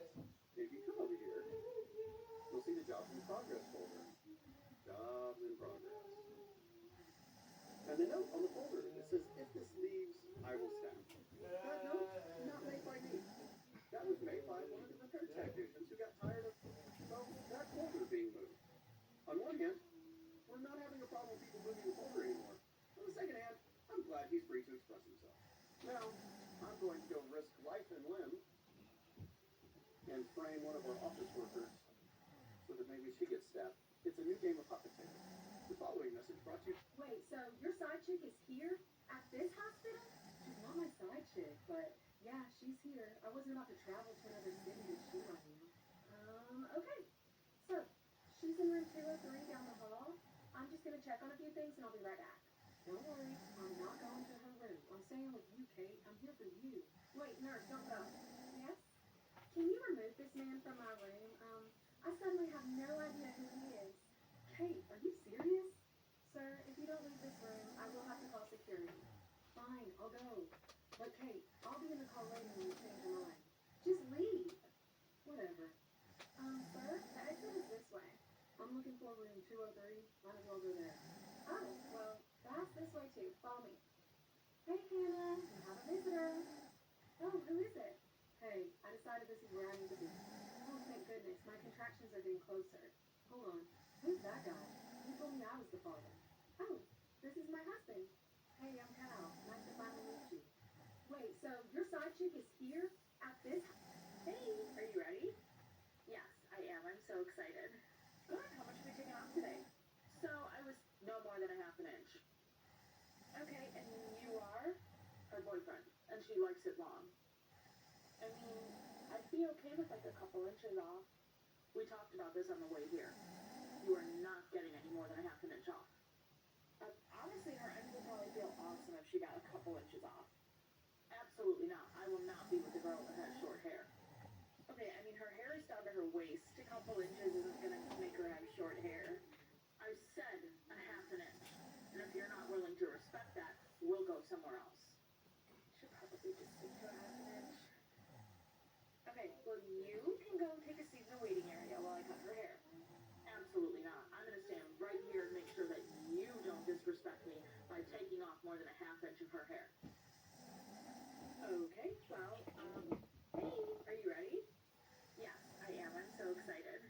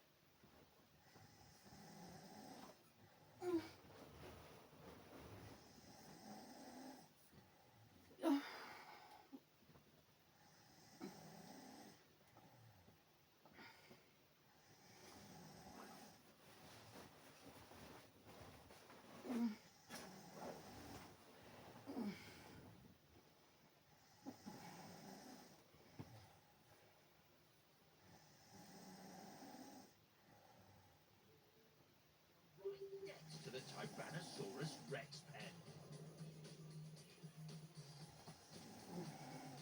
To Jurassic World next, and Bryce Dallas Howard getting help from a very unlikely source. When the genetically engineered Indominus Rex is running amok in the park, Claire decides to get more teeth to even up the odds and unleashes the occupant of Paddock 9.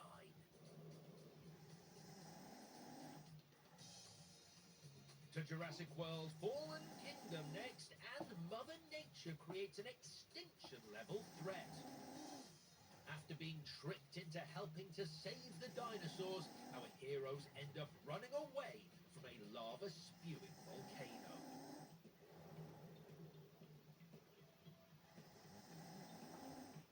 Now to an iconic set piece from 1997's The Lost World, Jurassic Park. After saving a baby T-Rex with a broken leg, Ian, Nick and Sarah find out its parents are not overly happy with them taking their offspring and start to push the truck they are in over the edge of a cliff.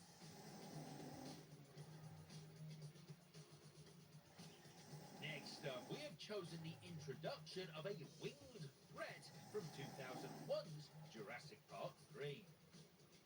When trying to get to the coast and safety, our protagonists travel through the aviary and come across some hungry pteranodons.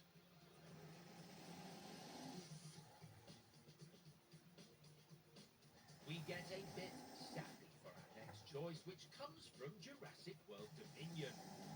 No dinosaurs in this one, really, just our heroes from the Jurassic Park trilogy and the Jurassic World trilogy finally meeting near the end of the 6th film in the franchise.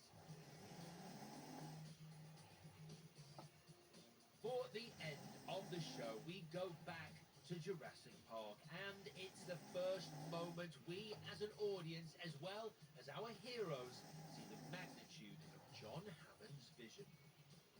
The Natural History Museum's Dinosaur Institute said that the release of this film generated so much interest in young people becoming paleontologists that it's led to more dinosaur species being discovered in the long run. Welcome to Jurassic Park.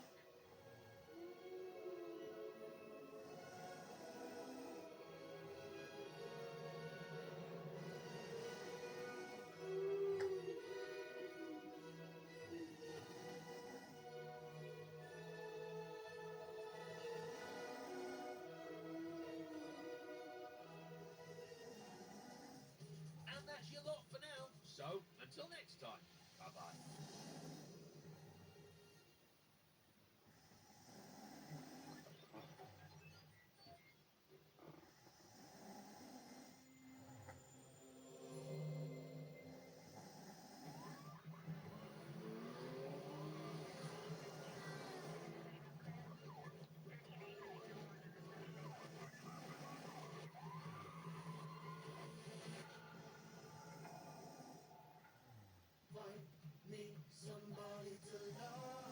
If I was her, I'd just walk away.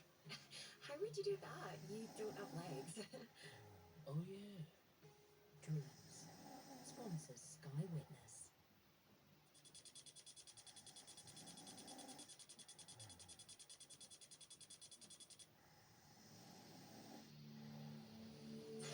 Tonight on Border Security. A pre-dawn operation targets an average suburban home. I've got a search warrant for the premises. As a hidden underworld is revealed. How many people are living in the house, sir? Officers soon realize that an international drug lord is within their reach. What's your name? This woman doesn't know that she could be bringing in a deadly disease. And a drug swab exposes what this guy's really been smoking. What did you smoke? Meth? But that's not his only problem. Okay, I've got concerns that you might be carrying drugs.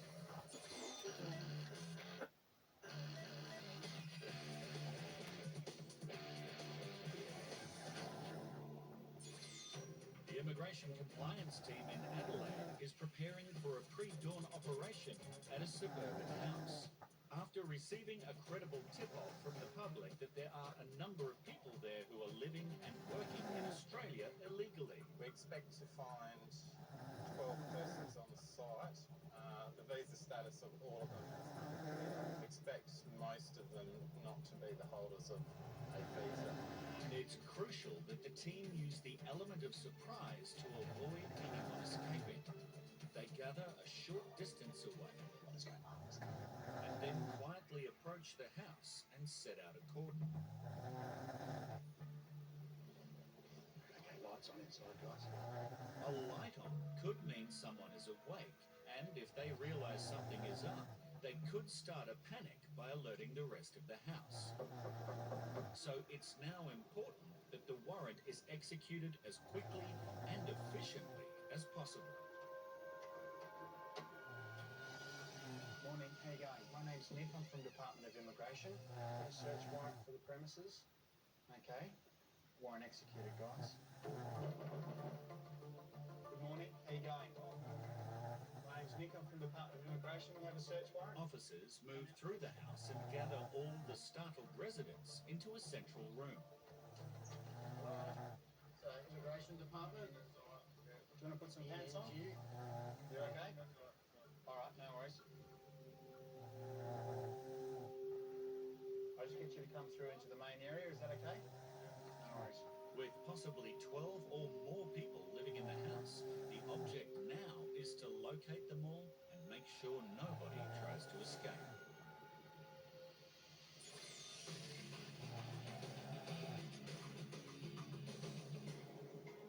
Brisbane, an Italian traveller has returned to Australia after a short trip to New Zealand, and immigration wants to interview him to make sure he'll abide by his visa conditions. A passenger came to our attention because he had overstayed on his previous working holiday visa. So we were keen to talk to him and wanted to find out why he was returning. First, Customs and Border Protection conduct a bag search and quickly discover something that could land him in a lot of trouble. So what we've got here is a smoking implement minus the cone here. The cone is actually a screw that goes in there. From there, they put any drugs or anything there, and when they smoke it and inhale it, then the residue comes through here, and then you'll get a residual left inside there, so you can actually see it inside the entrance there. But it gives us an indication that this gentleman has been using drugs. He'll be subjected to a 100% bag search, and a swab test of the pipe may help to identify if the residue left inside is an illegal substance. That swab was off his pipe and it's come back positive for ephedrine. Ephedrine is used to manufacture amphetamines such as ice, and this result means he has some serious explaining to do.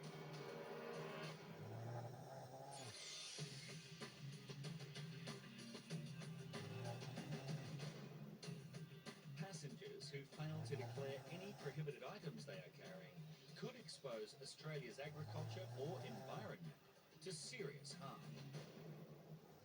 These are prohibited items.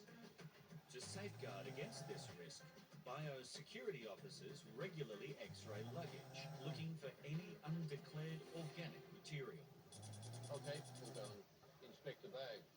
And when inconsistencies show up, passengers like this woman are pulled aside for a thorough bag search.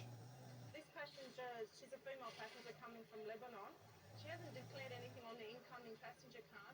She has verbally said that she has got sweets. However, when we're looking at the images on the screen that have come through, they're inconsistent to what we would be identifying as sweets, and there is some other anomalies throughout the bag, so we're just going to have a closer look in that bag. Can I do this bag? Yeah. The woman tells officers she forgot her glasses and could not read the declaration card, so she just ticked no to every question.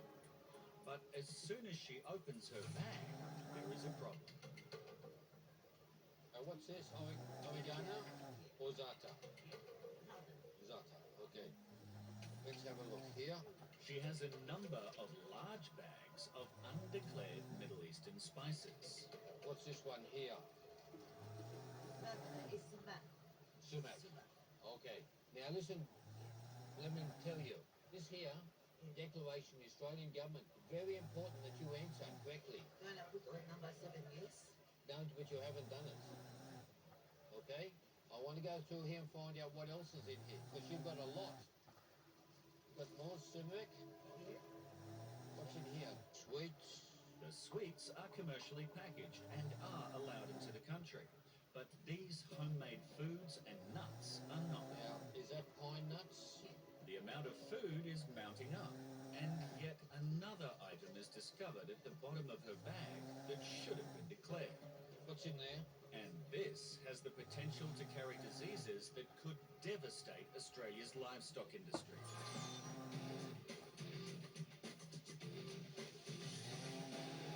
An Italian backpacker has been stopped at Brisbane Airport and may have landed himself in trouble with both immigration and Customs and Border Protection. That swab was off his pipe and it's come back positive for ephedrine. The problem for immigration is that he overstayed his previous visa, but he claims he couldn't leave because he lost his passport. You asked for a new passport. No, I asked, In Sydney? Yeah. Right. The consulate. And the consulate? There's a chance that Bruno's visa may be cancelled and he'll be sent back home. But it's the traces of ephedrine, which is a precursor to methamphetamines, that needs to be dealt with first. We've done a search, and what we've discovered is that he has a smoking implement, so that leads us to believe that he might be carrying something. But the part that is used to burn substances is missing, and officers are concerned that he may have it hidden with a stash of drugs. There should be a connection or a pipe that goes on. Hey Bruno, where's the pipe that goes into that one? This bit. Yeah. I lost. Where? In Ulster. When was the last time you smoked? Smoke this? Yesterday. It's like strange red. With and bit ice. No, it's like it's legal stuff in New Zealand. They sell this in the shop. He's referring to a synthetic drug that he bought in New Zealand, which is illegal in Australia. Yeah, there's chemically manufactured stuff. Is from New Zealand. Yeah, that's the offshoot stuff that they sell, which is banned here. Yeah. So that's what he's been smoking. As the search continues, some proof is found that he has been telling the truth. It's the label from a synthetic drug he smoked in New Zealand, and this could explain the ephedrine readings. Look at this ephedrine, and it's like 50-22 synthetic. There is still a chance he has brought in the drug, and additional swab tests from his belongings are getting even stronger readings.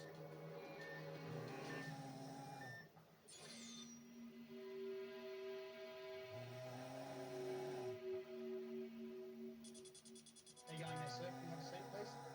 In Adelaide, the immigration compliance team is conducting a pre-dawn operation on a suburban house that has the potential of harbouring up to 12 Chinese non-citizens who may be working illegally in the building industry. You understand what's in the search warrant now?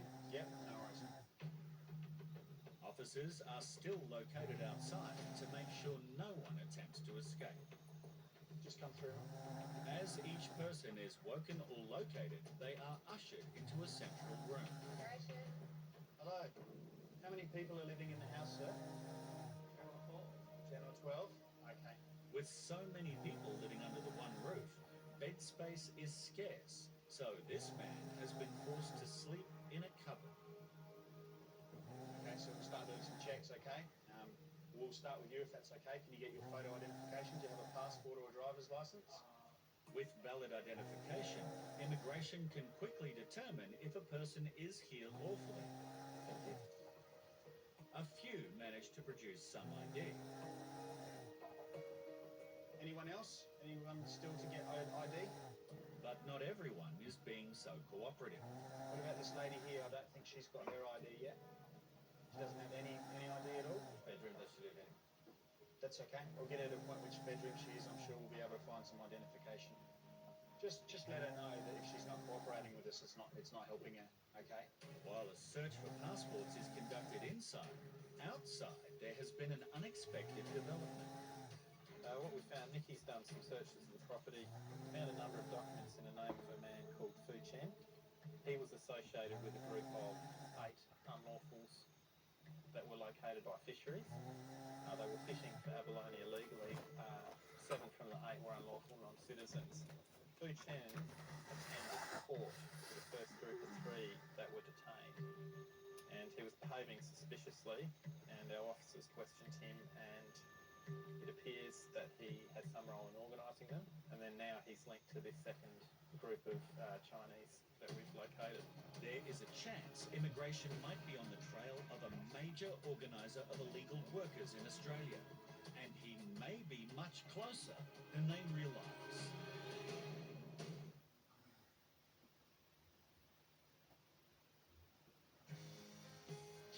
Dreams sponsors Sky Witness. Ready for your next challenge? Let's get to work. Beat thousands of puzzles to expand your kingdom. Unlock epic stories as you play. Help King Richard face his greatest enemies. Team up with King Richard's family in thrilling minigames. And join the millions playing Royal Kingdom today. A word to the wise. The Stayshore travel insurance sale is now on, so don't dilly or dally. Visit stayshore.co.uk now. Hats off to Kay and Buddy, Bobby, David, Richard. Hey, Darryl, you're my hometown boy. When the party gets too much, rein it in. And gamble responsibly with Foxy Bingo. They put the very best battling it out for darting supremacy. The Premier League is very much back with a bang. Sit back and enjoy it. People around here trust me. I need to find out what happened. Oh, I can't watch! Dreams sponsors Sky Witness. Biosecurity Officer Warwick has found a large amount of undeclared food and spices that this woman is bringing back from Lebanon. What's in there? But it is this high-risk item discovered in the bottom of her bag that poses the biggest risk. What is it, though? This is butter from a sheep. Yeah. The butter has the potential to carry the highly infectious foot and mouth disease, which would have catastrophic consequences on our livestock industries if an outbreak occurred. So this is over 2 kilos of butter. That's a lot of butter. That's not declared, yes. The word dairy, that should have been ticked. I can't see it. But you have who wrote your name? My neighbor, I said, what this? And here you said all this. He said, no. He said, I said, no. He said, no. You said no. Yeah. Did he read that out to you? And you said no? No, it's not my fault, sir. Not your fault. So that's going to be seized today. The passenger is allowed to keep some of the food items, but no excuse will help her avoid a penalty. We're going to have a fine. That fine is $340 today. Oh my God. Can you forgive me this time because it's misunderstanding? I understand you, but I have to do my job. But I'm not do it on purpose because I can tell everything. It's misunderstanding. She will have to pay her fine, and she won't be able to take her precious butter. We have to take that. We have to seize it. It just goes into the garbage. Yeah. It just... I know, unfortunately. And finally accepting there is no way around it, the woman is taken to pay the $340 fine.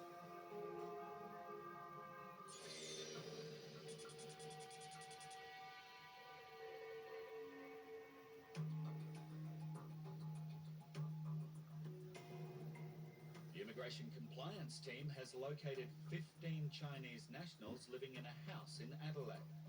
Most seem to have been working in the building industry, possibly illegally. What time are you leaving for work today? Officers are continuing to search for identification documents belonging to a few people who have refused to hand them over. But attention is also on a number of documents that were found belonging to a person called Mr. Chen, who immigration already suspects is involved in the organising of illegal Chinese workers. In the back of the premises there's a shed which has some of his belongings and a pass and an itinerary in his name. So we do believe that at some time he has resided here and is organising work for these people. Mr. Chen is not one of the people in the house, but there is a chance he's not far away. An officer has just noticed someone has been watching the whole operation from a car parked down the street. We'll drive off, I think. Let's see. There is only one way to find out if this is the person they are looking for.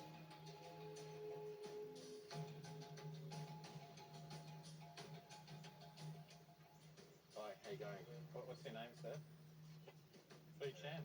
And it looks like immigration has just found their man.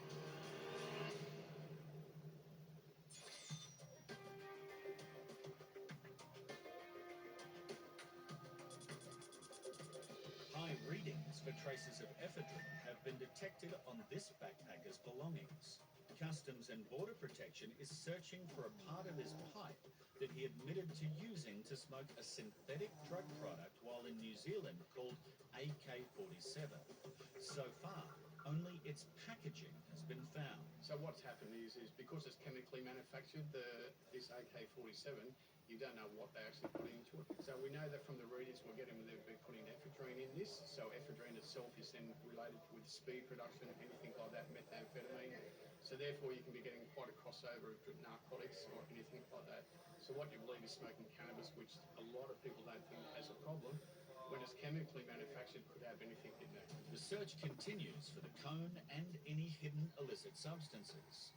An X-ray of his empty bag is clear, as is the rest of his belongings. But officers want to make sure that he hasn't got anything stashed on his body. Okay, I've got concerns that you might be carrying drugs, all right, on your body. Yeah. So what I want you to do is, can you read English, okay? Yeah. I want you to read both sides of this for me. Well, you're gonna check me, but I just, sorry, it's strange if I say, I cannot say, but I don't know why we still do it. Okay, so what we've got, we found the AK-47. Yeah. You said you smoked it Yeah, in New Zealand. In New Zealand, as you told me, it's legal. Over here, it's not. I didn't smoke. You want to just check that with me? That's correct. Just on your body. I'm going to go here. Do you want to take your shoes off for the search? Make it easier? I can hear you saying, arms up. Spin them over me. Take it off, please. Have you got arms? Okay, clear now.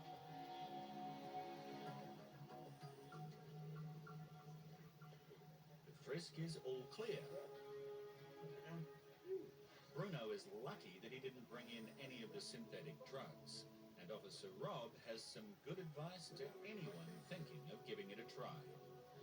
Don't smoke overseas and bring anything with you, because our trace detection, our dog unit, anything like that, our officers will find it and then he'll be in trouble.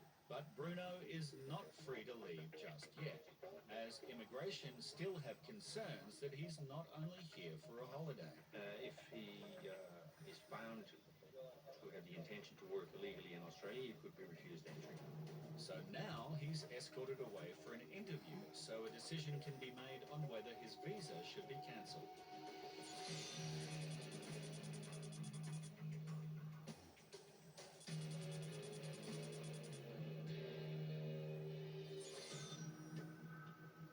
A tip-off from the public that there would be a number of illegal workers living in a house in suburban Adelaide has proven to be accurate. There's 16 persons of interest, 15 males and 1 female, all of Chinese nationality, 1 Australian citizen. We've identified 8 unlawful non-citizens and 7 visa holders. And of those 7 visa holders, 3 are possibly in breach of visa conditions. So we need to bring them back to the office for some further questioning in regards to their current visa and any conditions that they may be in breach of.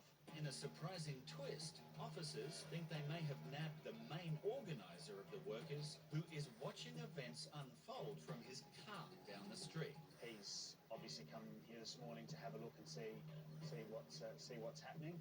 He's advised us that he's not their boss, but we've got sufficient information believing that he is. Immigration suspects he is the ringleader because of his connection with another case. We've had a history with Chinese nationals that have been arrested by Department of Fisheries for illegal abalone fishing. And during this time, during the court appearance, we noticed another male Chinese national that would arrive at all the court cases and stated his name as being Mr. Fu Chan. Fu Chan. Not going to get some abalone today. No abalone? No good English? Yeah, you can speak English at court, mate. When you're at court. Mr. Chen is accompanied back to the house, and his sudden inability to speak English won't be a problem for officers, as they can just communicate through a phone interpreter. Okay, why were you here this morning? Why were you parked down the road in the car?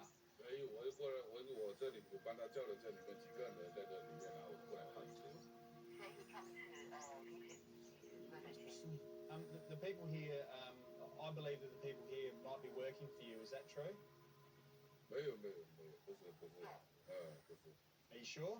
It does not appear that this is true, as most of the group who are now collecting their belongings have confirmed that he is their boss. Immigration has also discovered that he may be in breach of his own work visa conditions. The sponsorship for your visa states that you have to be working for a company in Sydney, and we know that you've been in South Australia for some time now.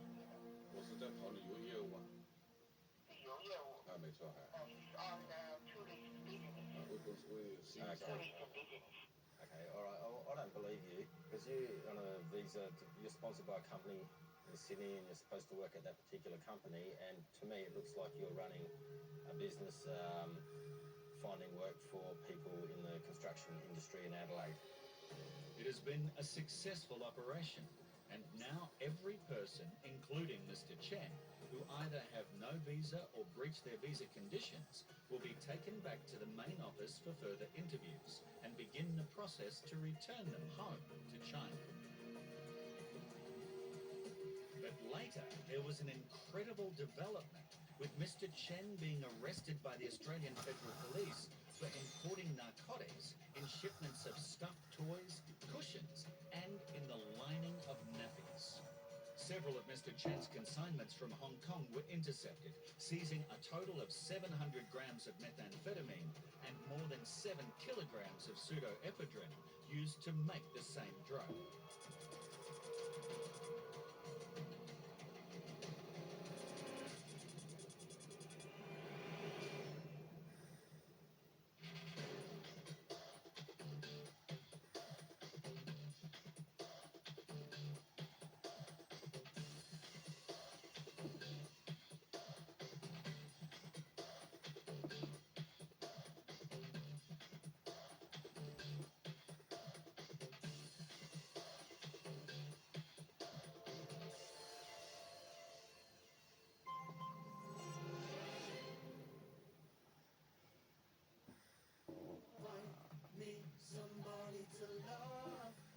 Did you hear about the man who swapped his bed for a trampoline? No. His wife hit the roof. Dreams. Sponsors Sky Witness. Hello, old friend. You're old.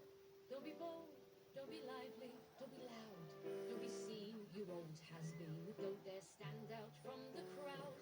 Do what's expected. Do what's right. Stay at home. Have early nights. And definitely don't miss out on 20% off the UK's favourite travel insurance in the Stay Sure sale. Go to staysure.co.uk today. Chop chop. Dream big. Stay sure. Get ready, because Sky Cinema is taking over Friday. And don't tell me you have nothing to wear. It's going to be an unmissable weekly event. And the best part? When you're a Sky Cinema customer, you're already invited to the Friday Film Club. Each week, we handpick the perfect movie. So all you have to do is press play. That makes me so happy. Come here. Your Friday night starts here. Welcome to the club. Come and join us at the Friday Film Club.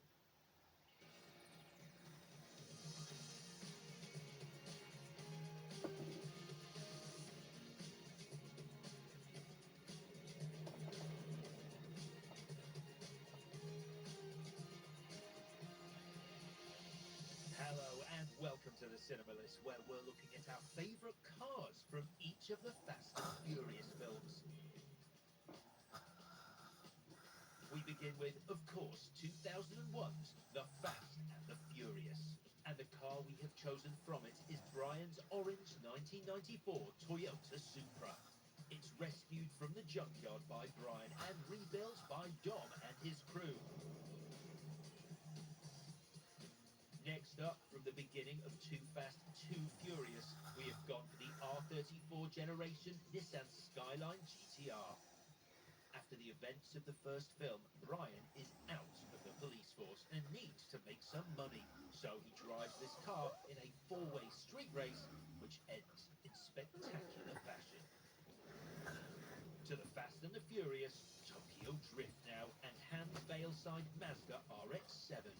It's a popular vehicle in the franchise, as versions of this car have appeared in the first and second film, and it's Hans' car of choice in Tokyo Drift, although it doesn't end very well for him in it. The rare 1987 Buick Regal GNX and the family's return now in 2009's Fast and Furious.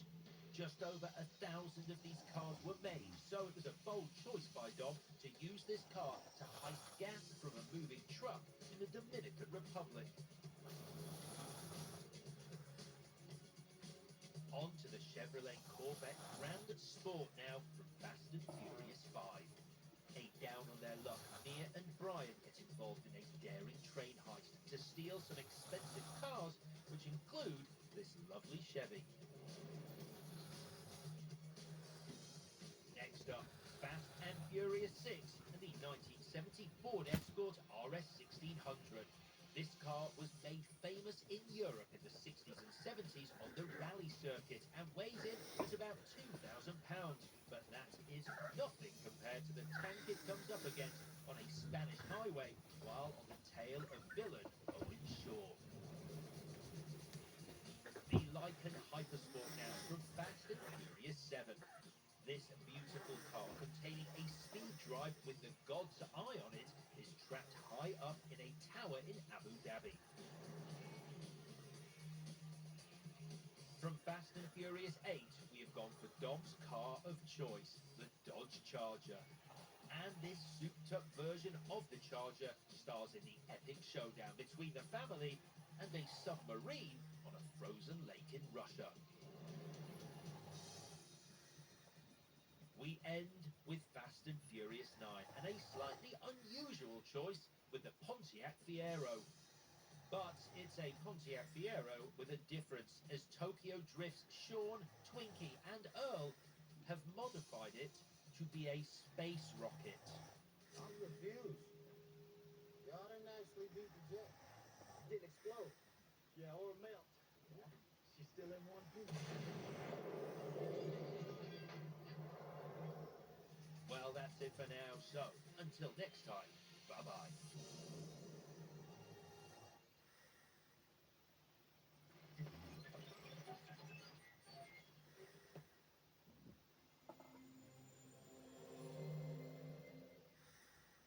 A warning now, this program contains upsetting scenes. You're watching Sky Witness.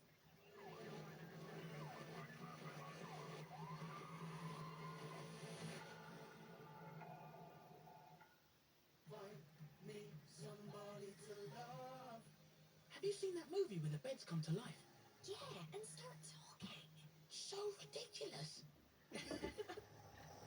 Dreams sponsors Sky Witness.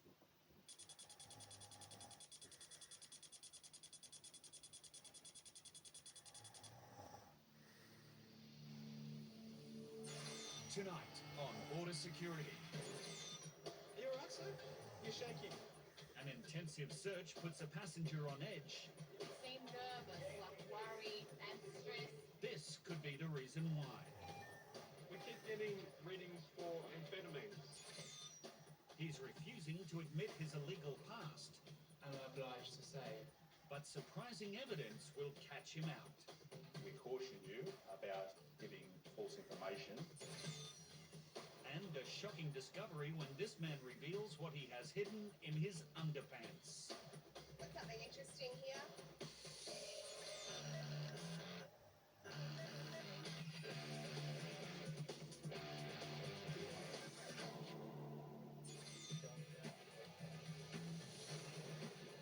Wildlife trafficking is a lucrative business, estimated to be worth a staggering $22 billion worldwide on the black market. Any wildlife trafficking is serious. It doesn't matter whether it's one snake, one reptile, one bird, or one egg. For officers, it can be a heart-wrenching job, as every effort is made to try to save these defenseless animals. It's a bizarre sort of concept to me to do something like this to an animal. Wildlife smuggling is a cruel practice which is adding to the decline in endangered species, as many animals die due to the inhumane ways they are transported between countries. The person that's doing this doesn't care about the health of the animals, it's more about making money. It just doesn't sit right with me. I mean, these guys have got the right to life, just like anything else, and just for someone to try and exploit them, just hard to fathom. Traffickers will go to great lengths to smuggle animals across the border. And today in Sydney, Customs and Border Protection officers are searching this man from the Czech Republic after he was acting suspiciously. Initially he was very compliant. He's here to go surfing because there's not great surfing in the Czech Republic. But during the frisk search he needed me to change somewhat. He has travelled from Dubai and is being detained and read his rights as a frisk search has found he is smuggling something in his underwear. Irregularities found around his groin area. When he was asked about what he had concealed, he initially didn't respond, but ultimately he said he had eggs. I think we understand that to be bird's eggs at this stage.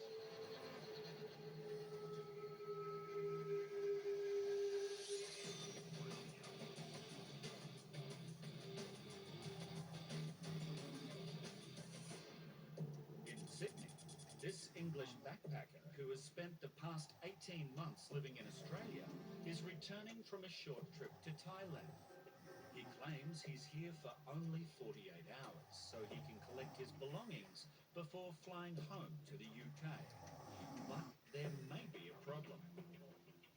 We're interviewing the passenger regards his previous visits to Australia and what he's undertaken in those visits and the possibility had he worked in that previous visit.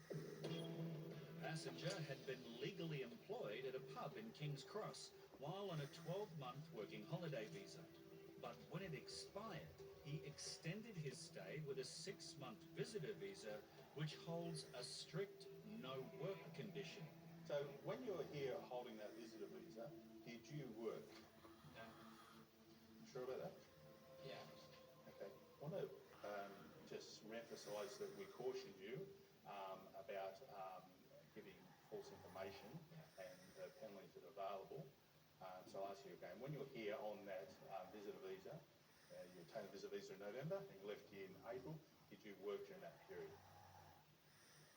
Not for any money or as a proper organisation or anything like that. Although he denies officially working for the pub, he does claim to have occasionally helped out for free. There was a few times when I came into the pub voluntarily to put on an RSA marshal vest if somebody was late. RSA, or Responsible Service of Alcohol Marshals, are employed to monitor the alcohol intake of patrons at licensed premises. If somebody was late turning up for their shift, I'd say I'd come in and stand around for half an hour just so that legal requirement was fulfilled until the person I'm supposed to be working turned up at the venue. But Officer Ron has evidence which suggests he was doing a lot more than just a bit of volunteer work while on the visitor visa. You actually have text messages from your phone suggesting that you're working. Someone sent you a text message saying, Russell, are you getting all your pay slips?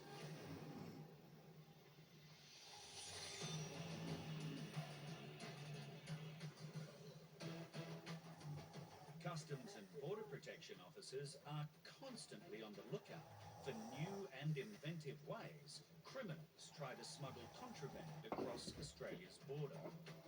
Do you buy or your friends? Friend buy it, I don't buy it. As a precaution, what appear to be everyday food items will often be inspected for possible concealments. That's your address? Yeah. Today, in Sydney, officers have observed a passenger acting nervously and have pulled him aside to question him about his recent travel. How long were you in Vietnam? 6 weeks. 6 weeks? Yeah. Where did you stay for 6 weeks? My father sick. You looked after your father? Yeah. As Officer Tim continues to question him, the man becomes increasingly uneasy. That's all your money? No more? No more. You have bank card? No. You have credit card? No. No, I'm not. Yeah, I'm not working. You don't work? Yeah. How long you don't work? I think 7, 8 years. 8 years? Yeah. Officers need to determine how he has afforded a return ticket to Vietnam. Well, he's got a couple $100 cash. Yeah, he doesn't work. No work. No bank card. No credit card. He's really, really nervous. Reason for his nervousness may be inside this box, which he claims is just fish products. This one. I don't know what to pick. That's a bit, yeah. No, pick up. A drug swab is taken from the inside of the box as the passenger appears to become even more anxious.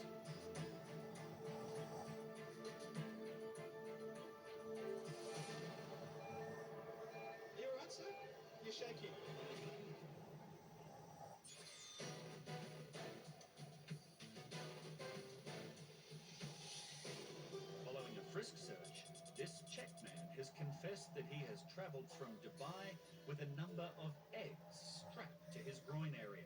I think we understand that it'll be birds' eggs at this stage. He has been instructed by Customs and Border Protection officers to stand still with his hands on the bench to try and avoid him damaging the suspected concealment. So we're now waiting to head into the interview room where he will produce the items found in the frisk, and then we'll proceed with the next steps in the detection. Once inside, a more thorough search of the passenger is carried out. We have just finished the frisk search, and we concluded that frisk search with him producing the items that he had concealed, which were 2 stockings containing 8 eggs each, so a total of 16 eggs, were concealed in his underwear, attached next to his genitals.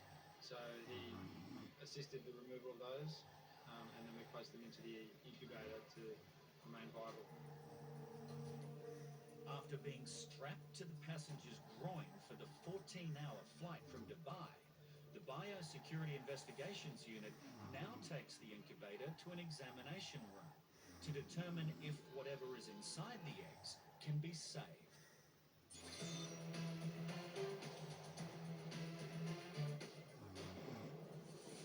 Customs and Border Protection is still trying to establish how this man was able to afford a return ticket to Vietnam when he's been unemployed for 8 years. How did you buy your ticket? My son. Give me money. Yeah? It's a plausible answer, but a positive drug swab for traces of amphetamines from his box of fish products may be a little harder to explain. We keep getting readings for amphetamines of this. Alright? Yeah. Is there anything you can say to explain? Where did you get these? The fish shop. Fish shop? Fish shop? Yeah. You buy? Yeah, my family buy. So you didn't buy these yourself?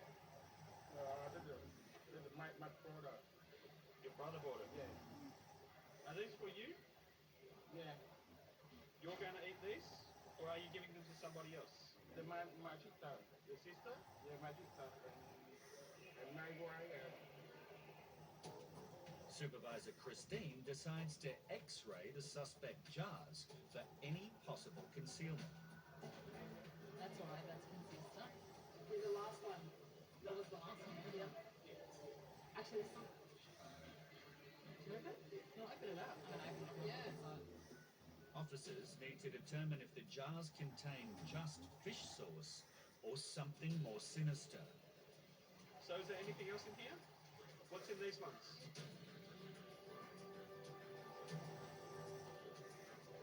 You don't know?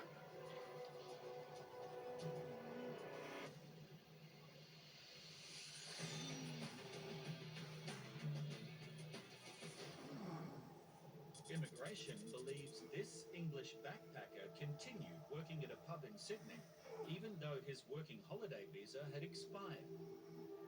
He claims he only helped out occasionally and was not paid.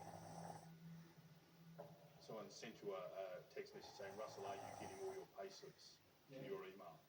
So that might suggest that you were being paid. And further text messages suggest he may have continued working illegally for several months. Work was good last night, the last time wearing a high vis. That had been just turning up and being on the premises. Officer Rung has serious doubts that the passenger is telling the truth and wants to verify his story. What was the name of the pub? I'm obliged to say.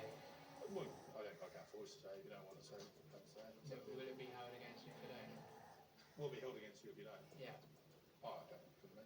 You've admitted to that you're. In that case, no, I'd rather. That's right. I'd rather not disclose. Well, by not disclosing the name of the pub, we can't really call them and verify that you weren't being paid. With the passenger unwilling to cooperate any further, Immigration takes the evidence into consideration and issues him with a notice of intention to cancel his visa. So, first of all, you want to respond to why you consider there may not be grounds to consider cancelling your visa? Mainly, it was more of a compassionate sort of thing. I've got a flight booked out in 48 hours. Whether there's any chance that I could either be tracked until I go or be detained for those 48 hours and get my intended flight home. The passenger is desperate to obtain his belongings and now faces an anxious wait as immigration decide if they will allow him to enter Australia. I was only here for another 2 days anyway. I was hoping there's some compassion that says he's got his confirmed ticket out. Can we just put him on that flight?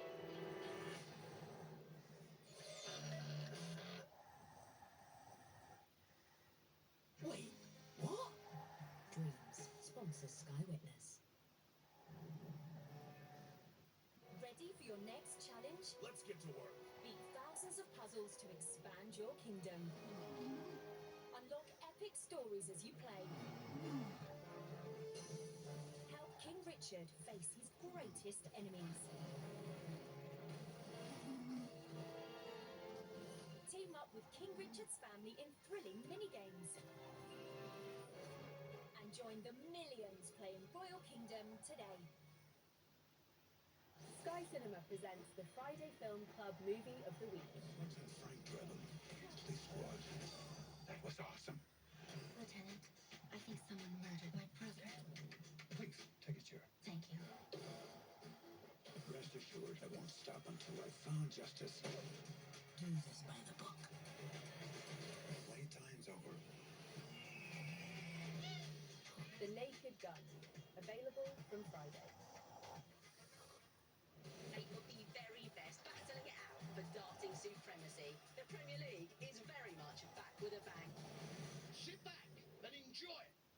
We need to find the evidence before the storm washes it away.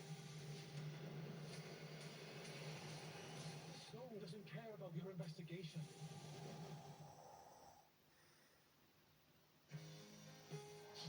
Dreams sponsors Sky Witness.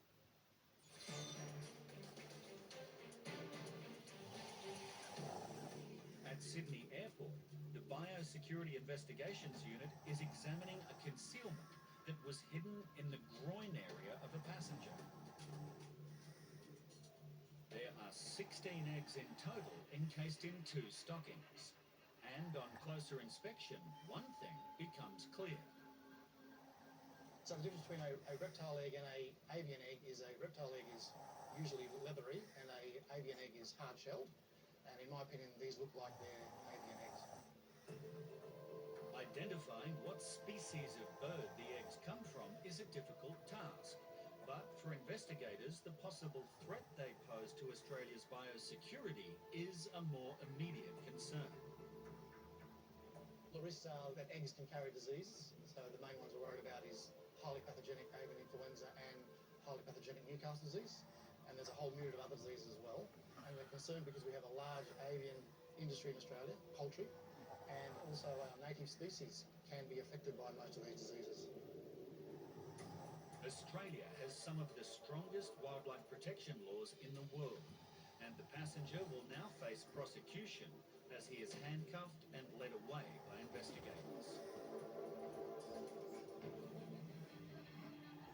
Amazingly, only one of the 16 eggs has been damaged during the journey, but unfortunately allowing them to hatch carries too many risks.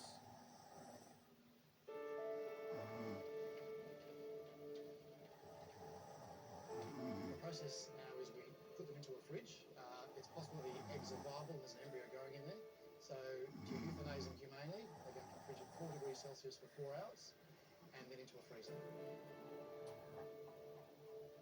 It's not an easy task for investigators. No one likes to see us euthanize animals, but to protect our species, we have to do that from time to time.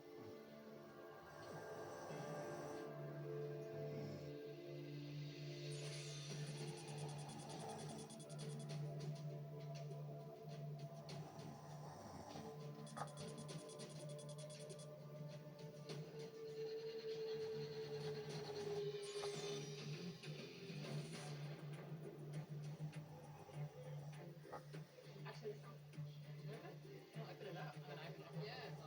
Customs and Border Protection officers are inspecting some jars of fish sauce, which have tested positive to amphetamines and appear to contain anomalies when x-rayed.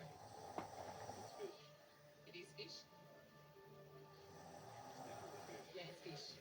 So the jars and the rest of his belongings get the all clear, but he is still displaying signs that he may be concealing drugs somewhere on his body.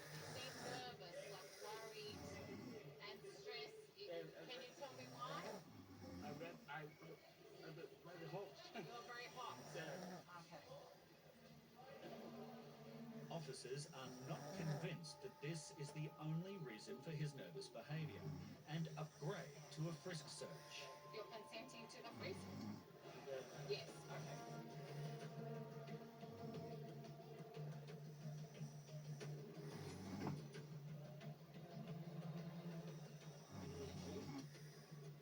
The frisk of this passenger proves negative, Nothing.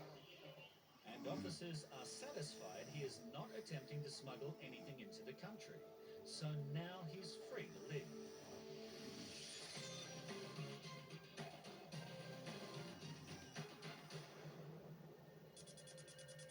At Sydney's mail centre, Customs and Border Protection officers have some concerns about a parcel sent from China.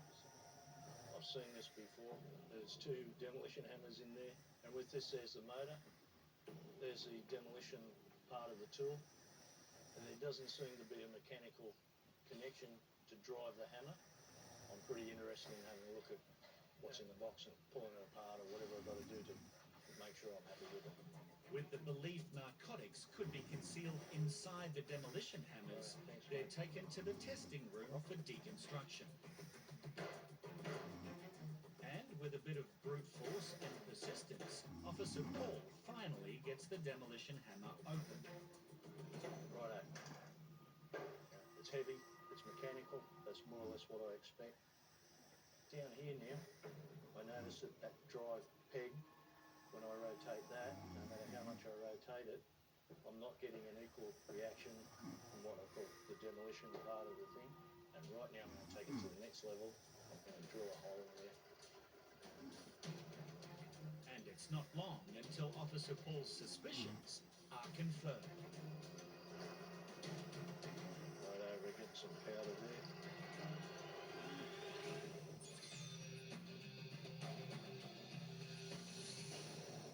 This English backpacker claims he is returning to Australia for just 48 hours to collect his belongings before heading home to the UK.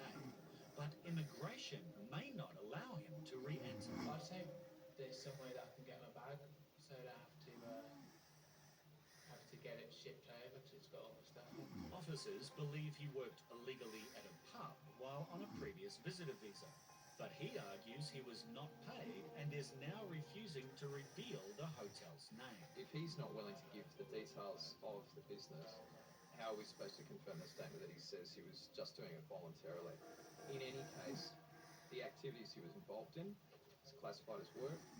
You normally get paid for it. You normally get paid for it. Then, in this case, you're in breach of visa conditions by his own admission. The decision has been made, and Officer Ron will now inform the passenger. Taking into consideration the evidence we have, your response, and made a decision to cancel the visa. Okay. Russell will be on the first flight back home to England without his bag. You know, you do your crime, you do your time. Even if there's an extra beer in the tap for you, it's not worth it.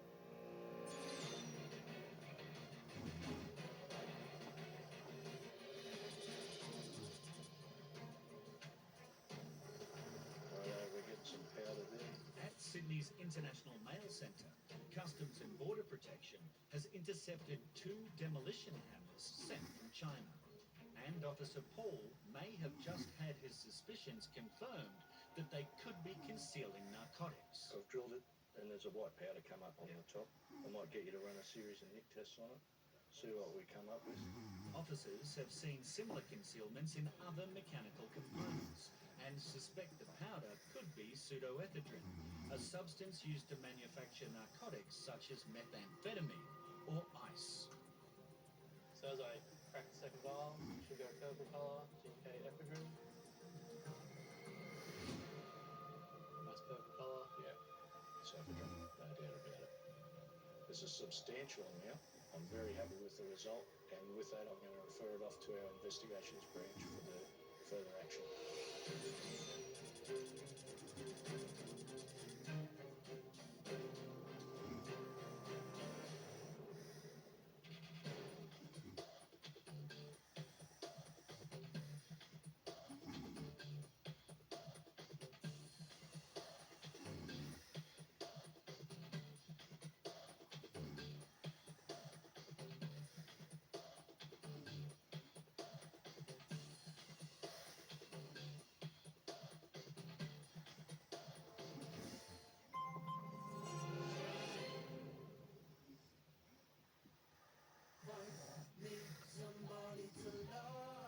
If I was her, I'd just walk away.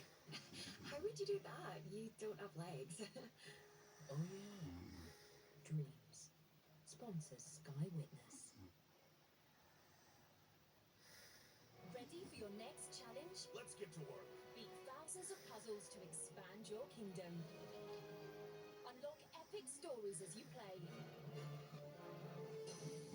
Help King Richard face his greatest enemies.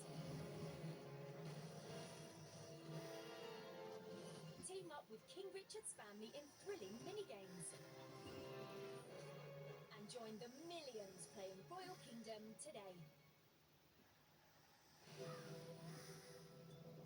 Evil is coming to New York. Are we really on that level of crazy? It's biblical, so yeah.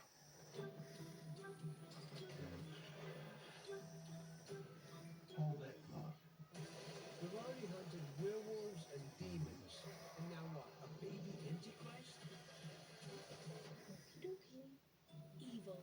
All episodes available now. Who will come out on top when the Toffees face Leeds in Monday Night Football? Lock into the Premier League. Live on Sky Sports. So, third uncle at home. How good a night I had.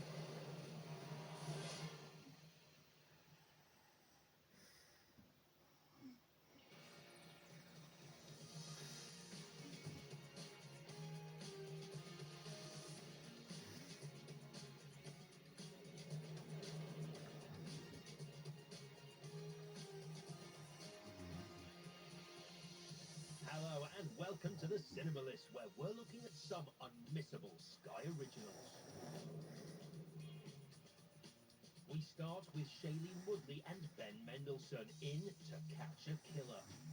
Set in Baltimore on New Year's Eve, the film follows a young, troubled police officer who is recruited by the FBI to help find a killer who is terrorizing the city.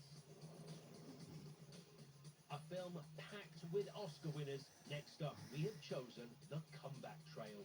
Robert De Niro and Zach Braff star as two down-on-their luck movie producers who owe a lot of money to gangster Morgan Freeman. So they set up an insurance scam involving aging film star Tommy Lee Jones to try and save themselves. Next up, we have gone for Gerard Butler in the thriller Last Seen Alive. When his wife goes missing while they stop for gas, her husband stops at nothing to get her back.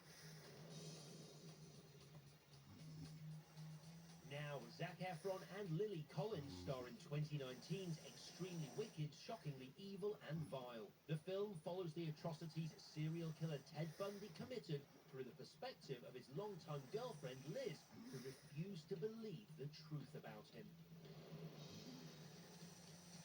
Next up, we have chosen False Positive. Co-written and starring Alana Glazer, the film follows a young couple trying to have a baby, but their fertility doctor, played by Pierce Brosnan, is not quite all he seems. Karen Gillan stars twice in our next film, Jewel. When a woman finds she has a terminal disease, she opts to have herself cloned. But when she miraculously recovers, the courts rule that she must fight her clone to the death. The great Scott Adkins kicked some bad guy bottom in 2021's One Shot. A team of Navy SEALs on a top-secret mission to transport a prisoner from an island jail come up against rebels trying to stop them. A darker tone now with the home invasion thriller Barbarians. 4 friends get together in a secluded country house for a birthday dinner, but as the night goes on, they find all is not as it seems. Next up, the always wonderful Alison Janney in breaking news in Yuba County. When everyone thinks her dead husband is just missing, a neglected woman takes advantage of her growing celebrity status, but it soon builds up into a huge, complicated web of overlapping lies. We end with the United States versus Billie Holiday. The film follows the legendary singer Holiday as she is targeted by an undercover sting by the Federal Department of Narcotics as they try and bring her down. Southern trees, they're strange fruit. And that is it for now. So, until next time, bye-bye.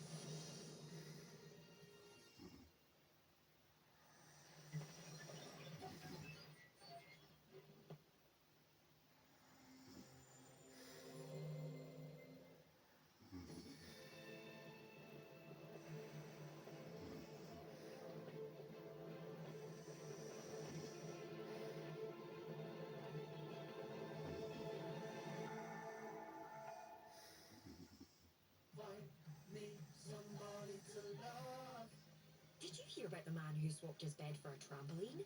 No. His wife had the roof. Dreams. Sponsors Sky Witness.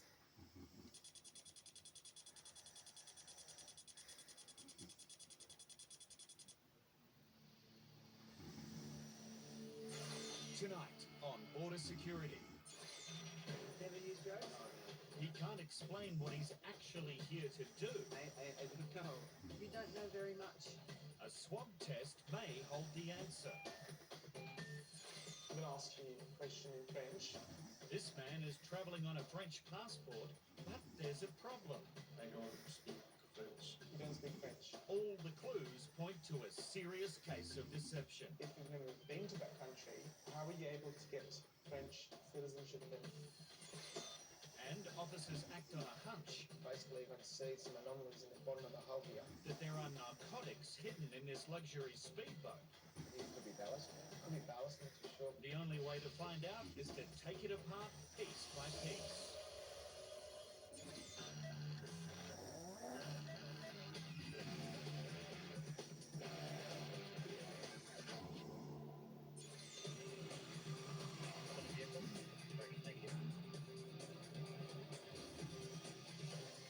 When arriving at any Australian airport, Customs and Border Protection officers routinely question passengers, searching for clues of any potential unlawful activity.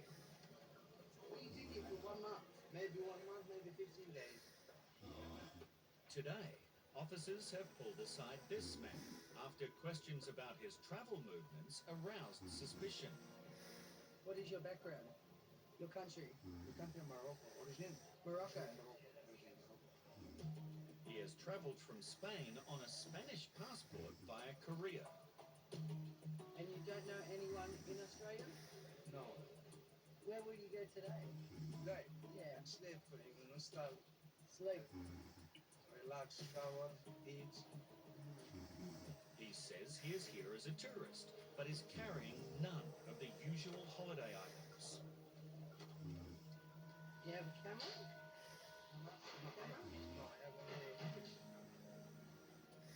So from Sydney, where will you travel? You stay in Sydney now, then go where? I don't know, you stay only for Sydney. Sydney only? Yeah, only Sydney. You won't travel to Queensland? I don't know. You don't know? You don't know very much about Australia? You know little? A little, yeah. Not very much. Come a long way. Have you ever been in trouble with the police? No, never. Sure? No, not sure. What about drugs? No, no. Never used drugs? No, no. Even though he denies any involvement with drugs, it's his lack of travel plans or itinerary that has Officer Melissa concerned. When did you make your booking for your ticket? For your airline? When? How long ago did you pay? Stay here. No, how long ago did you pay money to come to Australia? When did you decide? With the passenger struggling to communicate in English, Officer Nestor is called to question him in Spanish. Okay, no worries. Hola, señor, ¿cómo está? Bien. ¿Me entiendes? Sí. ¿Entiendes lo que te estoy diciendo? Sí. Excelente. Yo me llamo Néstor. ¿Cómo te llamas? José. José. The man is asked again if he has ever used drugs, and now his answer is different. ¿Tú no fumas marihuana? No, no, hace mucho tiempo, pero... Drogas ilícitas, heroína, No, no, no. ¿Nunca? ¿Solamente marihuana? No, no, eso never. ¿Nunca? No, Nada de eso, no, José? eso never. Now that he has admitted to smoking marijuana, officers carry out a swab test on the man's suitcase. And it seems they may have good reason for their concern.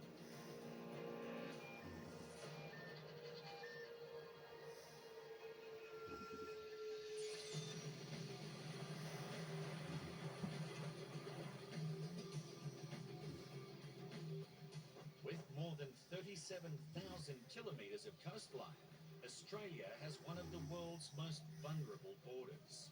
For this reason, Customs and Border Protection is constantly patrolling our many ports, searching for any illegal activity. I think we better drop this container and have a real good look at it.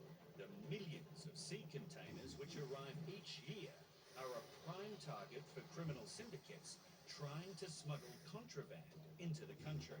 We've got three variations in density there, so possibly three commodities. Any suspicion that a container is being used for an unlawful purpose needs to be investigated.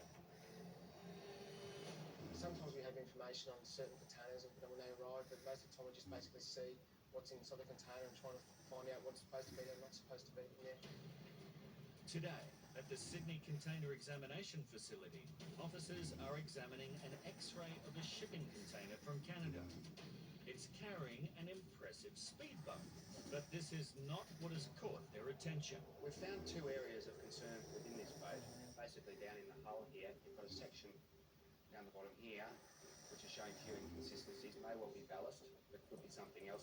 There's another area here, which probably is a little bit more alarming because it appears to be stacked on top of each other. It may just be a normal part of the boat. They're consistently sized too, aren't they? Yes, they are. Or it could be a very clever concealment.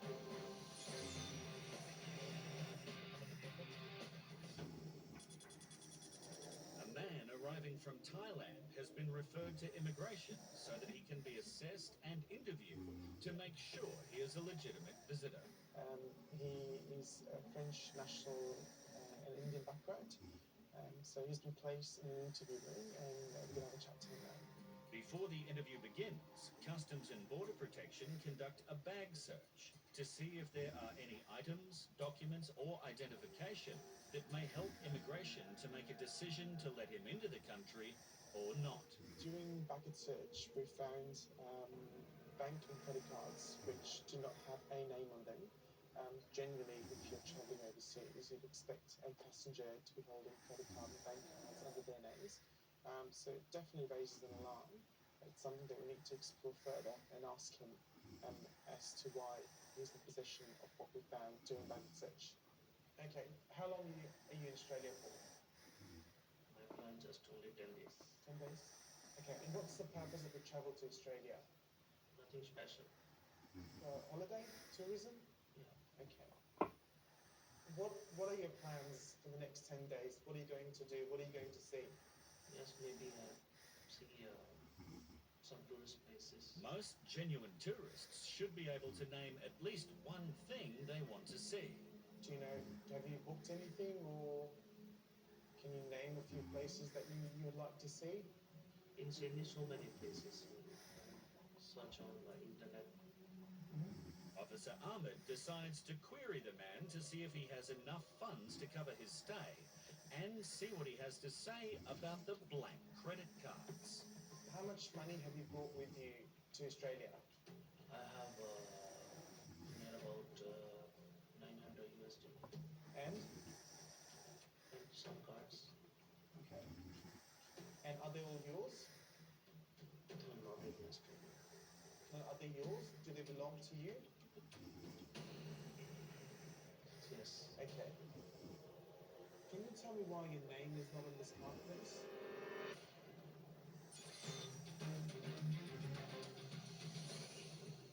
This Moroccan traveller claims he is here for a month's holiday, but Customs and Border Protection officers are not convinced.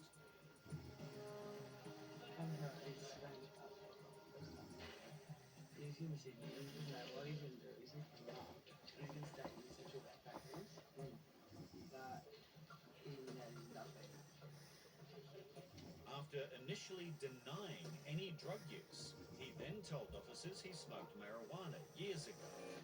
But a positive cocaine reading from his suitcase leads to another surprising admission.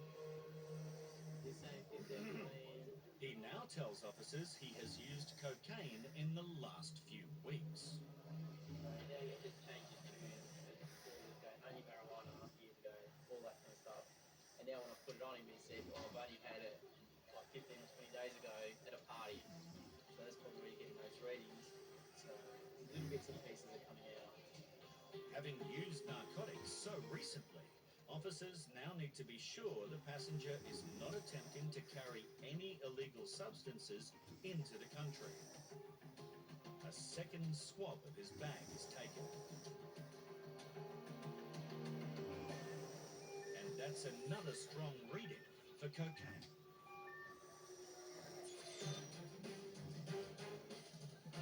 Immigration is interviewing a man arriving from Thailand on a French passport to assess if he is a legitimate traveller.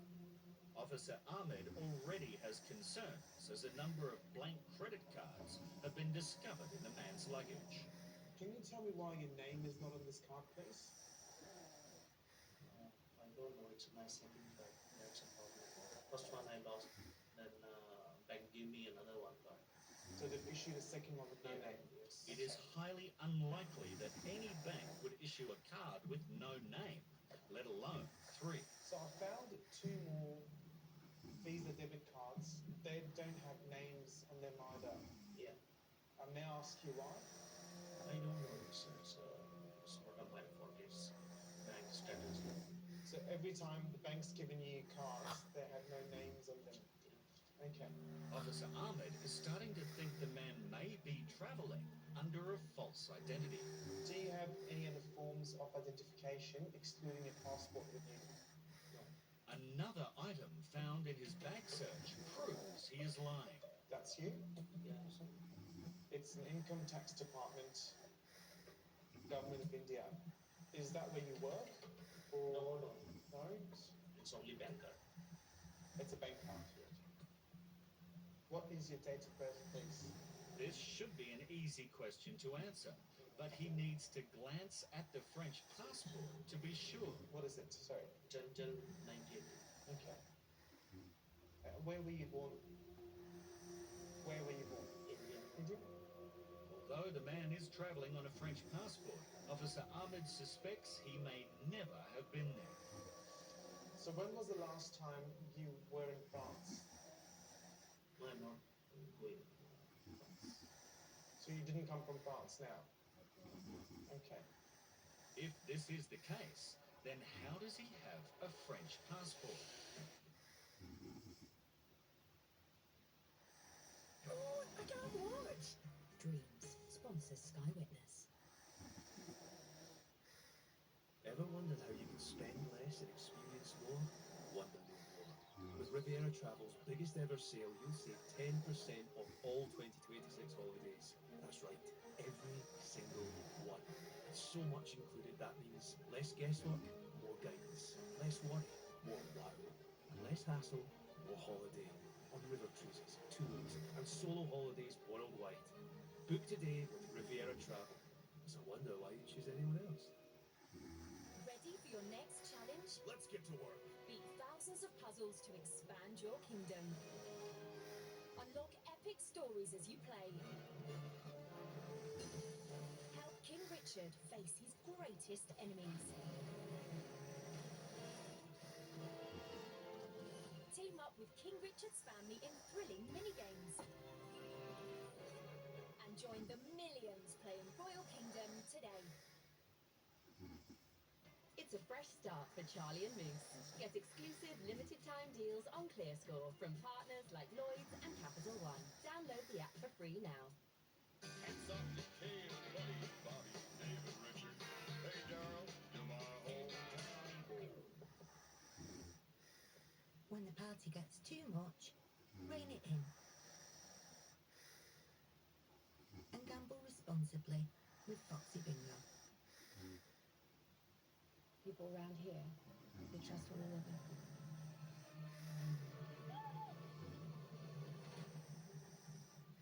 I hear Jackie Ellis found the body. Kevin died, and Nessa went missing. I need to find out what happened. This is police business. You're not a detective anymore. Whatever lies ahead, we must all stick together. We need to focus on finding the evidence before the storm makes landfall tomorrow night. Point a finger at anyone in this community. You'll be sorry. You're not the right person for this. This storm doesn't care about your investigation.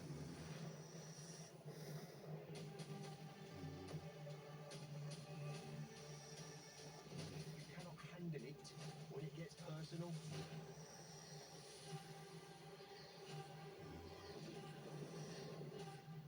People around here, they trust me. Use me.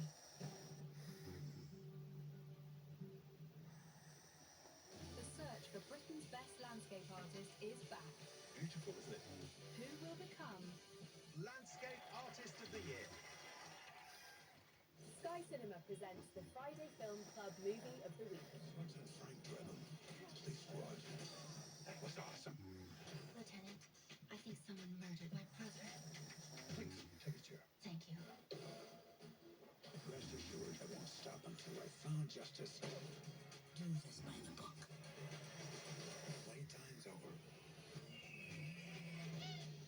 The Naked Gun. Available from Friday. Eight of the very best battling it out for darting supremacy. The Premier League is very much back with a bang. Sit back and enjoy it. Wait, what? Dreams sponsors Sky Witness.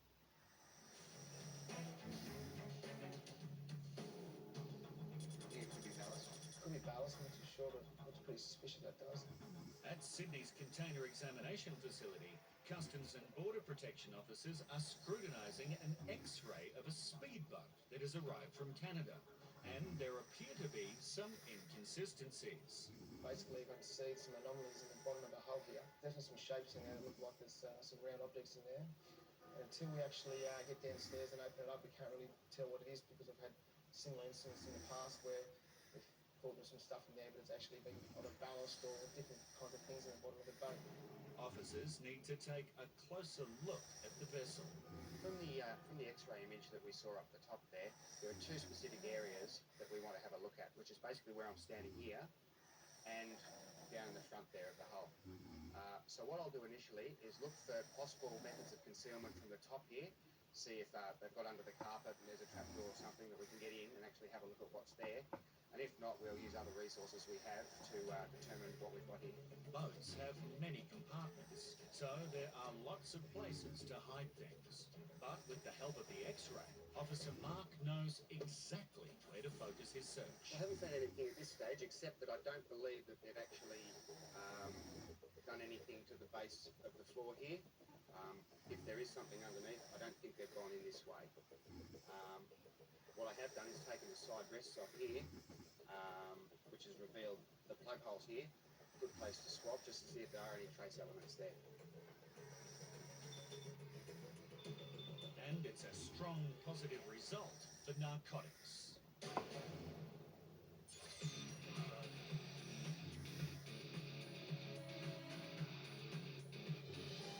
Customs Customs and Border Protection officers are concerned this passenger travelling from Spain may be concealing narcotics in his bag or on his body. So we just conducted the secondary swabs on his items, and we've got readings for cocaine and MDMA. As he has admitted to recently using cocaine, they will now step up the investigation. Now we're going to detain the passenger for the purposes of a frisk search. The frisk is conducted, and nothing is found. ¿Está bien? ¿Está bien? ¿No problema? No problema. Gracias. It appears the passenger is not concealing anything on his body. But to rule out the possibility that he may be carrying drugs internally, he's taken to a private interview for further assessment. And as a final precaution, his bag is x-rayed to check for any possible concealments.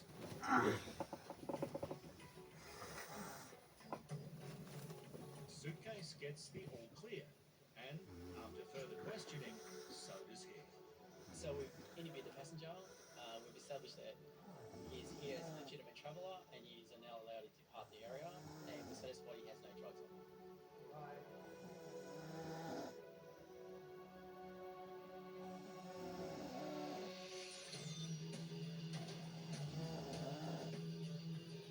It would take a pretty slick operation to conceal drugs in the hull of this luxury speedboat.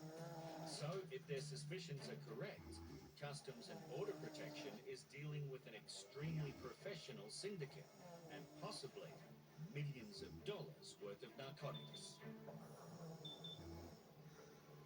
We've got a fairly good reading for methamphetamines there, which is a positive, and we can take the examination further.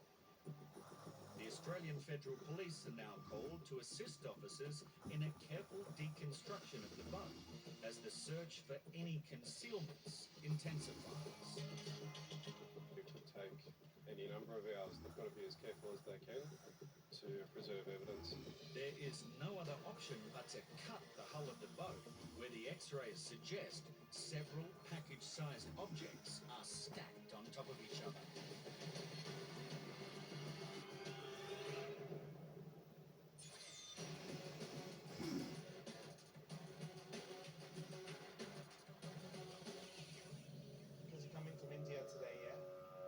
French passport belonging to this Indian-born man who has arrived off a flight from Thailand has been handed over to a document examiner to make sure it's authentic. I've just received this passport from downstairs. They have some concerns with the authenticity of the document.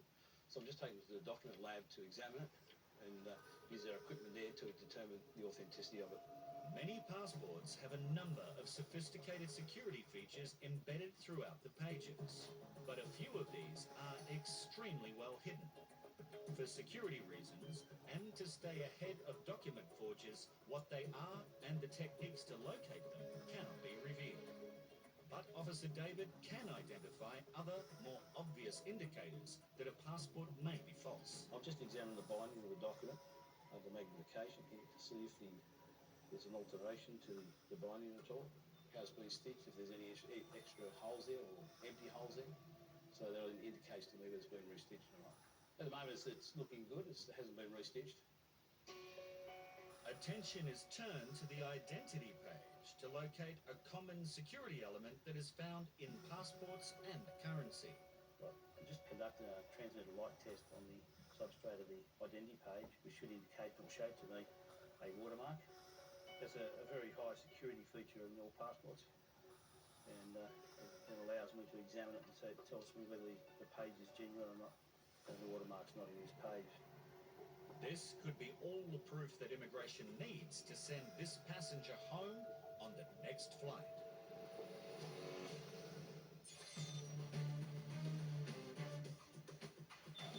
After hours of careful deconstruction, the Australian Federal Police have finally uncovered what appears to be a massive concealment of methamphetamines, strategically hidden in the framework of this speedboat. The AFP have been going for a couple of hours now. And already they've pulled out those 27 packages, mainly out of the front part of the boat. They've also got packages located in the rear of the vessel as well, and I'd imagine once they've removed all them, we'll have a significant amount of the narcotic. The value of the boat alone shows the scale of criminality that officers are dealing with. And that price tag keeps on going up as more bags of crystal meth or ice are still to come. Oh, this is a very good seizure. This is one of the more harmful drugs that's populating Australia at the moment. Its use is on the increase. It is one of Australia's biggest seizures, with 46 bags of pure methamphetamines being extracted from the boat.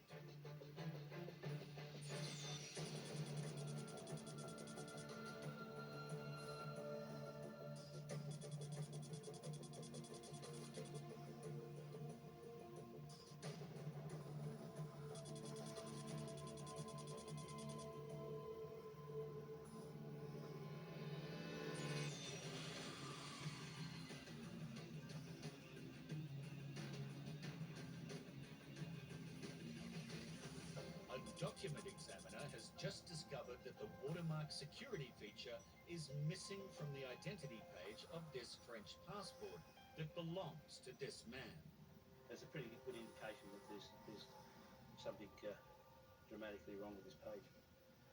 Back in the interview room, Officer Ahmed presses the man to see if he will make a confession. Mr. Singh, can you please tell me, when was the last time you went to France?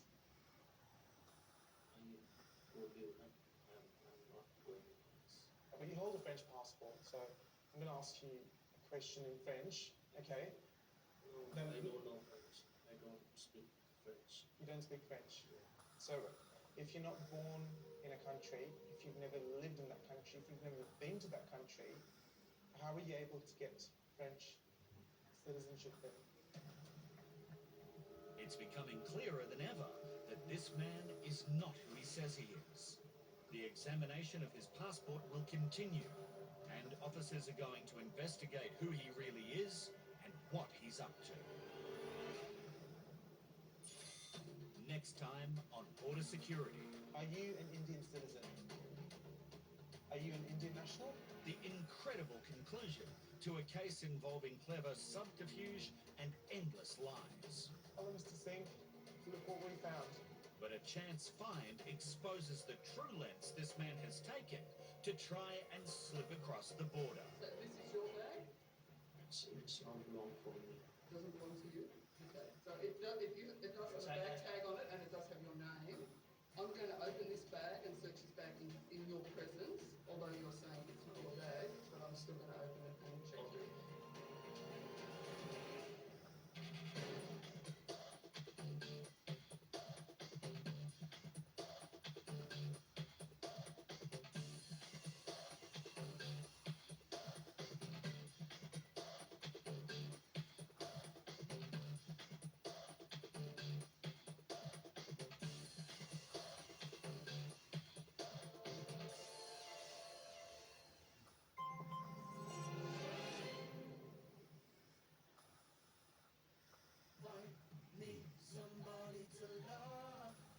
Have you seen that movie where the beds come to life?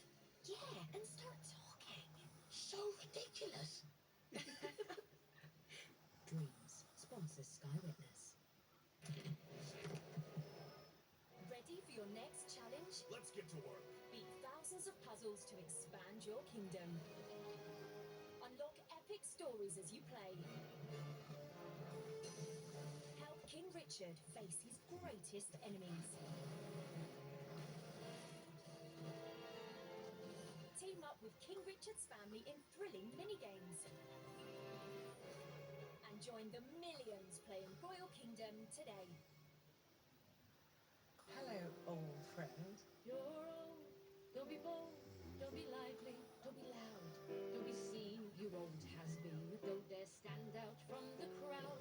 Do what's expected, do what's right. Stay at home, have early nights. And definitely don't miss out on 20% off the UK's favourite travel insurance in the Stay Sure sale. Go to staysure.co.uk today. Chop chop. Dream big. Stay sure. Get ready, because Sky Cinema is taking over Fridays. And don't tell me you have nothing to wear. It's going to be an unmissable weekly event. And the best part? When you're a Sky Cinema customer, you're already invited to the Friday Film Club. Each week, we handpick the perfect movie. So all you have to do is press play. That makes me so happy. Come here. Your Friday night starts here. Welcome to the club. Come and join us at the Friday Film Club. I hear Jackie Ellis found the body. Has she given a statement? Not yet, no. Kevin died and Jessica went missing. I need to find out what happened. This is police business. You are not a detective anymore. We need to focus on finding the evidence before the storm makes landfall. Point a finger at anyone in this community, you'll be sorry. You're not the right person for this. You need to face the idea of leaving this place. People around here trust me, use me.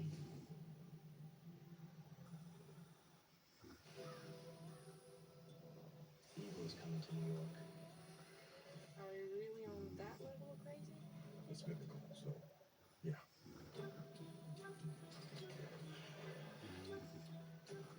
Hold that thought.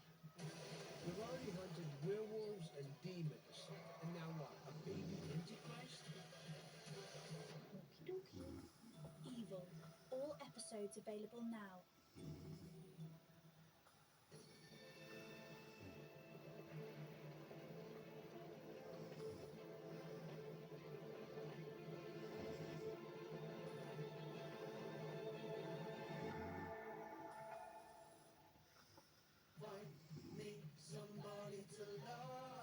If I was her, I'd just walk away. How would you do that? You don't have legs. Oh, yeah. Dreams. Sponsors Sky Witness.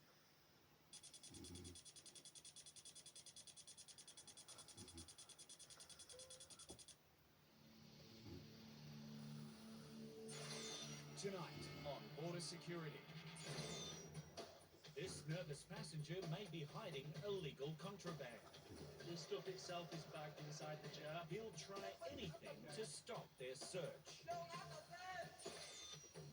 A shipment of tennis rackets This warrants forceful deconstruction. could serve up a big hit for officers. It looks like it's actually been tampered with.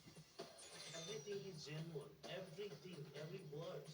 An amazing discovery proves this man is lying, Look what we found. It looks like you haven't been honest to me. and that brings a dramatic end to his deception.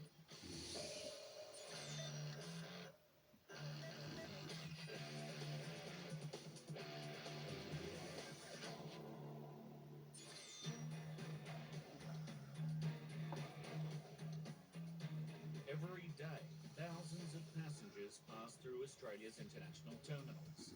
And to identify anyone who may pose a threat, officers from the various agencies will observe their behaviour, particularly if it is out of the ordinary.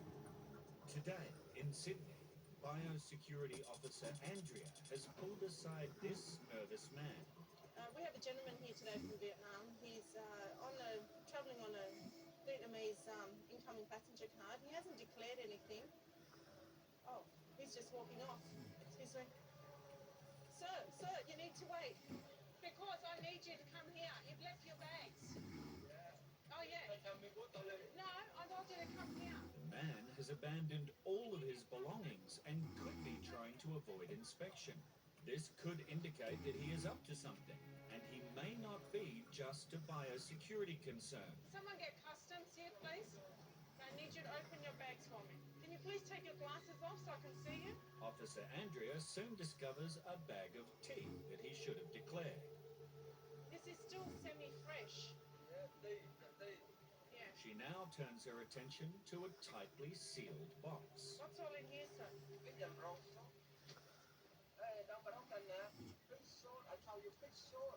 I need to do my job, sir, okay? How come you didn't declare it on your card? It said chicken and fish. No, not fish. It does.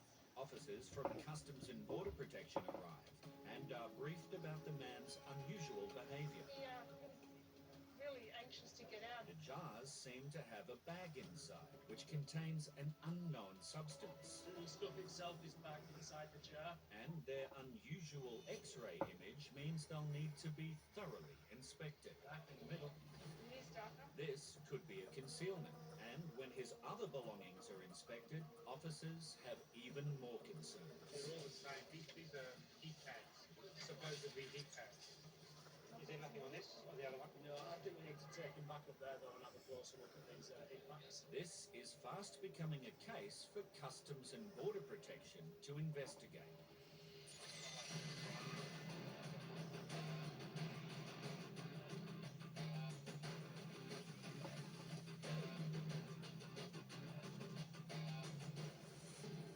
In Sydney, immigration has taken aside a man for an interview who arrived off a flight from Bangkok.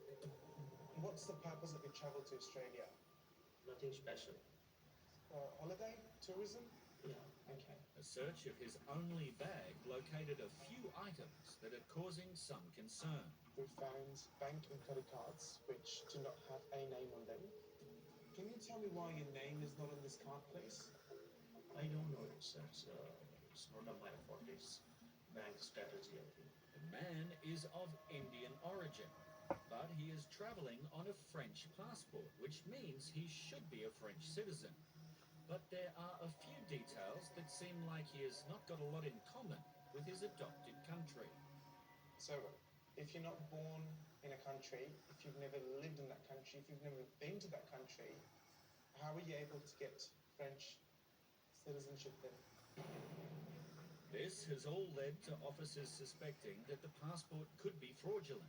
So it has been handed over to a document expert to forensically examine it, to see if there are any telltale signs that it has been tampered with. Straight away, Officer David notices that the security watermark is missing from the main identity page. That's a pretty good indication that there's something dramatically wrong with this page. And then, positive confirmation that this is not a legitimate passport. I can determine that the passport contains a counterfeit identity page. It should be one piece, they're actually two pieces. So looking down the binding, I can actually see where the joint is, and being replaced with a counterfeit page. It seems that now is a good time for this mystery traveller to come clean about who he really is.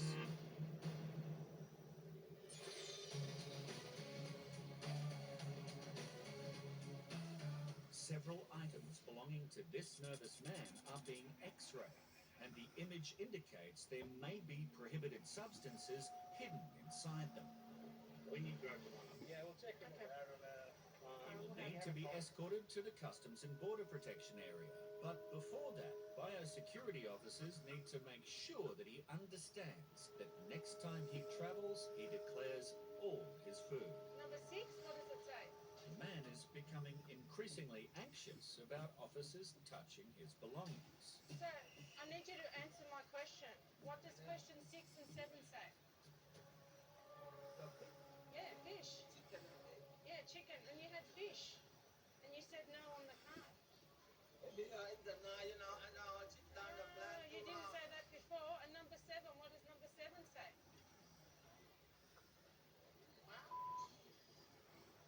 Do some more. No, this one not number 7. Plant. It says plant here. That's the thing. It's plant material. That's the thing. Not it's the made. right.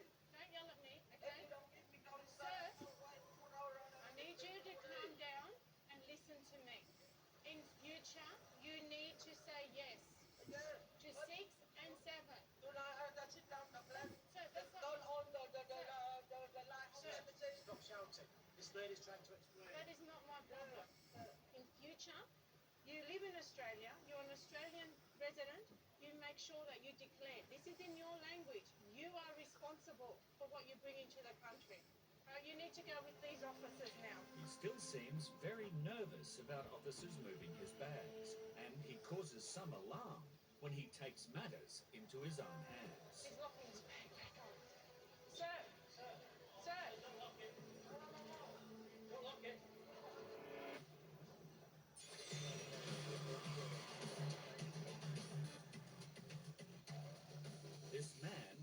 arrived from Thailand is finally admitting what immigration already know, that his French passport is fraudulent. He's giving me an agent in Thailand.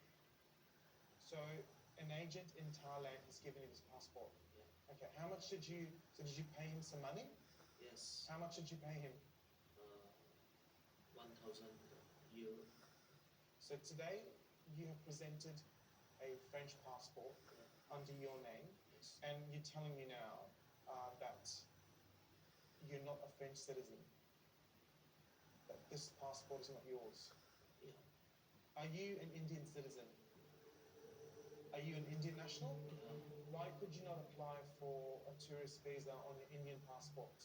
I don't know how to apply the visa for Australia. So instead you decided to pay someone to get a fake passport. I don't know. You say me it's your fake passport. Okay. Then how I judge it's fake and it's genuine? Surprisingly, the man seems to think that the French passport is now legitimately his. But he say me it's your passport. If you're not born in France, or if you've never applied for French citizenship, and someone gives you a French passport, do you think it's going to be a genuine document? Most of the time, people who try to enter using a fraudulent passport will hide their real one. But his was not found during the earliest search of his only bag. Where is your Indian passport? My agent say me, you give me your passport. So he's kept your Indian passport and has given this passport to you. Okay. Locating his passport could uncover who he really is and what he might be up to. But as it happens, Customs and Border Protection has discovered a second bag that the man had abandoned at the baggage carousel. Hello, Mr. Singh. Look what we found. It looks like you haven't been honest to me.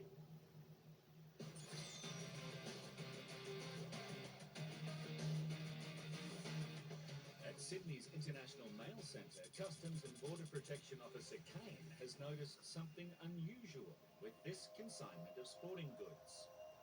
The package come from a high-risk country. You can see this tennis racket is lighter. It doesn't have that inside filling, which these ones do. There's more organic material than what I'd expect to see, and we know that with this country there is a chance of drugs. So it just definitely warrants a closer look. Because the package may contain narcotics, it will now be open for further investigation. It feels heavy enough to have something in the handle, but that's why we'll have a closer look at it with the x-ray. An individual racket is x-rayed, and inconsistencies in the handle raise even more concerns. Whatever is in there flows up into this V piece here at varying lengths through the piece. It appears granular as well, so this warrants forceful deconstruction, that the end cap will have to be removed or it'll have to be drilled through to confirm what's in that.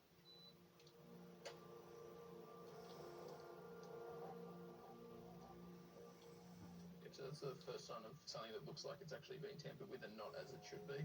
You expect items like this to be consistent throughout there, so it's within the glue, but there's a granular substance there. We'll have to go and find out what that is.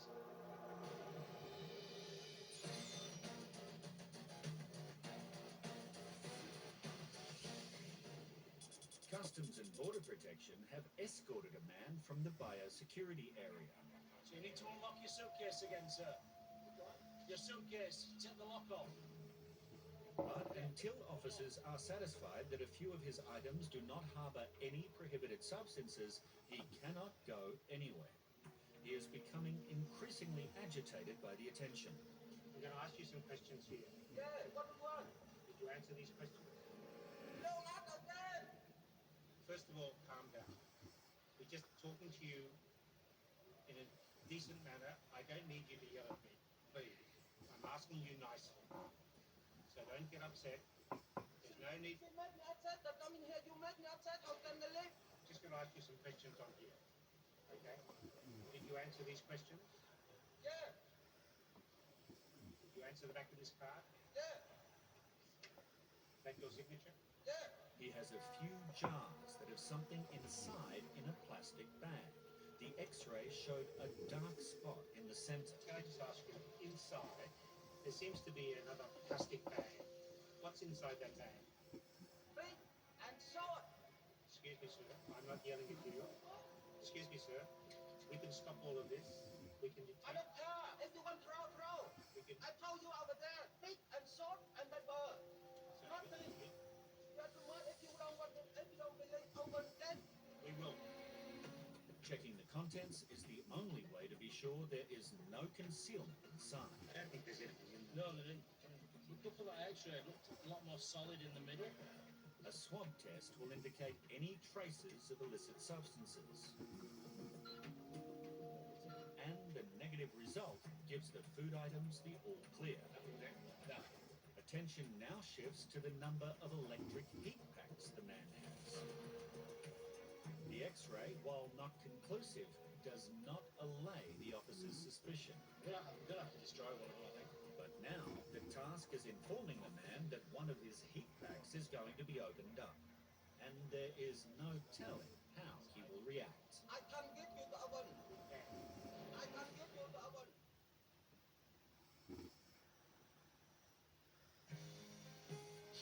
Dreams sponsors Sky Witness.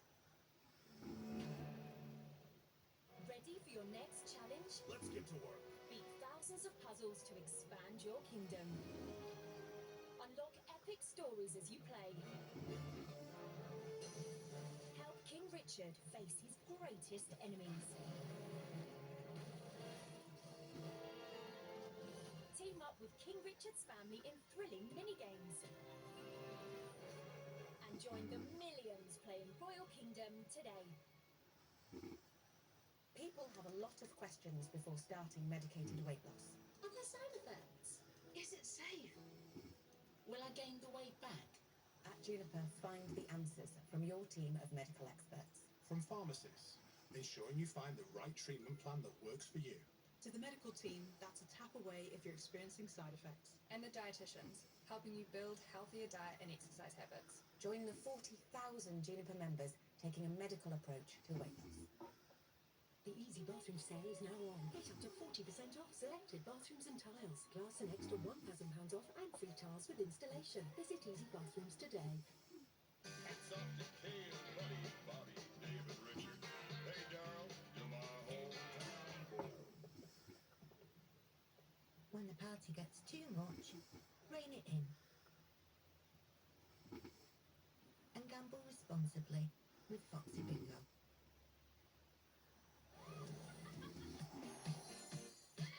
Whatever sparks your joy, we've got the movies to match. Now we're getting somewhere. Let's get rocking.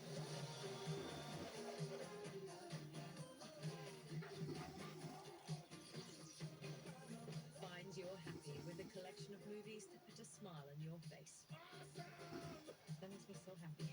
The Sky Cinema Feel Good Collection, available now. People around here, they trust one another.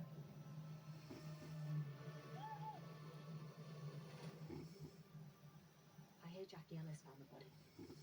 Kevin died, and Nessa went missing. I need to find out what happened. This is police business. You are not a detective anymore. Whatever lies ahead, we must all stick together. We need to focus on finding the evidence before the storm makes landfall tomorrow night. Point a finger at anyone in this community. You'll be sorry. You're not the right person for this. This storm doesn't care about your investigation.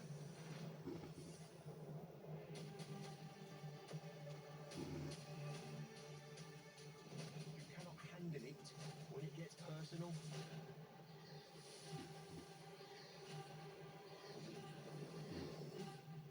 People around here, they trust me.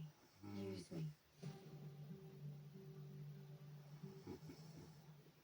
Who will come out on top when the Toffees face Leeds in Monday Night Football? Lock into the Premier League. Live on Sky Sports. So, Sir Duncan at all. How good a night I had.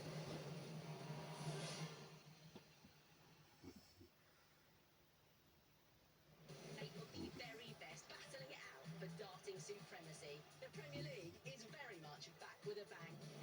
Sit back and enjoy it. Oh, I can't watch. Dreams sponsors Sky Witness.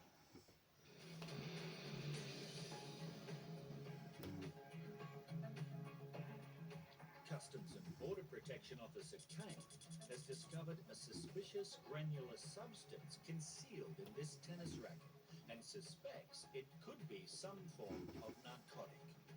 Just run the substance through the NIC test system. It's just various chemicals looking at colour changes. The granular substance resembles the precursor drug pseudoephedrine, which is used to make illegal narcotics such as methamphetamine or ice. What we're looking for is a purple colour change once the second vial has been broken. So it tells you that substance has given a positive indication for pseudoephedrine. The appearance of the granules is one that we've become familiar with. It's a brand of pseudoephedrine which comes in this granular form. Officer Kane estimates there to be around 4 kilos of pseudoephedrine concealed in the rackets. So I'll pack all of this away and send the whole consignment now to the investigations unit, and they'll take over inquiries from there.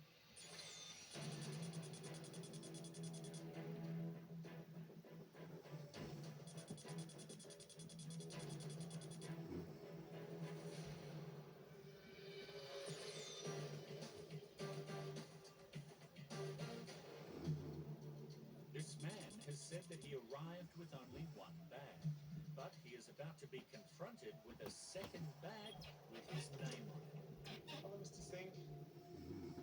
Look what we found. It was found abandoned at the terminal baggage carousel.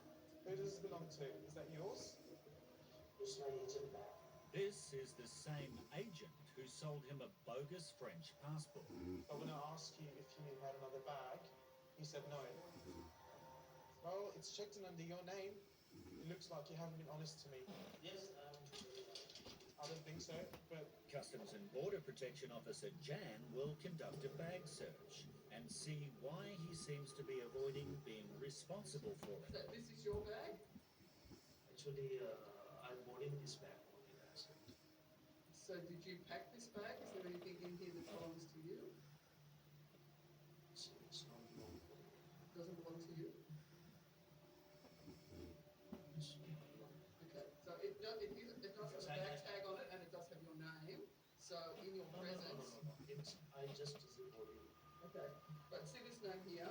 Yes. This matches this name here, same flight. So I'm going to open this bag and search this bag in your presence, although you're saying it's not your bag, but I'm still going to open it and try to see what the bag contains. So this clothing here, does this belong to you? No. No? So are these your jeans? No. No? Finally, something is found that he can't deny. There's some medication. Do you know what this is? This is medicine for me. So the medicines are yours. Yes, Did you put the medicines in this bag? Yes. So you did. Okay. So although you said before you didn't pack this bag, No. you did put the medicines in here. I don't know. You just said you did. No. I just I just asked, did you put the medicines in the bag? And you just said, yes, I did. Is that?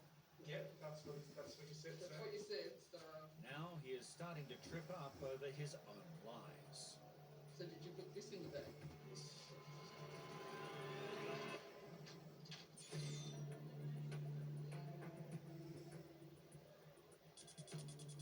An irritated passenger who has arrived from Vietnam with a number of electric heat packs needs to be informed that one of them is going to be destroyed to make sure there is nothing prohibited hidden inside. So we're going to open one, okay? Open one? Yes, we're going to open one. What for? To test inside. Get inside? Test inside. But you have to fit again. You don't. If you want to open, you have to fit again. Same like this. No, if I don't get to your oven, because this one not mine. You can open, but you have to fit again. We don't know. I can't let you open. Okay. You have to say inside the form part. If you want to open, you have to guarantee. You have to fit again, same like this, you know. We cannot do that. I can't get you to open. We can. I can't get you to open.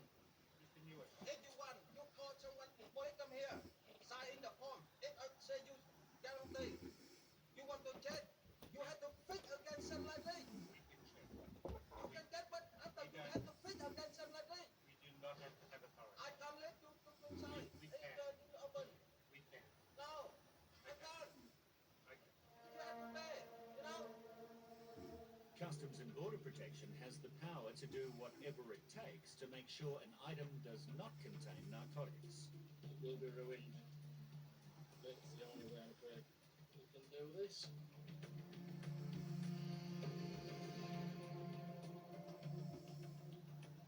A final swab test is needed.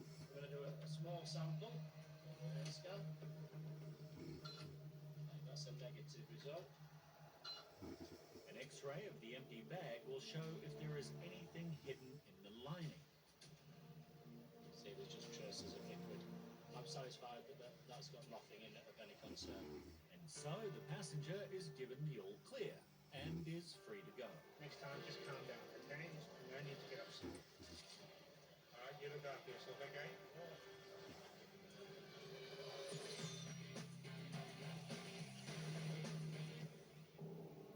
Search of a bag that this Indian man claims is not his, even though the label has his name on it, has netted a very curious item. Okay, so we've just discovered this wallet case in the passenger's bag, and it appears that something may be concealed in there, so I might have to get scissors and try and chop it off and see what I can get. There is a good chance this might be concealing his real passport that he claims he left with the person in Bangkok who sold him the fraudulent French passport that he has arrived in Australia on. Oh wow, there you go. We found a passport. It's going to be pretty difficult to argue his way out of this one.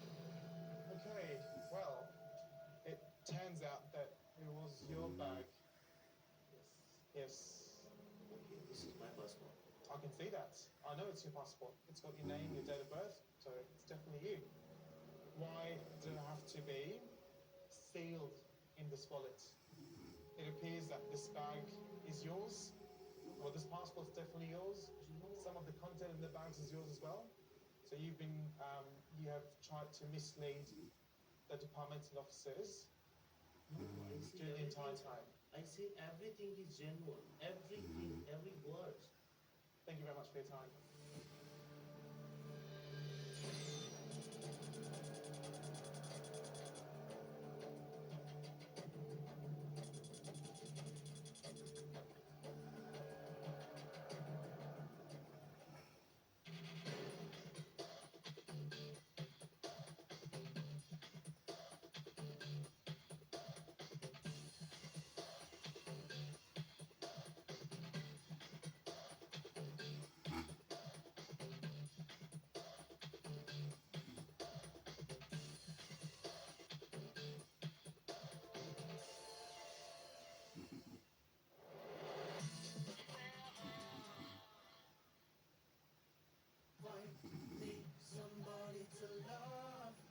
Did you hear about the man who swapped his bed for a trampoline? No. His wife had the roof. Dreams. Sponsors Sky Witness. Ready for your next challenge? Let's get to work. Beat thousands of puzzles to expand your kingdom. Unlock epic stories as you play. Help King Richard face his greatest enemies. Team up with King Richard's family in thrilling minigames. And join the millions playing Royal Kingdom today.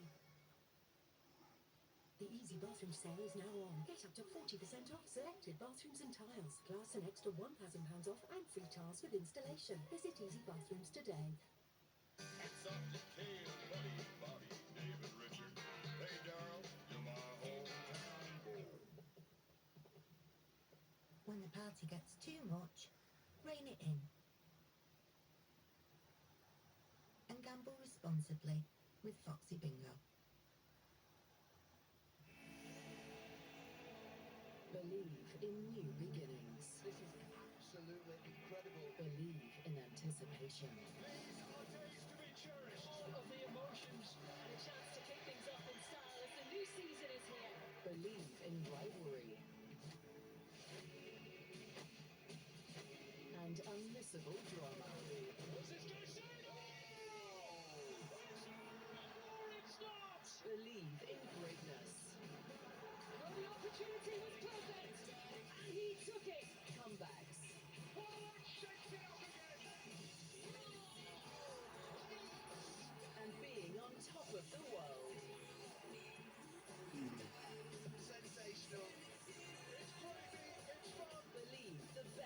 yet to come. What are we all going to talk about next year? With Sky Sports in 2026. Sky, believe in better. Sky Cinema presents the Friday Film Club Movie of the Week. What's that freight driven? Police squad. That was awesome. Lieutenant, I think someone murdered my brother. Please, take a chair. Thank you. Rest assured, I won't stop until I've found justice. Do this by the book. Playtime's over. The Naked Gun. Available from Friday. We need to find the evidence before the storm washes it away. The show doesn't care about your investigation. Who will come out on top when the Toffees face Leeds in Monday Night Football? Lock into the Premier League. Live on Sky Sports.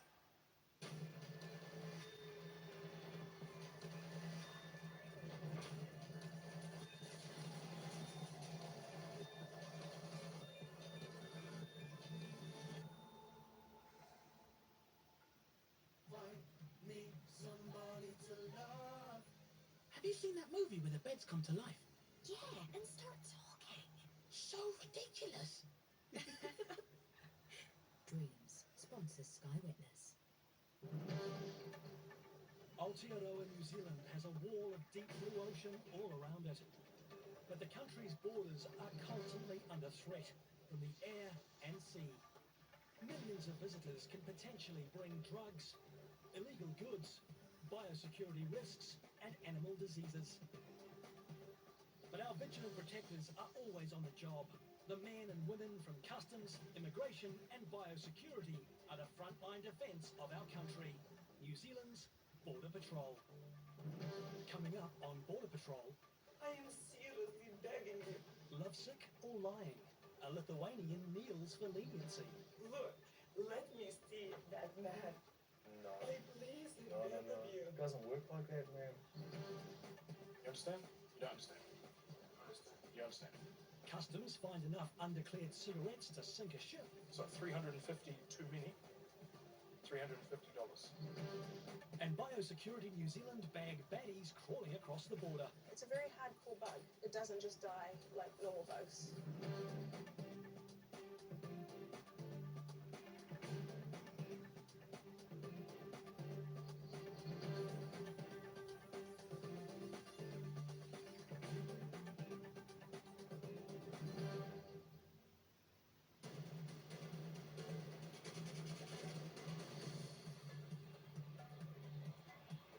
Auckland International Airport processes 21 million passengers every year and climbing. Customs and Immigration have just been alerted to a visiting Lithuanian woman with quite a history. Officer James is keen to take on the case. It looks like she had some trouble in the US en route to New Zealand. She's come out of UK. So I'm going to have a talk with her and see what interaction she had with the US authorities en route to New Zealand. I need to ask you your reasons for coming to New Zealand as well as what happened over in the USA. The woman tries to front foot her situation by producing correspondence with New Zealand authorities to avoid delay. You said that you needed to have a visa for New Zealand. And you have a very important family event here in New Zealand? Yes, indeed. Actually, I'm visiting my boyfriend who lives in New Zealand. Oh, great. But I just want to make sure that I can clear you from an immigration perspective. Lithuanian nationals can travel to New Zealand as visitors without a visa. But James wants to know she's not here to disappear. Can I ask how long you were living in the USA? For like 17, 18 years. 17 years, 18 years. And what visa did you hold? What visa did you hold? I was the visa. I issued the visa was 20 years ago. I don't exactly remember a truly specific visa that was issued. James knows she's lying. His American counterparts have already told him she's never had a US visa. What about USA? What about USA? What happened in the USA? At Auckland's air cargo facility, Customs Officer Hayden believes this parcel is worth checking out. So we've identified a consignment here that we believe is suspicious. It's come from West Africa, the country of Mali. It's been declared as motor parts worth 300,000 New Zealand dollars, which is quite high considering the state of the consignment. There doesn't seem to be any padding or protection for it. It's hard to imagine what car parts could be worth $300,000, let alone why the exporters were so keen to get them here quickly. They agreed to pay 60 grand in customs charges for the privilege. The items that are inside are very poorly packaged. You'd expect there to be some packaging material or some sort of order to the way that they're packaged, but it just doesn't. It looks like they've just been thrown in there together. And for something worth so much, yeah, the alarm bells are definitely ringing here. There's some organic material in here of some kind. That doesn't fit the description of motor vehicle parts. We just wouldn't expect to find organic material in there. The Republic of Mali seems to feature highly optimistic car part dealers. The parts are worth a fraction of even the shipping cost. This is the sort of product you can pick up at your local parts store in New Zealand for a small amount of money. It's just not consistent with the valuation. I'm not a mechanic, but I would expect this area here to be free moving. It looks like a bearing of some kind, but it's rock solid. So again, alarm bells are definitely ringing here. Hayden's no mechanic, but he knows how to swing a hammer. That's broken the metal straight off, so again, not something you'd expect from a part so expensive. While Hayden had his bearings right, the manufacturers didn't. Hello, what do we have here?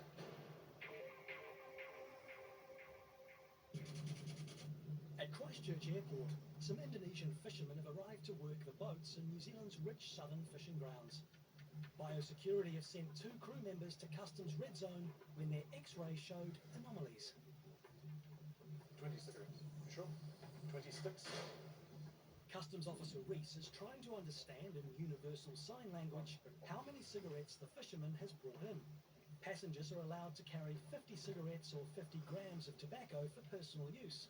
With changes to the Customs Act from April 2019, tobacco exceeding this could result in an instant fine of $400.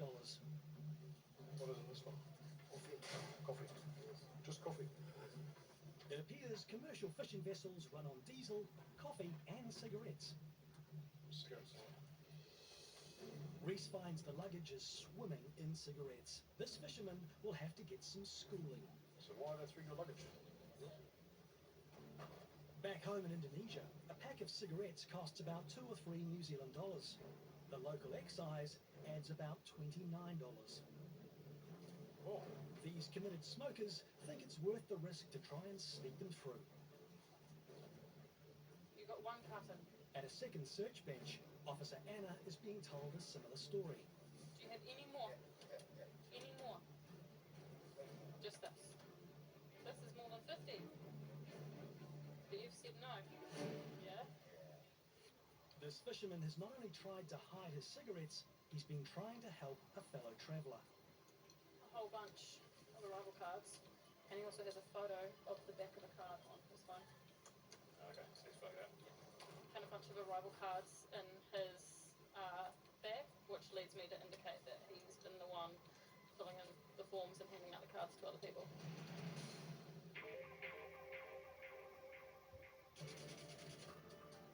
Up north at Auckland Airport, Immigration Officer James is speaking to a Lithuanian woman who's allegedly here to see her boyfriend. Well, I'm here. I just wanted to stay here and to spend some time with my boyfriend. But US authorities have just told James she's overstayed in the land of the usually free for 17 years. If there is a concern that for you that I may be, trying to stay here, I would allow you to hold on to my passport. Having lied to New Zealand immigration, and despite the generous offer, immigration can't hold anyone's passport. James calls her alibi, the Kiwi boyfriend. The woman says she and the boyfriend are in love, but that's news to him. Just a friend? Can I ask how long you've known each other for? Listen to you, okay. He seems to be a bit vague in regards to the nature of their relationship. Very vague, so we're going to go and explore those topics with passenger now. Can I ask who paid for your tickets to come to New Zealand? He He paid for the ticket and he paid for everything else. Pay for your hotel as well? Absolutely. He paid for a ticket, airline ticket, and the limo. And a limo. Yes. And a limo. Yes, that's it. That's the way a Yes. real man treats the lady. Yes, thank you. Yeah. Tell me about your relationship. How long have you known him for in total? It was something a little bit over a month now. Just over a month. It's over a month now, yeah. That's officially lie number 2. The boyfriend James just spoke to claims a far longer friendship. I believe that she didn't think I'd call her bluff and call the New Zealand contact. Their relationship probably isn't as sound as she thinks it is.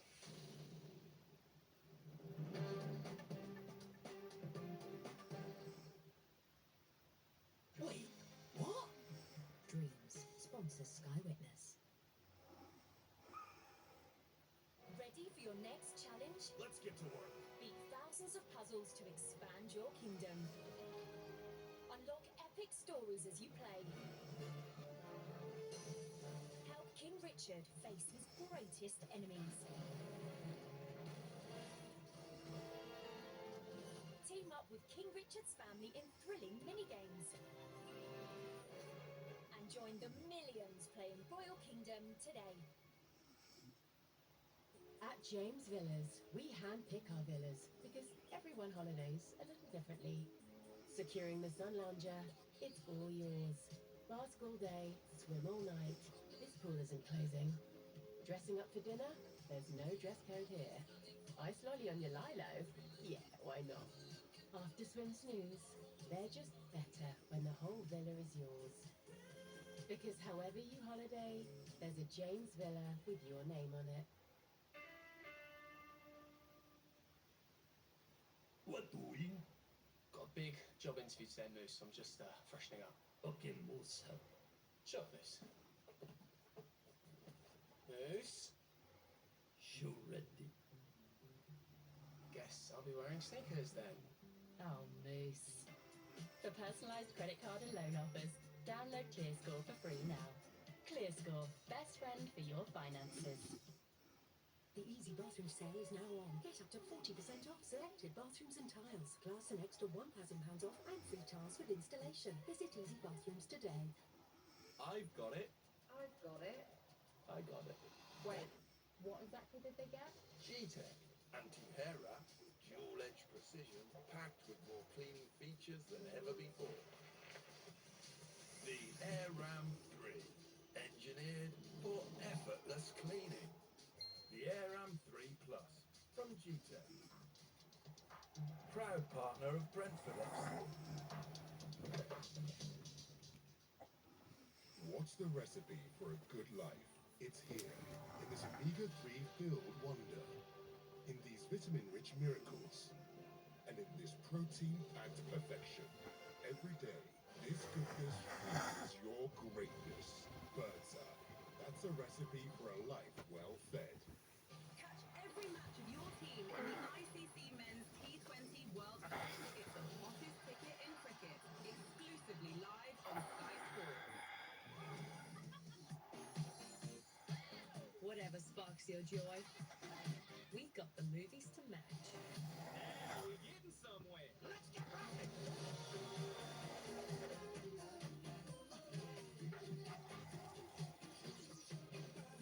Find your happy with a collection of movies that put a smile on your face. That makes me so happy. The Sky Cinema Feel Good Collection, available now. Evil's coming to New York. I'm already hunting werewolves and demons.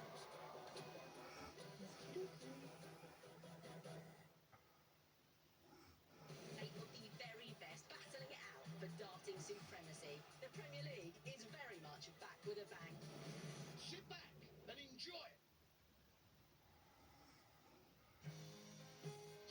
Dreams sponsors Sky Witness.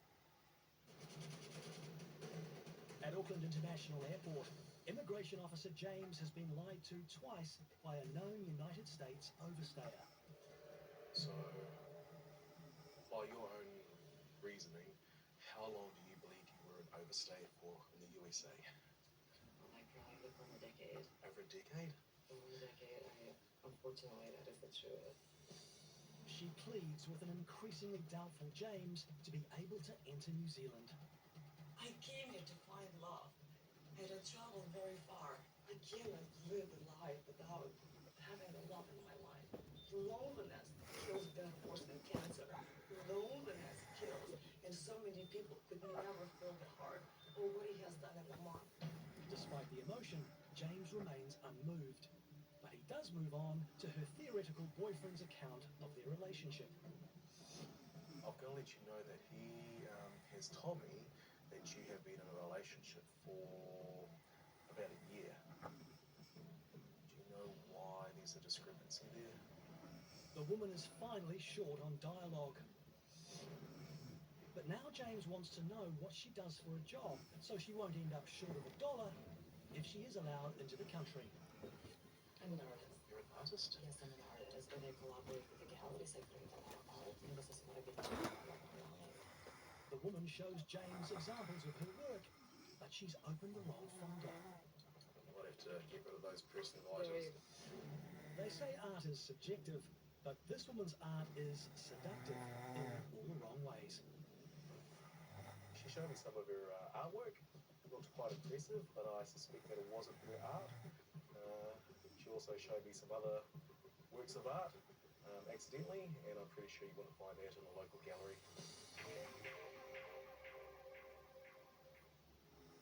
At Auckland's Air Cargo Inspections Facility, Customs Officer Hayden is literally cracking a case of suspected concealment. And here we go. So straight away, upon removing the top of the case, we've got a plastic bag containing a white crystalline powder. Hayden is keen to identify the white powder sent from West Africa. We've seen much better concealments. It's poor quality bags, poor quality the way they popped it in here, which shows us that it's a smaller scale importation, that there is actually several bags inside, packed extremely tightly. Customs drug detecting tool First Defender is applied and soon gives a result.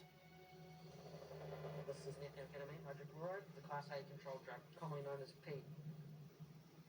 Now Hayden's job is to separate the bags from the fake car parts. We've just finished removing the last of the cylinders. We're going to remove the powder from the bags and see exactly how much we're dealing with here. A great find for customs, but an expensive failure for the exporter. That's 906 grams of methamphetamine, which is on the New Zealand market worth approximately $300,000. So, funnily enough, the declaration of $300,000 for car parts was correct. Just was meth instead. The seizure was referred to customs investigations before being destroyed.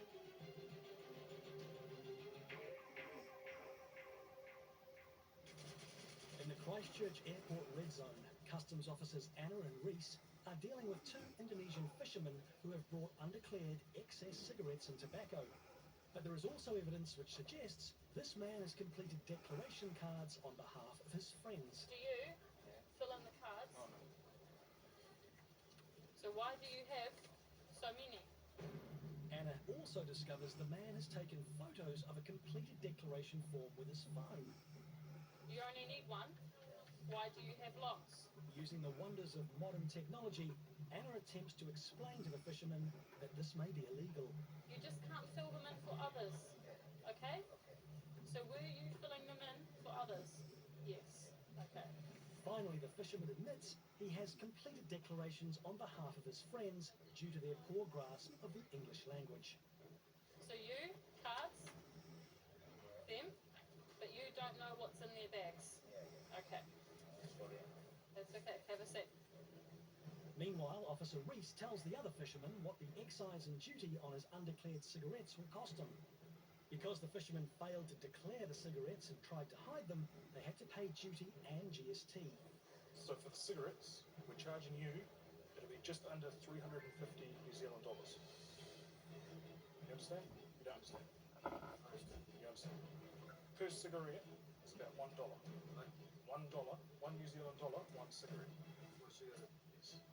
So 350 too many, $350.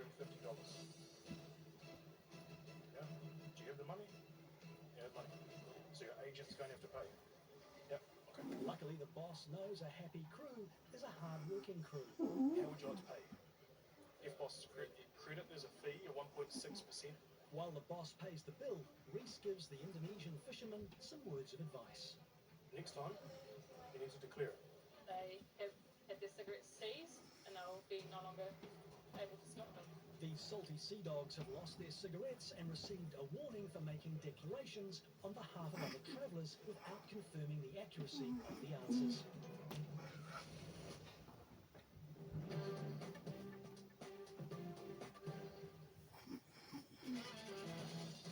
At Auckland Airport, biosecurity are on a constant lookout for any hitchhikers who could potentially damage New Zealand's billion-dollar horticultural industry.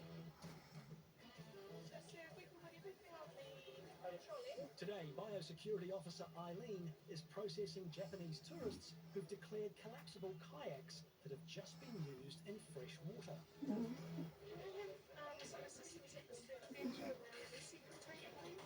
And it doesn't take long before she traps a bug. Number one risk to New Zealand at the moment, and in my hand.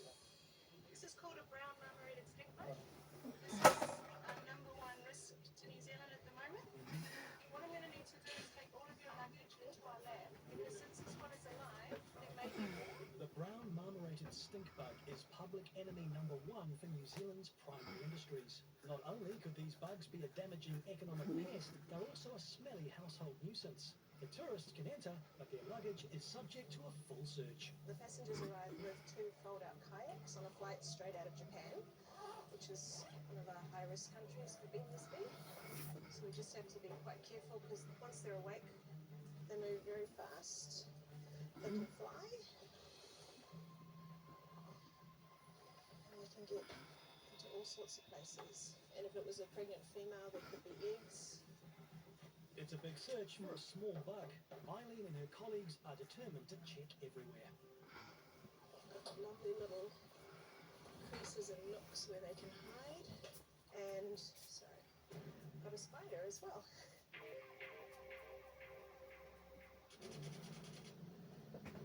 At Auckland Airport, immigration is trying to piece together a puzzling story. A Lithuanian woman who overstayed in the US has lied to an increasingly uncomfortable Officer James about the nature of her love for a Kiwi boyfriend. Just to confirm, you are in a boyfriend-girlfriend type relationship with him, or is it something else? I only think of him as my boyfriend. If that's the case, then why can't he remember how long you've been dating? She claims to be an artist, but much of her collection appears to be herself in erotic poses. I was not prepared for you to look at the show. It was for you. I was not prepared. The authenticity of her art career and love life are dubious. One thing beyond question is her history of overstaying. If you break immigration law in any country, you have to declare it. I honestly looked at you. I didn't think that could be a problem. After conferring with a colleague, James has no option but to give the woman some very bad news. The decision is to refuse entry permission and be liable for turning around back to the UK. Are you okay, man? Would you like a glass of water? Immigration New Zealand is not in the business of doing deals, but the woman pleads to strike a bargain. I am seriously begging you. I don't care. Look, let me see that man. No. I please beg of you. It doesn't work like that, man. When James attempts to check her outbound ticket, the woman's cover is officially blown. So passenger just tried to give me her ticket and also some paper with some provocative images of her. Looks like she has been working in the sex industry, and then she snatched it back out of my hand. So the passenger was very animated today. There were a lot of crocodile tears. She might be up for an Oscar, but we're able to see through all that and just look at the facts. And the facts were that she wasn't a genuine visitor to New Zealand today. She didn't meet the entry requirements, so we have to send her back to the UK.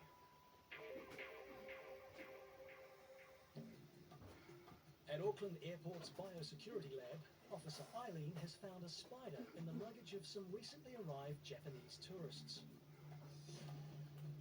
It's all nice and safe. We've got a few officers here that are quite good with bugs. They might be able to identify them. just call him Charlie in the meantime. While the spider could be harmless, the brown marmorated stink bug Eileen found in the couple's kayak could cost the country tens of billions of dollars. These holes that we're looking through are the perfect little hiding spot for BMSB.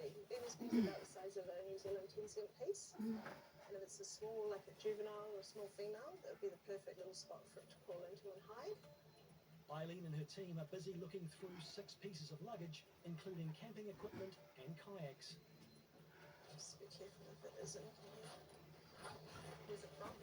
Japan. Straight from Japan. Yet another find is soon made. You got another one? Another officer has found yet another stink bug scuttling round a suitcase. Ready? Nice. Okay. Yeah. Just going to double bag it. Anytime we have something with live insects, it gets a double bag. And although we've taken the live insect out of it, just to make sure. So this is why we take all the luggage of the passengers when they present with something like a BMSB, because it all comes from the same host place. It could be in any of his luggage.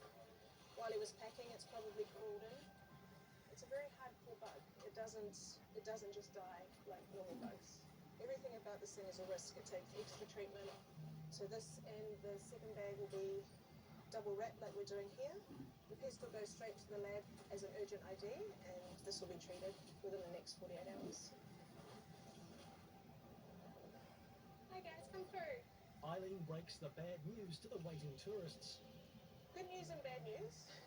We found one more live bug in your luggage that has clothes in it. Out of the 6 bags, 2 will need to stay with biosecurity. They have to be treated because even though we've inspected them, if the bugs inside were pregnant females, if they've laid eggs anywhere, we have to destroy them. These stink bugs and spider are headed for a long sleep. Any type of fresh produce, this bug will destroy.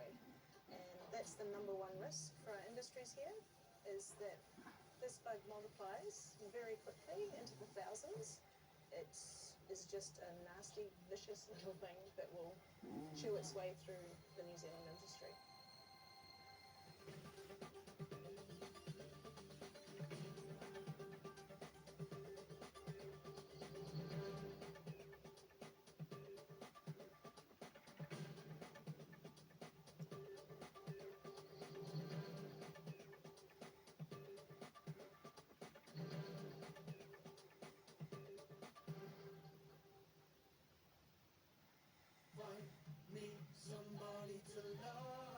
If I was her, I'd just walk away. How would you do that? You don't have legs. Oh yeah. Dreams. Sponsors Sky Witness. Imagine needing a tradesperson. And suddenly, reviews appear. Craig did a brilliant job. Craig's the best. Skills are checked. And you can choose to connect with the tradesperson you want. With My Builder, it's real. That's why we're trusted by homeowners. My Builder, a reliable way to hire a tradesperson. Hello, old friend. You're old. Don't be bold. Don't be lively. Don't be loud. Don't be seen, you old has-been. Don't dare stand out from the crowd. Do what's expected. Do what's right. Stay at home. Have early nights. And definitely don't miss out on 20% off the UK's favourite travel insurance in the Stay Sure sale. Go to staysure.co.uk today. Chop chop. Dream big. Stay sure.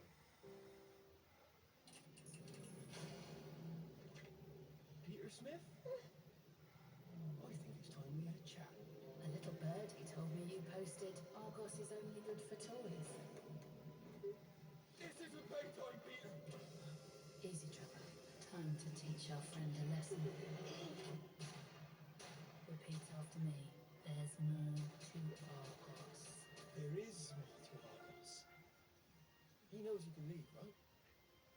At James Villas, we handpick our villas because everyone holidays a little differently. Securing the Sun Lounger, it's all yours. Bask all day, swim all night. This pool isn't closing. Dressing up for dinner? There's no dress code here. Ice lolly on your lilo? Yeah, why not? After swim snooze, they're just better when the whole villa is yours.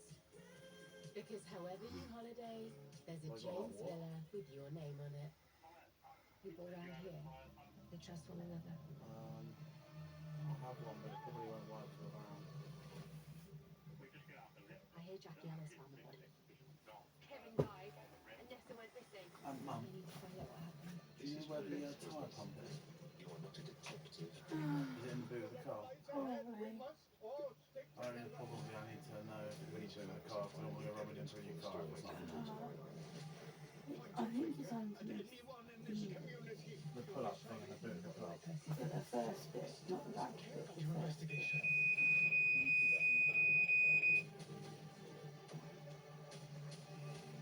You cannot handle it when it gets personal.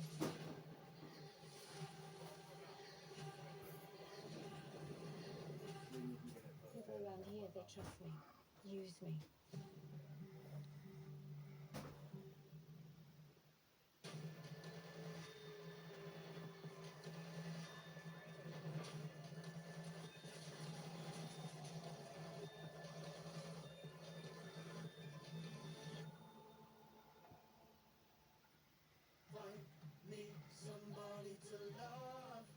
Did you hear about the man who swapped his bed for a trampoline? No. His wife had the roof. Dreams. Sponsors Sky Witness. Aotearoa, New Zealand has a wall of deep blue ocean all around it. But the country's borders are constantly under threat from the air and sea. Millions of visitors can potentially bring drugs, illegal goods, biosecurity risks, and animal diseases. But our vigilant protectors are always on the job. The men and women from customs, immigration, and biosecurity are the frontline defence of our country, New Zealand's Border Patrol. Coming up on Border Patrol, There's lots to answer, and you can't answer it. a Nigerian national takes on customs, Just answer. then immigration, Alright, I'm gonna ask you. then the police. I've seen that intimidation, abuse, insult, and a lot of things. This is my name. Your name is Limbo Trigger. Immigration deal with a tricky DJ trying to work without a visa. I don't need to lie you anymore. And it's a hole-in-one for customs. Wow, this is pretty good. I've been in customs 12 years and I've not seen any sort of concealment like this before.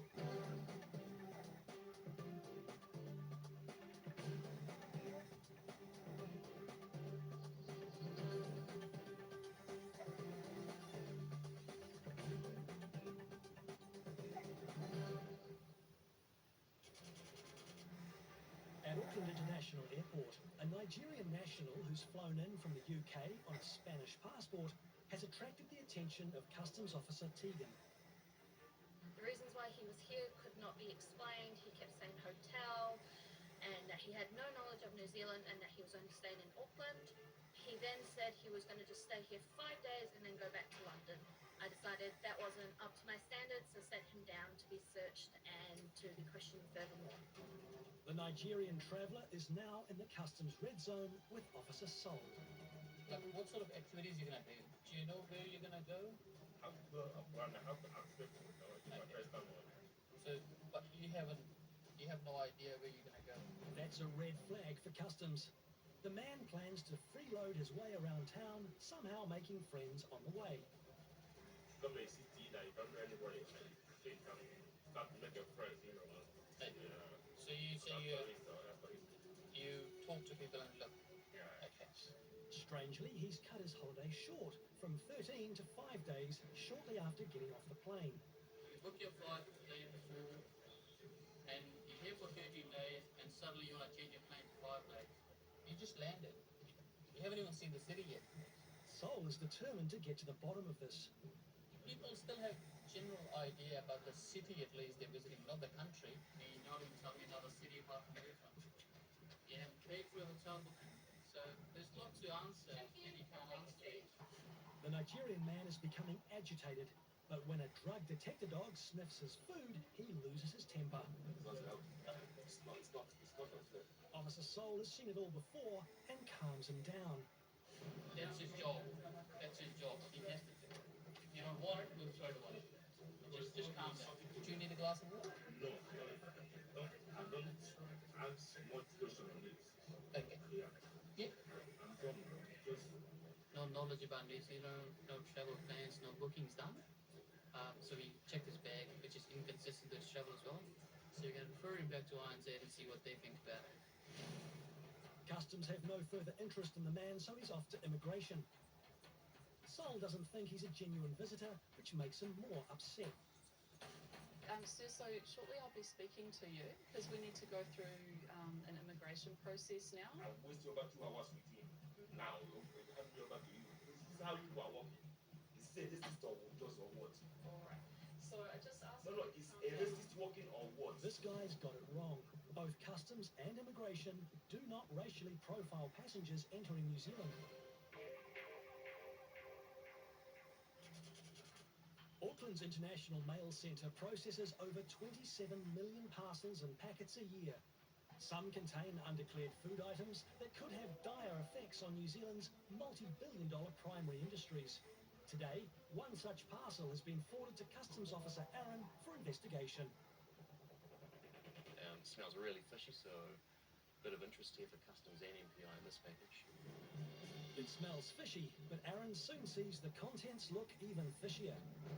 The image is looking really inconsistent to us. A lot of different food items in there, so I'll have to open that one up.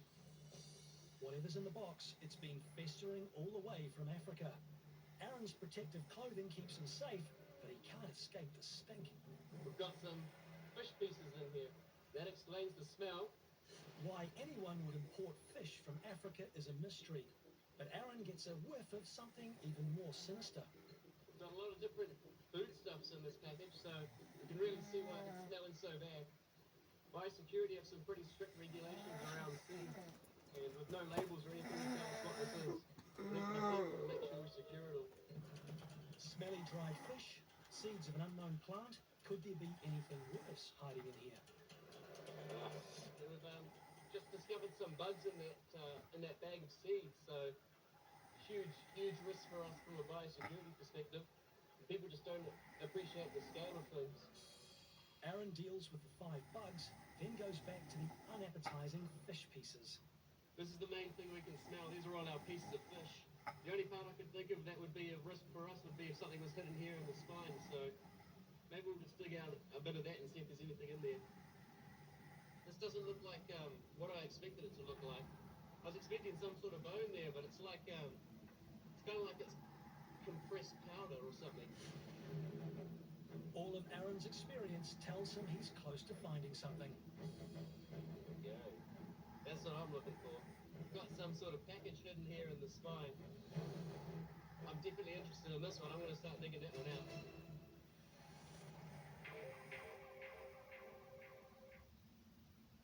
Oh, I got a wallet! Dreams sponsors Sky Witness. Each time you blink, think of Rakaya. Because for this little girl, each blink is torture. An infection called trachoma has turned her lashes inwards. Now, each blink feels like thorns scratching her eyes. Each time you blink, think of Manu. Because every blink makes his world darker, makes it harder to read, write, or even go to school. He's in so much pain, and he desperately needs help. Just imagine what it's like for a child when each blink is agony to lose your sight and face darkness and pain. Please, will you do something amazing to help them? Just call 0800 038 4930 and give £2 a month to Sightsavers. When you do, you'll help children in remote regions get the medicines, surgery and care that can cure trachoma. You'll be giving them back their sight, their childhoods, their joy, their futures. But please don't wait. Call Sightsavers now on 0800 038 4930 or text blink 4 to 78866 and give just £2 a month. Because each blink is torture for children like Rakaya. They need you to help save them from a life of blindness and pain. Oh, very well. So Ryobi tools and OnePlus batteries are pretty clever. Their patented IntelliCell high-capacity battery technology is like nothing else. And the Ryobi build-it-yourself toolkit offer is quite smart too. Buy a high-capacity 4-amp-hour battery and charger for $99.99. Plus, choose a free tool from a great range. Buy a battery and charger, plus get this circ saw for free. Or multi-tool, impact driver, angle grinder, orbital sander, and many more for free too. So, what have we learned? Buy a Ryobi 4-amp-hour battery and charger for just $99.99 and get a free tool from their great range. Correct. So now you know what to buy me for my birthday, eh? Shall we? The Ryobi build-it-yourself offer is a great value way to power up your garden and home DIY projects. Simply buy the 4-amp-hour battery and charger and choose one of these tools for free and get a free power bank worth $19.99. Buy now at ryobitools.co.uk.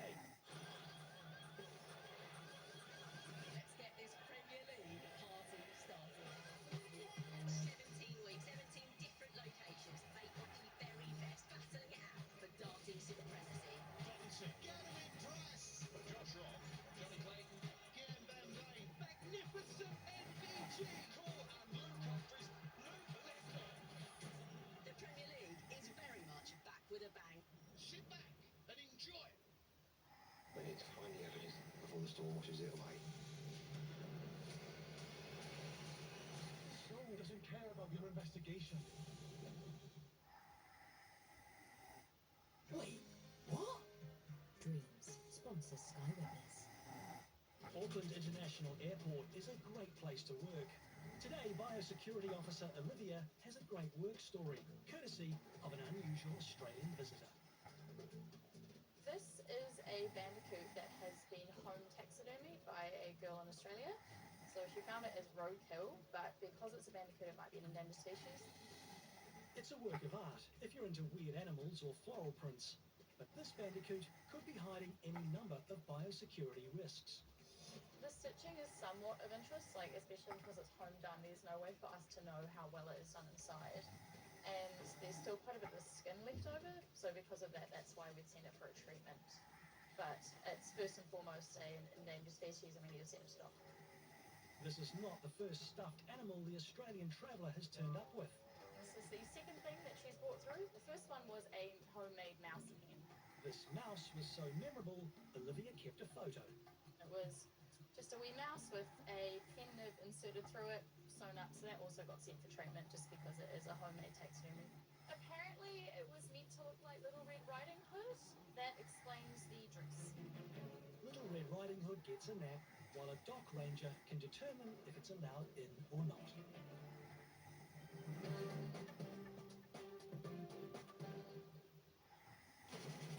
At Auckland International Airport, an unfortunate scene is developing. After losing his temper with customs and a drug detector dog, this Nigerian traveller has unjustly accused authorities of racial profiling. This is how you are walking.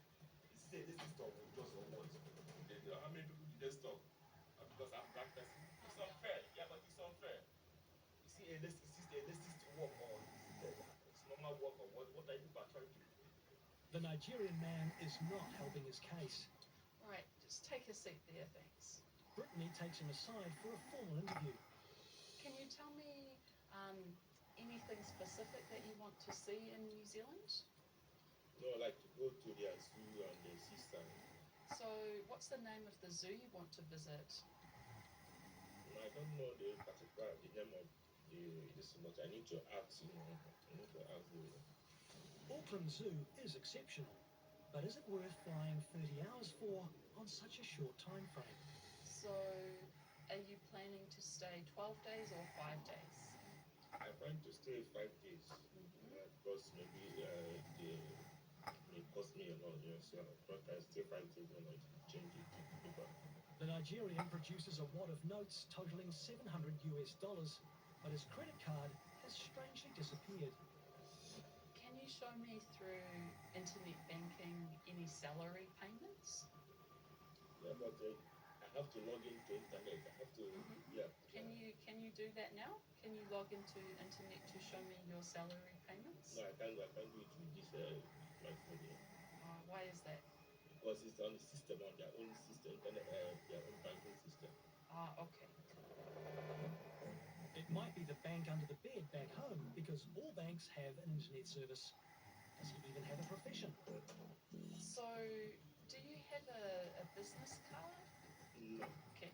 Can you show me the website for this company? I don't think they have. I don't think that they have website. Just a small company. No proof of work address, website, or bank account. But he does have photos of a makeshift warehouse full of clothing. So after that interview, I still have some serious concerns as to whether he's a genuine visitor to New Zealand.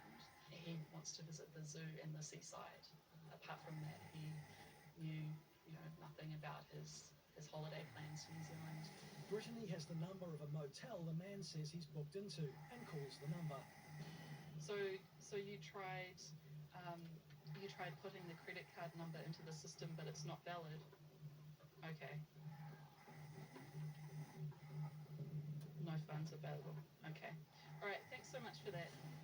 If the motel booking sounds dodgy, the man sounds edgy, tired, and angry with his self-imposed delay. So how long am I going to wait? Because I'm tired of staying here. We have a process to go through here. We'll be with you shortly. I'm tired. I've seen that intimidation, abuse, insult, and a lot of things. Okay. Even if you can't respect my call, at least respect the document I call. Okay, so you've got to respect the process. If you don't respect the process, then I'm going to have to go down another route, which is police custody. All right, I'm going to ask you. Pushing me to the wall. Okay, so you want to have the interview? I don't want it again. I'm okay. Okay. So I want urgent visit back to the UK. Finish. Suddenly, the situation escalates. What I noticed about the passenger this morning was that he was getting quite verbally aggressive and agitated. So I made the call to put him into interim police custody before his flight this afternoon. Faced with multiple police officers, the Nigerian man dials it back, knowing this is the end of the line. Okay, what is the problem, my love? The man was escorted onto his flight and sent back to the UK.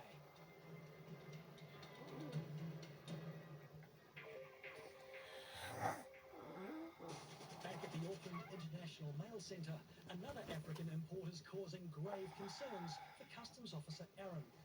Wow, this is pretty good. I've been in customs 12 years and I've not seen any sort of concealment like this before. Aaron's found bags with a strange white powder in the weirdest of hiding places. The backbones of dried fish. So I'm quite keen to see what they've got in here. There we go, I've managed to open that package all the way up. Got a bag of white powder here.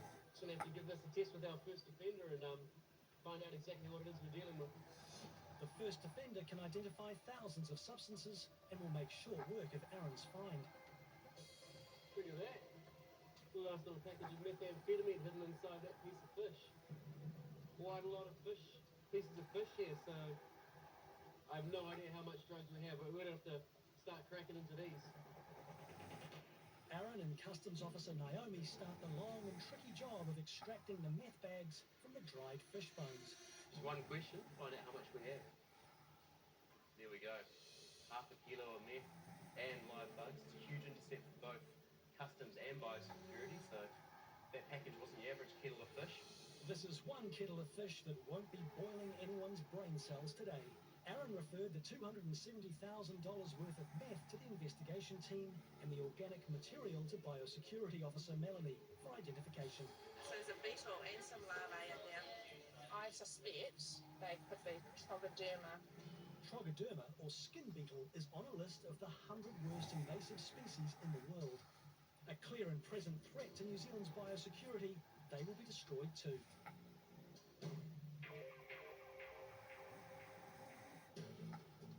At Auckland International Airport, Biosecurity Officer Olivia is waiting on Dock Ranger Avi to establish whether a taxidermy bandicoot from Australia is a protected species. So a passenger brought this in this morning. We who's just gonna take a look. I'm going to look here, thank you. Say, already looks incredibly strange. Yes. Yeah, so bandicoot species definitely found in Australia. In fact, Australia has, I think, 7 bandicoot species, but one of them is CITES, is protected by CITES. In fact, the one that is the western barred bandicoot, and that's actually on Appendix 1, which is the highest level of protection there is with CITES. It's definitely not the cleanest or nicest looking taxidermy specimen I've ever seen. But when you look at the hind or the rump area, there is no banding or barring, so it's quick to rule out that that's not a western barred bandicoot. I'm sure it might need treatment. Yeah, and it definitely you'll get does. one happy passenger again. We will. Okay. Thank you. You're welcome. Due to the fact that taxidermy was an amateur effort, it'll be heat treated to kill any bugs or diseases.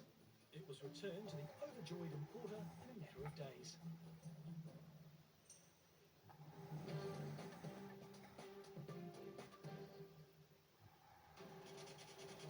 At Auckland International Airport, over 20 million passengers are processed every year.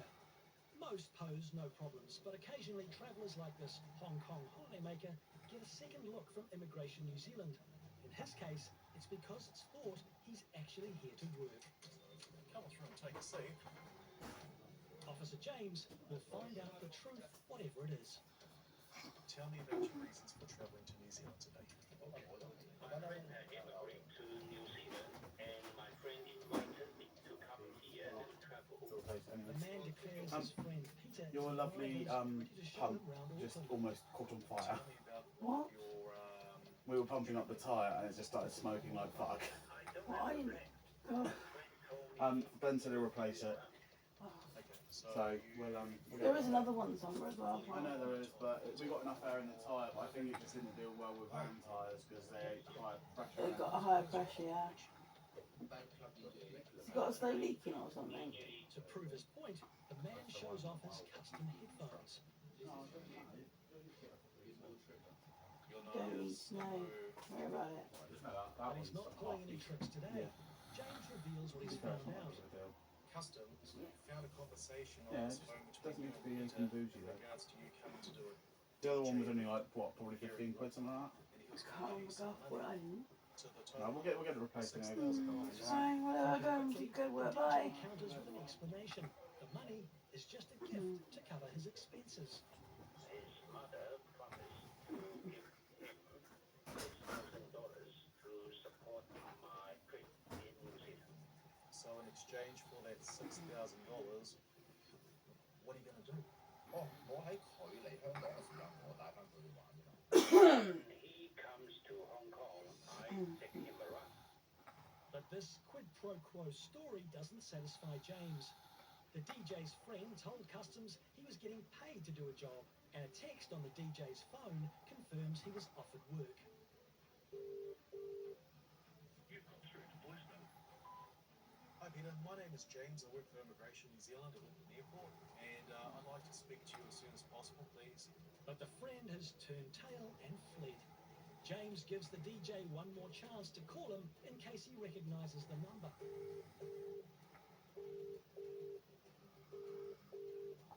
He doesn't want to answer your phone call. He doesn't want to answer my phone call. James reckons the DJ knows exactly why. So why did Peter say that you were coming here to be his DJ for his birthday party? Not because he know me is the DJ.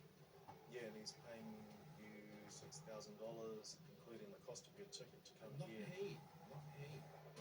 The traveller continues to deny the $6,000 is payment for work.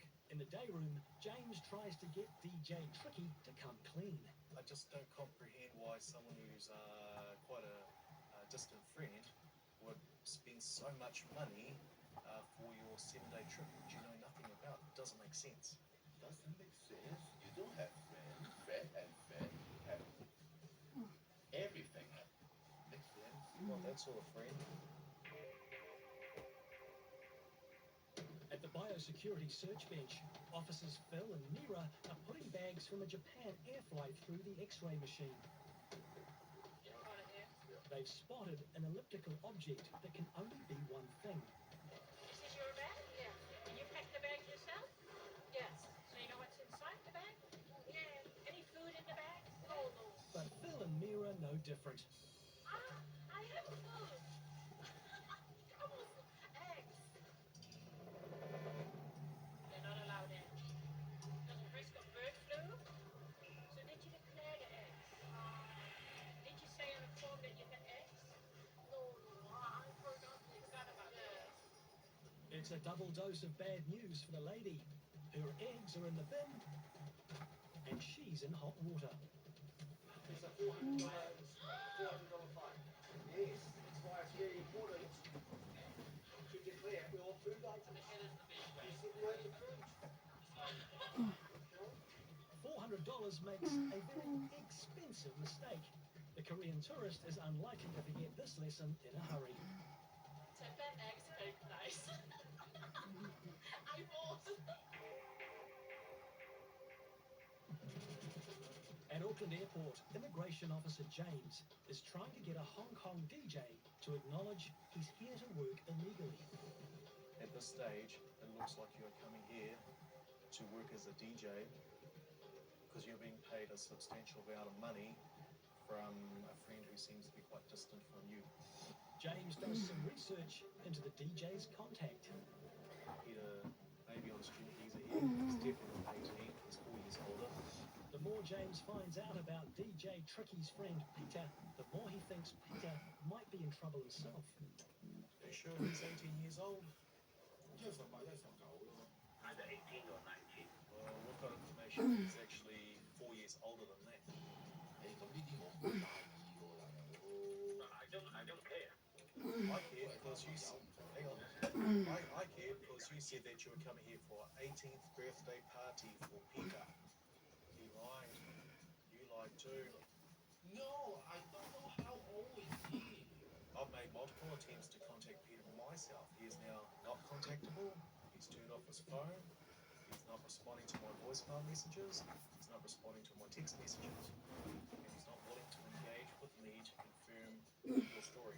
With no way to verify anything the man says, James goes to discuss the whole mess with his friend later. I don't believe that he meets entry requirements today. I believe that he should be turned around and placed on the next plane back to Hong Kong. James advises the DJ the party's over before it began. This case is finished. I no need to lie you anymore. The DJ flew home to Hong Kong on the next available flight.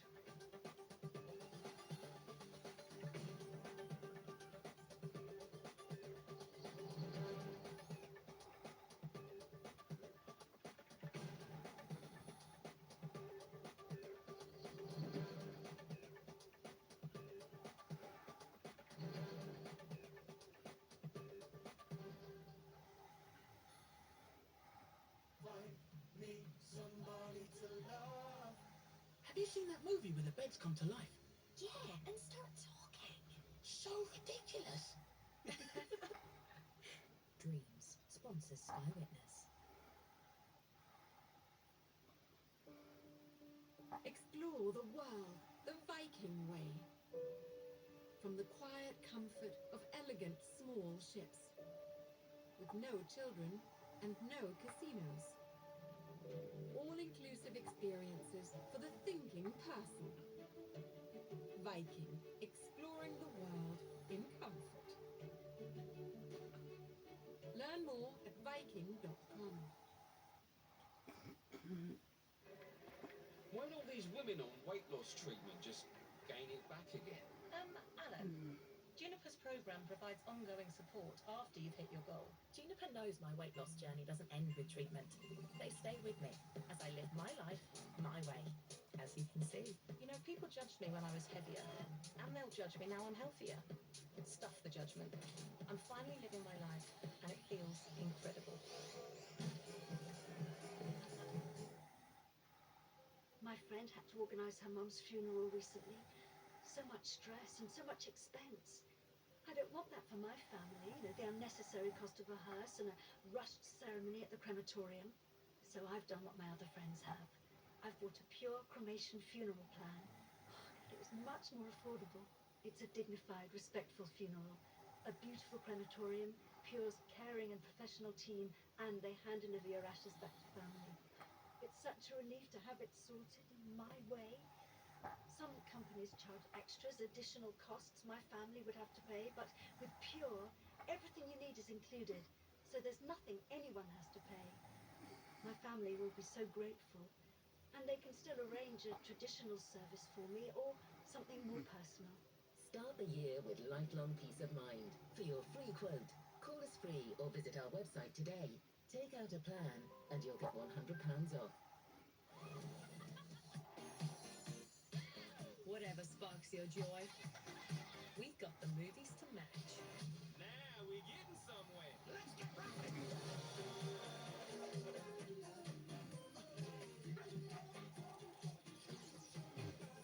Find you're happy with a collection of movies that put a smile on your face. That makes me so happy. The Sky Cinema Feel Good Collection. Available now. So, Southampton the tour. How good a night I.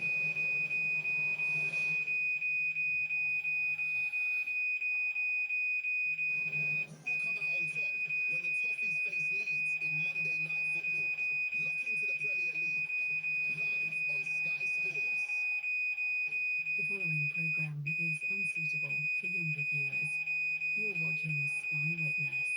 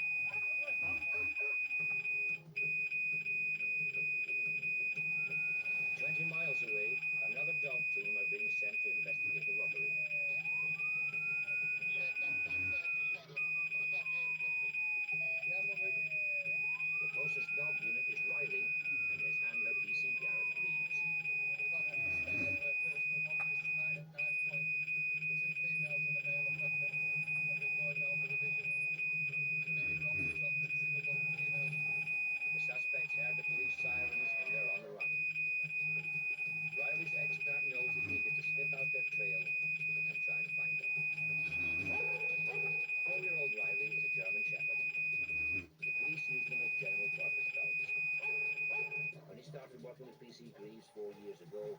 They were both new to the unit.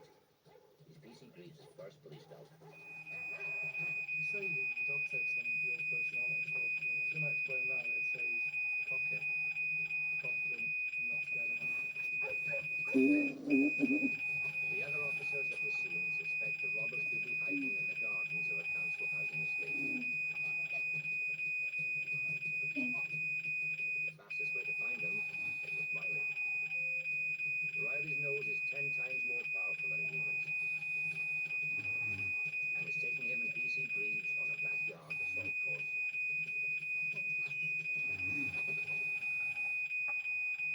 Like, Alex, whenever you come up to an obstacle and you have to put your dog over, you always look first. If you can't get over, you ain't going to send your dog over because you've got to back him up at the end of the day. So you always check to see if it's safe.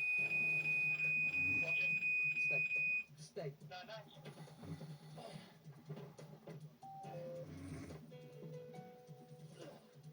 Riley is definitely onto a track. So his footprint on there. Right, keep going down, mate, the way I went. We're going over gardens, mate. I just found fresh footprint.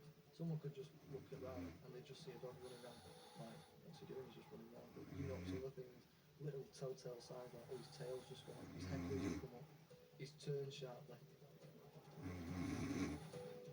As Riley and PC Greaves follow the telltale signs, other officers are surrounding the area to make sure no one gets away. That is, if any of the robbers are still around.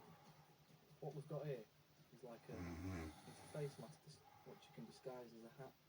You can imagine when you put that on your face, you've pretty much got everything covered. Now, it's been rainy tonight. This article is bone dry. And when we talk about scent, Riley's picked that up himself and he's found that on his own. I'm just tracking and he's laid down next to a garden wall, and when I've investigated, there it is. Good lad. There's more good news. A woman has been found in a nearby road. She's been arrested and will be questioned in the local police station. The bad news is there's no sign of anyone else. It's a good result, really, although Riley hasn't detained the offenders. He's been a right integral part in relation to this arrest, and it's a cracking find. I'm really chuffed with him. He's done really well. Go on. Cheeky. When I get him back to the van, right here, I'll give him a bit of a fuss and a cuddle. And he's done his job, bless him. He's worked hard, ain't you, son? But while Riley relaxes, back in Salford, the night shift siege is going from bad to worse for German Shepherd Leo and Sandler PC Rogers. The drunken gunman who threatened the pair still won't surrender. The situation could have been nasty because if the threats he made to me involving a firearm, threatening to shoot me, etc. That's why I requested armed response vehicles, because I didn't know whether they had a gun or not. Until the armed police arrive, it's up to Leo and PC Rogers to make sure the man isn't a threat to anyone else. They'll both have to be on their guard. Coming up, the search for bombs. You're on a search. You don't want to find. You really don't. And Riley's nose is at it again.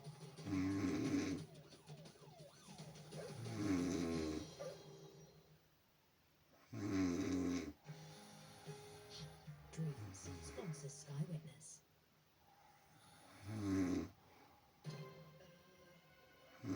Find your dinner piece with Gusto. Plan a week of meals in minutes. Get 50% off your first box at gusto.co.uk.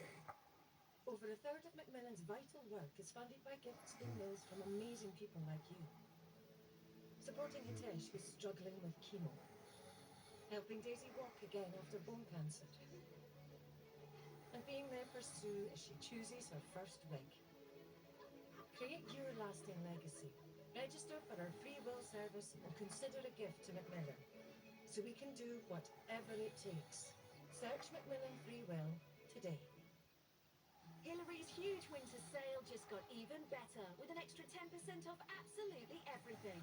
That's on top of up to 50% off hundreds of made-to-measure blinds, curtains and shutters.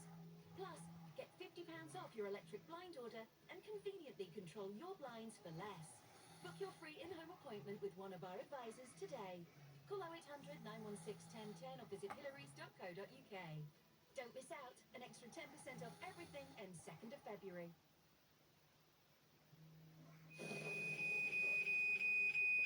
Save up to £517 on your card checks when you just use confused.com.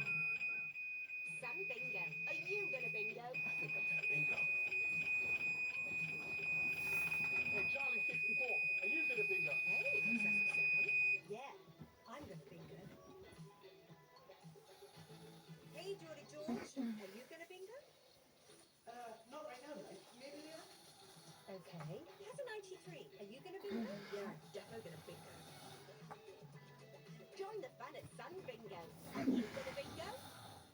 The Easy Bathroom sale is now on. Get up to 40% off selected bathrooms and tiles, plus an extra £1,000 off and free tiles with installation. Visit Easy Bathrooms today.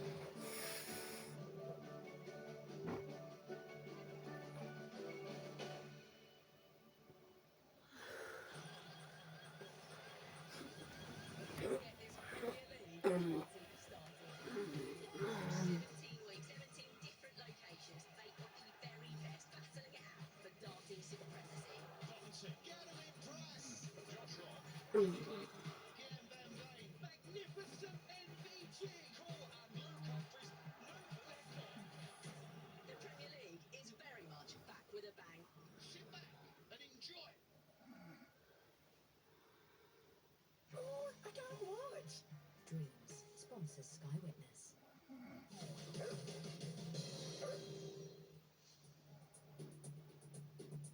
In Salford, the siege has reached stalemate. A man has barricaded himself into a house. He says he's armed and has threatened to shoot. German Shepherd Leo and his handler PC Rogers can't let him walk away. Listen, bud, everything else. Listen, bud, shut off the shot, bud. Listen, bud. No, listen. He don't want to hurt you, and we don't want to hurt you. Right, so come through, let's talk about it. When somebody comes right out in front of you, and you don't know if they've got a gun on them, you've got to deal with it. There's Leo is outside, then. I've got a shotgun here. Well, hey, I'm not lying to you. Not my name, so don't.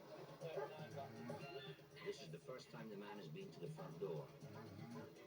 PC Rogers still doesn't know if he's really armed. I can only see one of his hands. I don't know what was behind his back.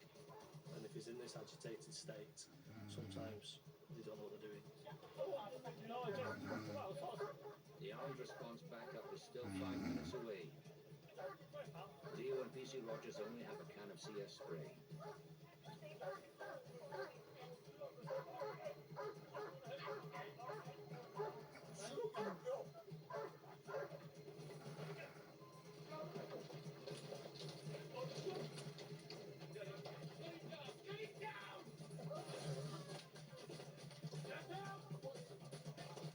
It's not only the man who's caught the spray.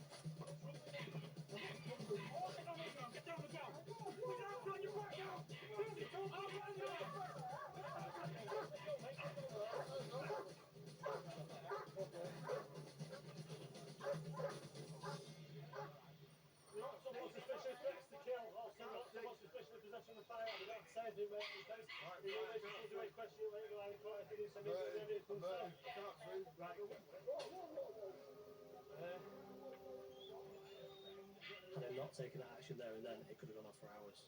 You have to deal with it as you see, and that's why we're in the job we're in.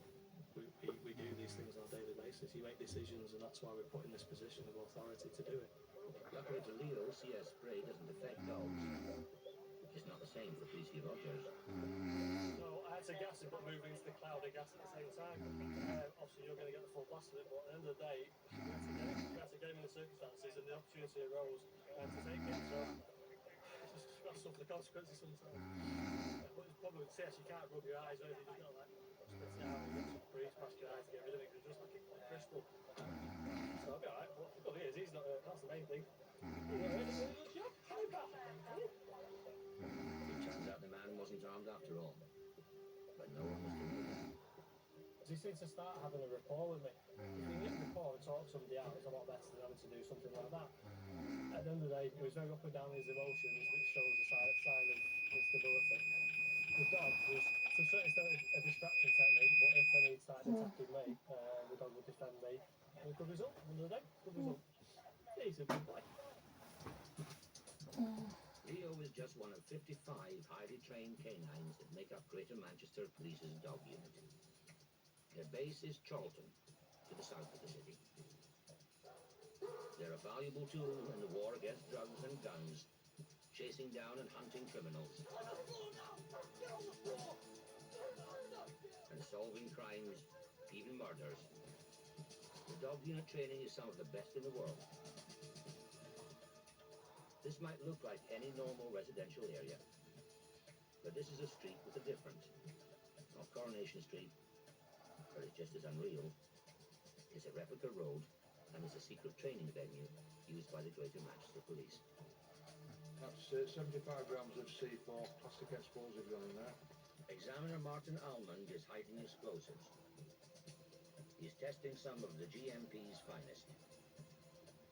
Explosive search dogs have one of the most dangerous jobs in any police force. Plastic explosives. With lives potentially at risk every time they're sent into work. It's also one of the most disciplined. Using 75 grams of TNT. Dogs and handlers are tested twice a year. If they fail, their license can be revoked, and often is. So we're going to set up a series of exercises, practical searches, and they can demonstrate to me their abilities. So we'll put various explosives, that's some Semtex going under there. Up for examination today is handler PC Rob Carlin and Springer Spaniel Colin. 4-year-old Colin was bred for the job by the GMP. He's homegrown. Springer Spaniels are expert sniffer dogs with natural tracking ability and very sensitive noses. When you're looking for bombs, they have to be right every time. You simply can't afford to do anything wrong because there is, the consequences of missing or doing something wrong would be disastrous.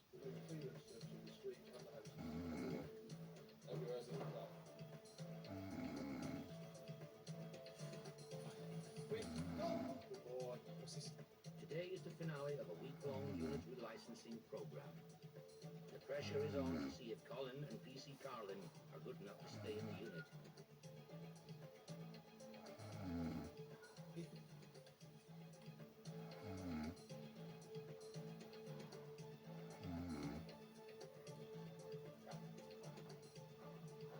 Yeah, they've got to find that grid with a bomb in it. They're all trained on a passive indication, which is when they find it, they get to the source and they just freeze. You can't have a dog interfering with a hide. Obviously, if it was a bomb and the dog interfered with it or pawed at it, tried to bite it, it could set a bomb off doing that. For his good work, Colin is rewarded with his favourite toy. To him, looking for bombs is simply a game. Whether it's in a controlled search like this, or a real bomb threat. Knowing he'll get his toy is his only incentive. But playtime is over. It's back to the work and the examiner. As you get to know the dog more and the bond develops, you get to read the dog better, and I'll see the dog's demeanour change. He'll start searching differently, he'll display different characteristics, so I'll know he's getting into a scent pattern, and then it's just for you and the dog to work as a team to try and locate the source of the scent. The final explosives are hidden in this room. Both for Colin and for PC Carlin, it's the moment of truth. It is pressure, because if you get anything wrong on the training day or the dog does something wrong, you could get your licence withdrawn then. Getting it right is Colin's job. You got it on this corner at the bottom of the back. Spot on. After a week of pressure, Colin gets his ball. He's made the grade. He and PC Carlin will be back with the unit next week, working with Manchester's other specialist dogs and continually amazing their handlers. We're very good. I almost think we're not touched on the surface of what these things are capable of. They're incredibly clever.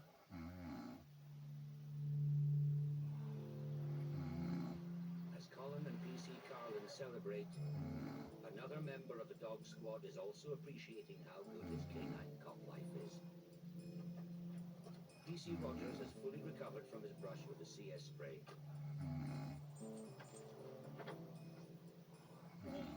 He's been a dog handler for 12 years. Leo is his fourth police dog and possibly the best of the bunch. He's brilliant. He's one of the nicest dogs I've ever worked because he gives you so much back. Leo is a dog that works because he wants to work. It's all a big game to him and he enjoys it. And his temperament is superb. All police dogs need regular breaks, downtime. For PC Rogers, Leo's welfare always comes first. And that means stretching his especially long legs. You see, I mean, you see the size of him. I'm 6 foot and like he's still there, so you can see the size of him. Hey, pal, hey? But you get rough and tumbles, you fight and play with him and then rest him out. He just wants to be with it, wants to play with it.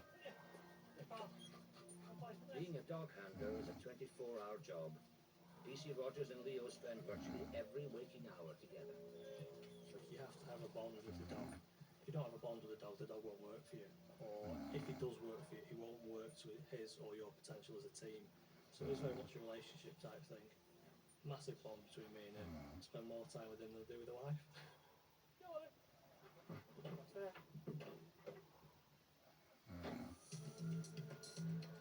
Another dog team who spend most of their time together is German Shepherd Riley and PC Greaves. They haven't got time for play. They've been called to a suspected burglary. A man has been seen by police trying to break into a club. As soon as he saw the officers, he made a run for it. PC Greaves is still 2 miles away. I am, mate. I'm going to try, pal. So if people just try and stay in the area and not wander around all over the track, it'll give me the best option for my dog. When offenders run, they cannot help but leave behind an invisible trail. With every step, the ground below is disturbed. Even the slightest movement leaves a scent and a clear track that the dogs can follow. The track is hard, it's on concrete. And when it's raining, it makes it harder for the dogs because the scent gets washed away and dissipated quite quickly. But hopefully I'll get in there pretty quick and they can do his thing for me. The barrier is not what PC Greaves wanted to see. But at least there's a mounted policeman who saw which way the man went. Down there where the bottom is, and they've gone left. Right, I'll pick it up from the bottom there. Information like this is a bonus for Riley, giving him a direction to search. And he doesn't want to hang around.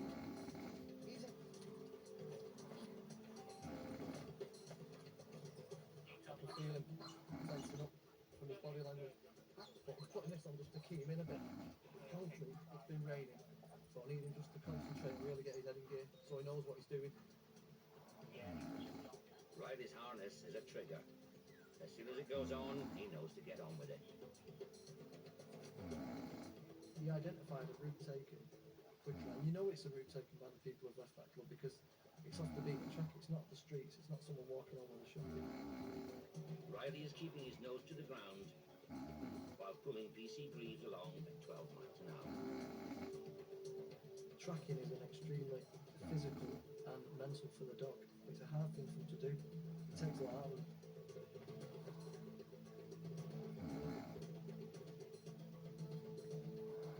Like I said, he lost the track slightly, and then it was like putting back on it. Riley's definitely onto something. PC Greaves just hopes it's the burglars he's after. Manchester is Britain's second largest city. 2.5 million people live here. It has always been a prime target for terrorists, ever since the IRA blew up the city centre 13 years ago. The damage has been fixed, but not the fear. Now, every time VIPs visit Manchester, alarm bells ring and they send in the bomb dogs. Today, a mystery VIP is visiting the city and the town hall. Springer Spaniel Colin and PC Carlin have got the job. This time it isn't a training exercise or a fake street. This is for real. There is that pressure of getting it right. But if you start getting too nervous and behaving differently, the dogs can sense it. He's the one that's got to find it, so you've got to get him working properly, which means you being calm and doing it as if you're on a normal, relaxed training day, if you like. PC Carlin remembers well the devastation caused by the IRA truck bomb. 200 people were hurt, and the entire city centre had to be evacuated. In 2009, Manchester sniffer dogs are at the forefront of the anti-terrorist campaign.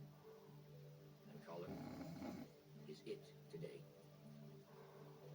These are sort of things you've got to look for more in old buildings. Potential harms here. Good one.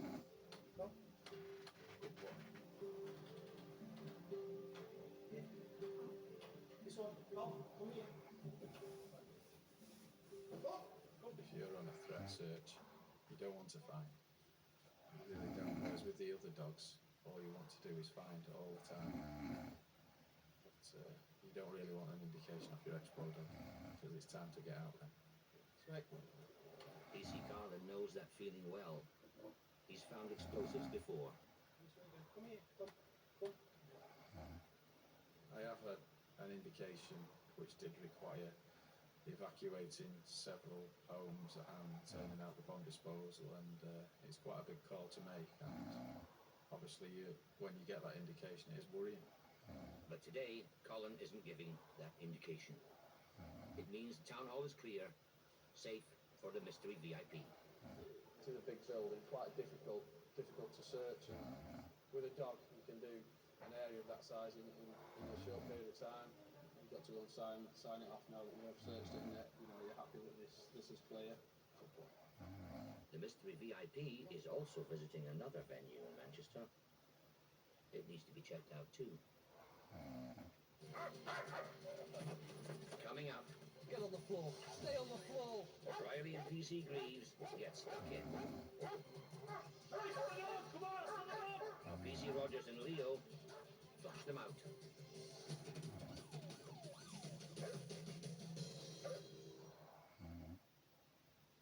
Wait, what? Dreams sponsors Sky Witness.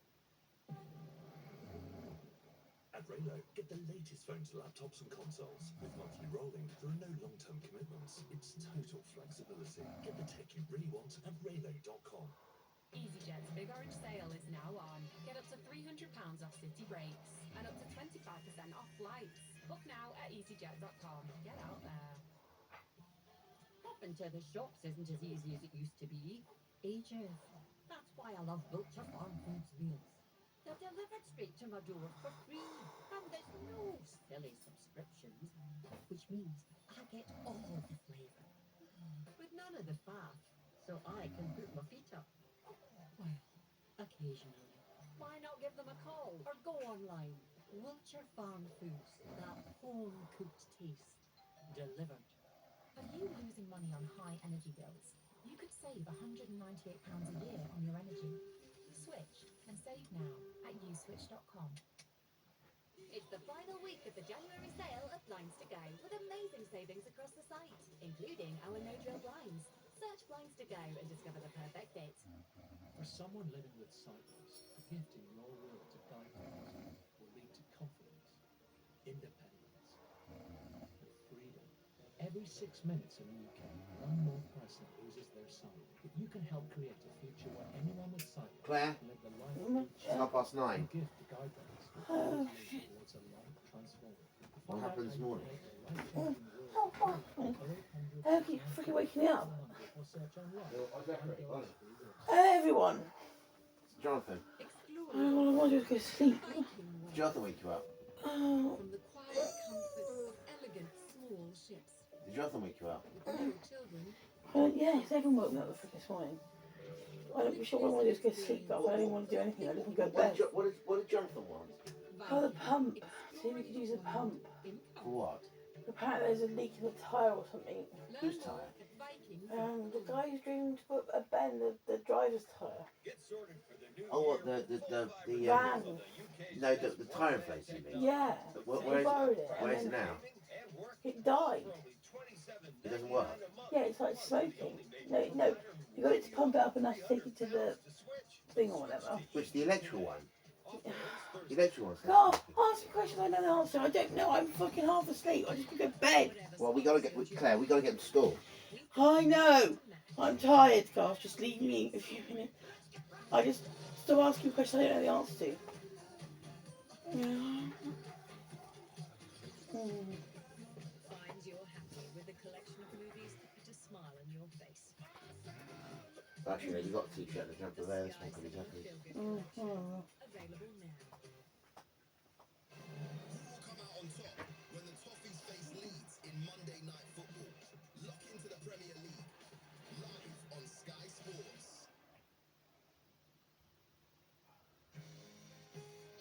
Dreams sponsors Sky Witness.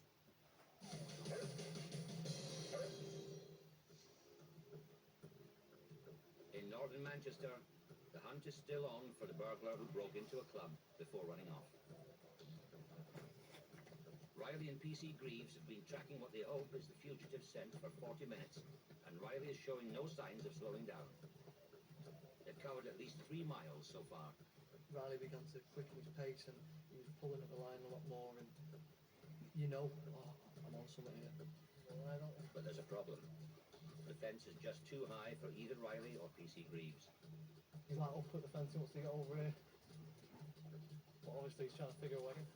Definitely getting something on the other side of that fence there. There's the hole in the fence here. Claire? Yes. You can't go back to sleep. I'm not going back to sleep. I was just resting my eyes. Do what you freaking do to me on the freaking thing. Here's cool, Zach. Ollie. I'm not sure where it goes. Let's just get some trousers and pants. Normal person. And in the distance, I saw her like, and it was like, that's him. And you know you're like, that's him. I think I've just sighted him. I've just seen a male in the distance. Trying to get off the track. Run, Trevor. It's too dangerous to let Riley off the lead near a tramline. But for their suspect, the station is the perfect escape route. Just like going to jump on a tram, mate. The tram just arriving now, I can't stop it. We're going back into Manchester. Have you got any description of it, mate? Yeah, the description was late 30s, all black tracksuit with a Ollie. quite scruffy looking, about 6 foot tall. I know, I don't want to get up In here. the distance, Go on. what the lad was tracking. He's seen me and Riley. He's gone over the railway line. And it shows what is... You take your trousers off, please, Ollie. Just as he's got here. And he's jumped off. I'm not loud on the tram.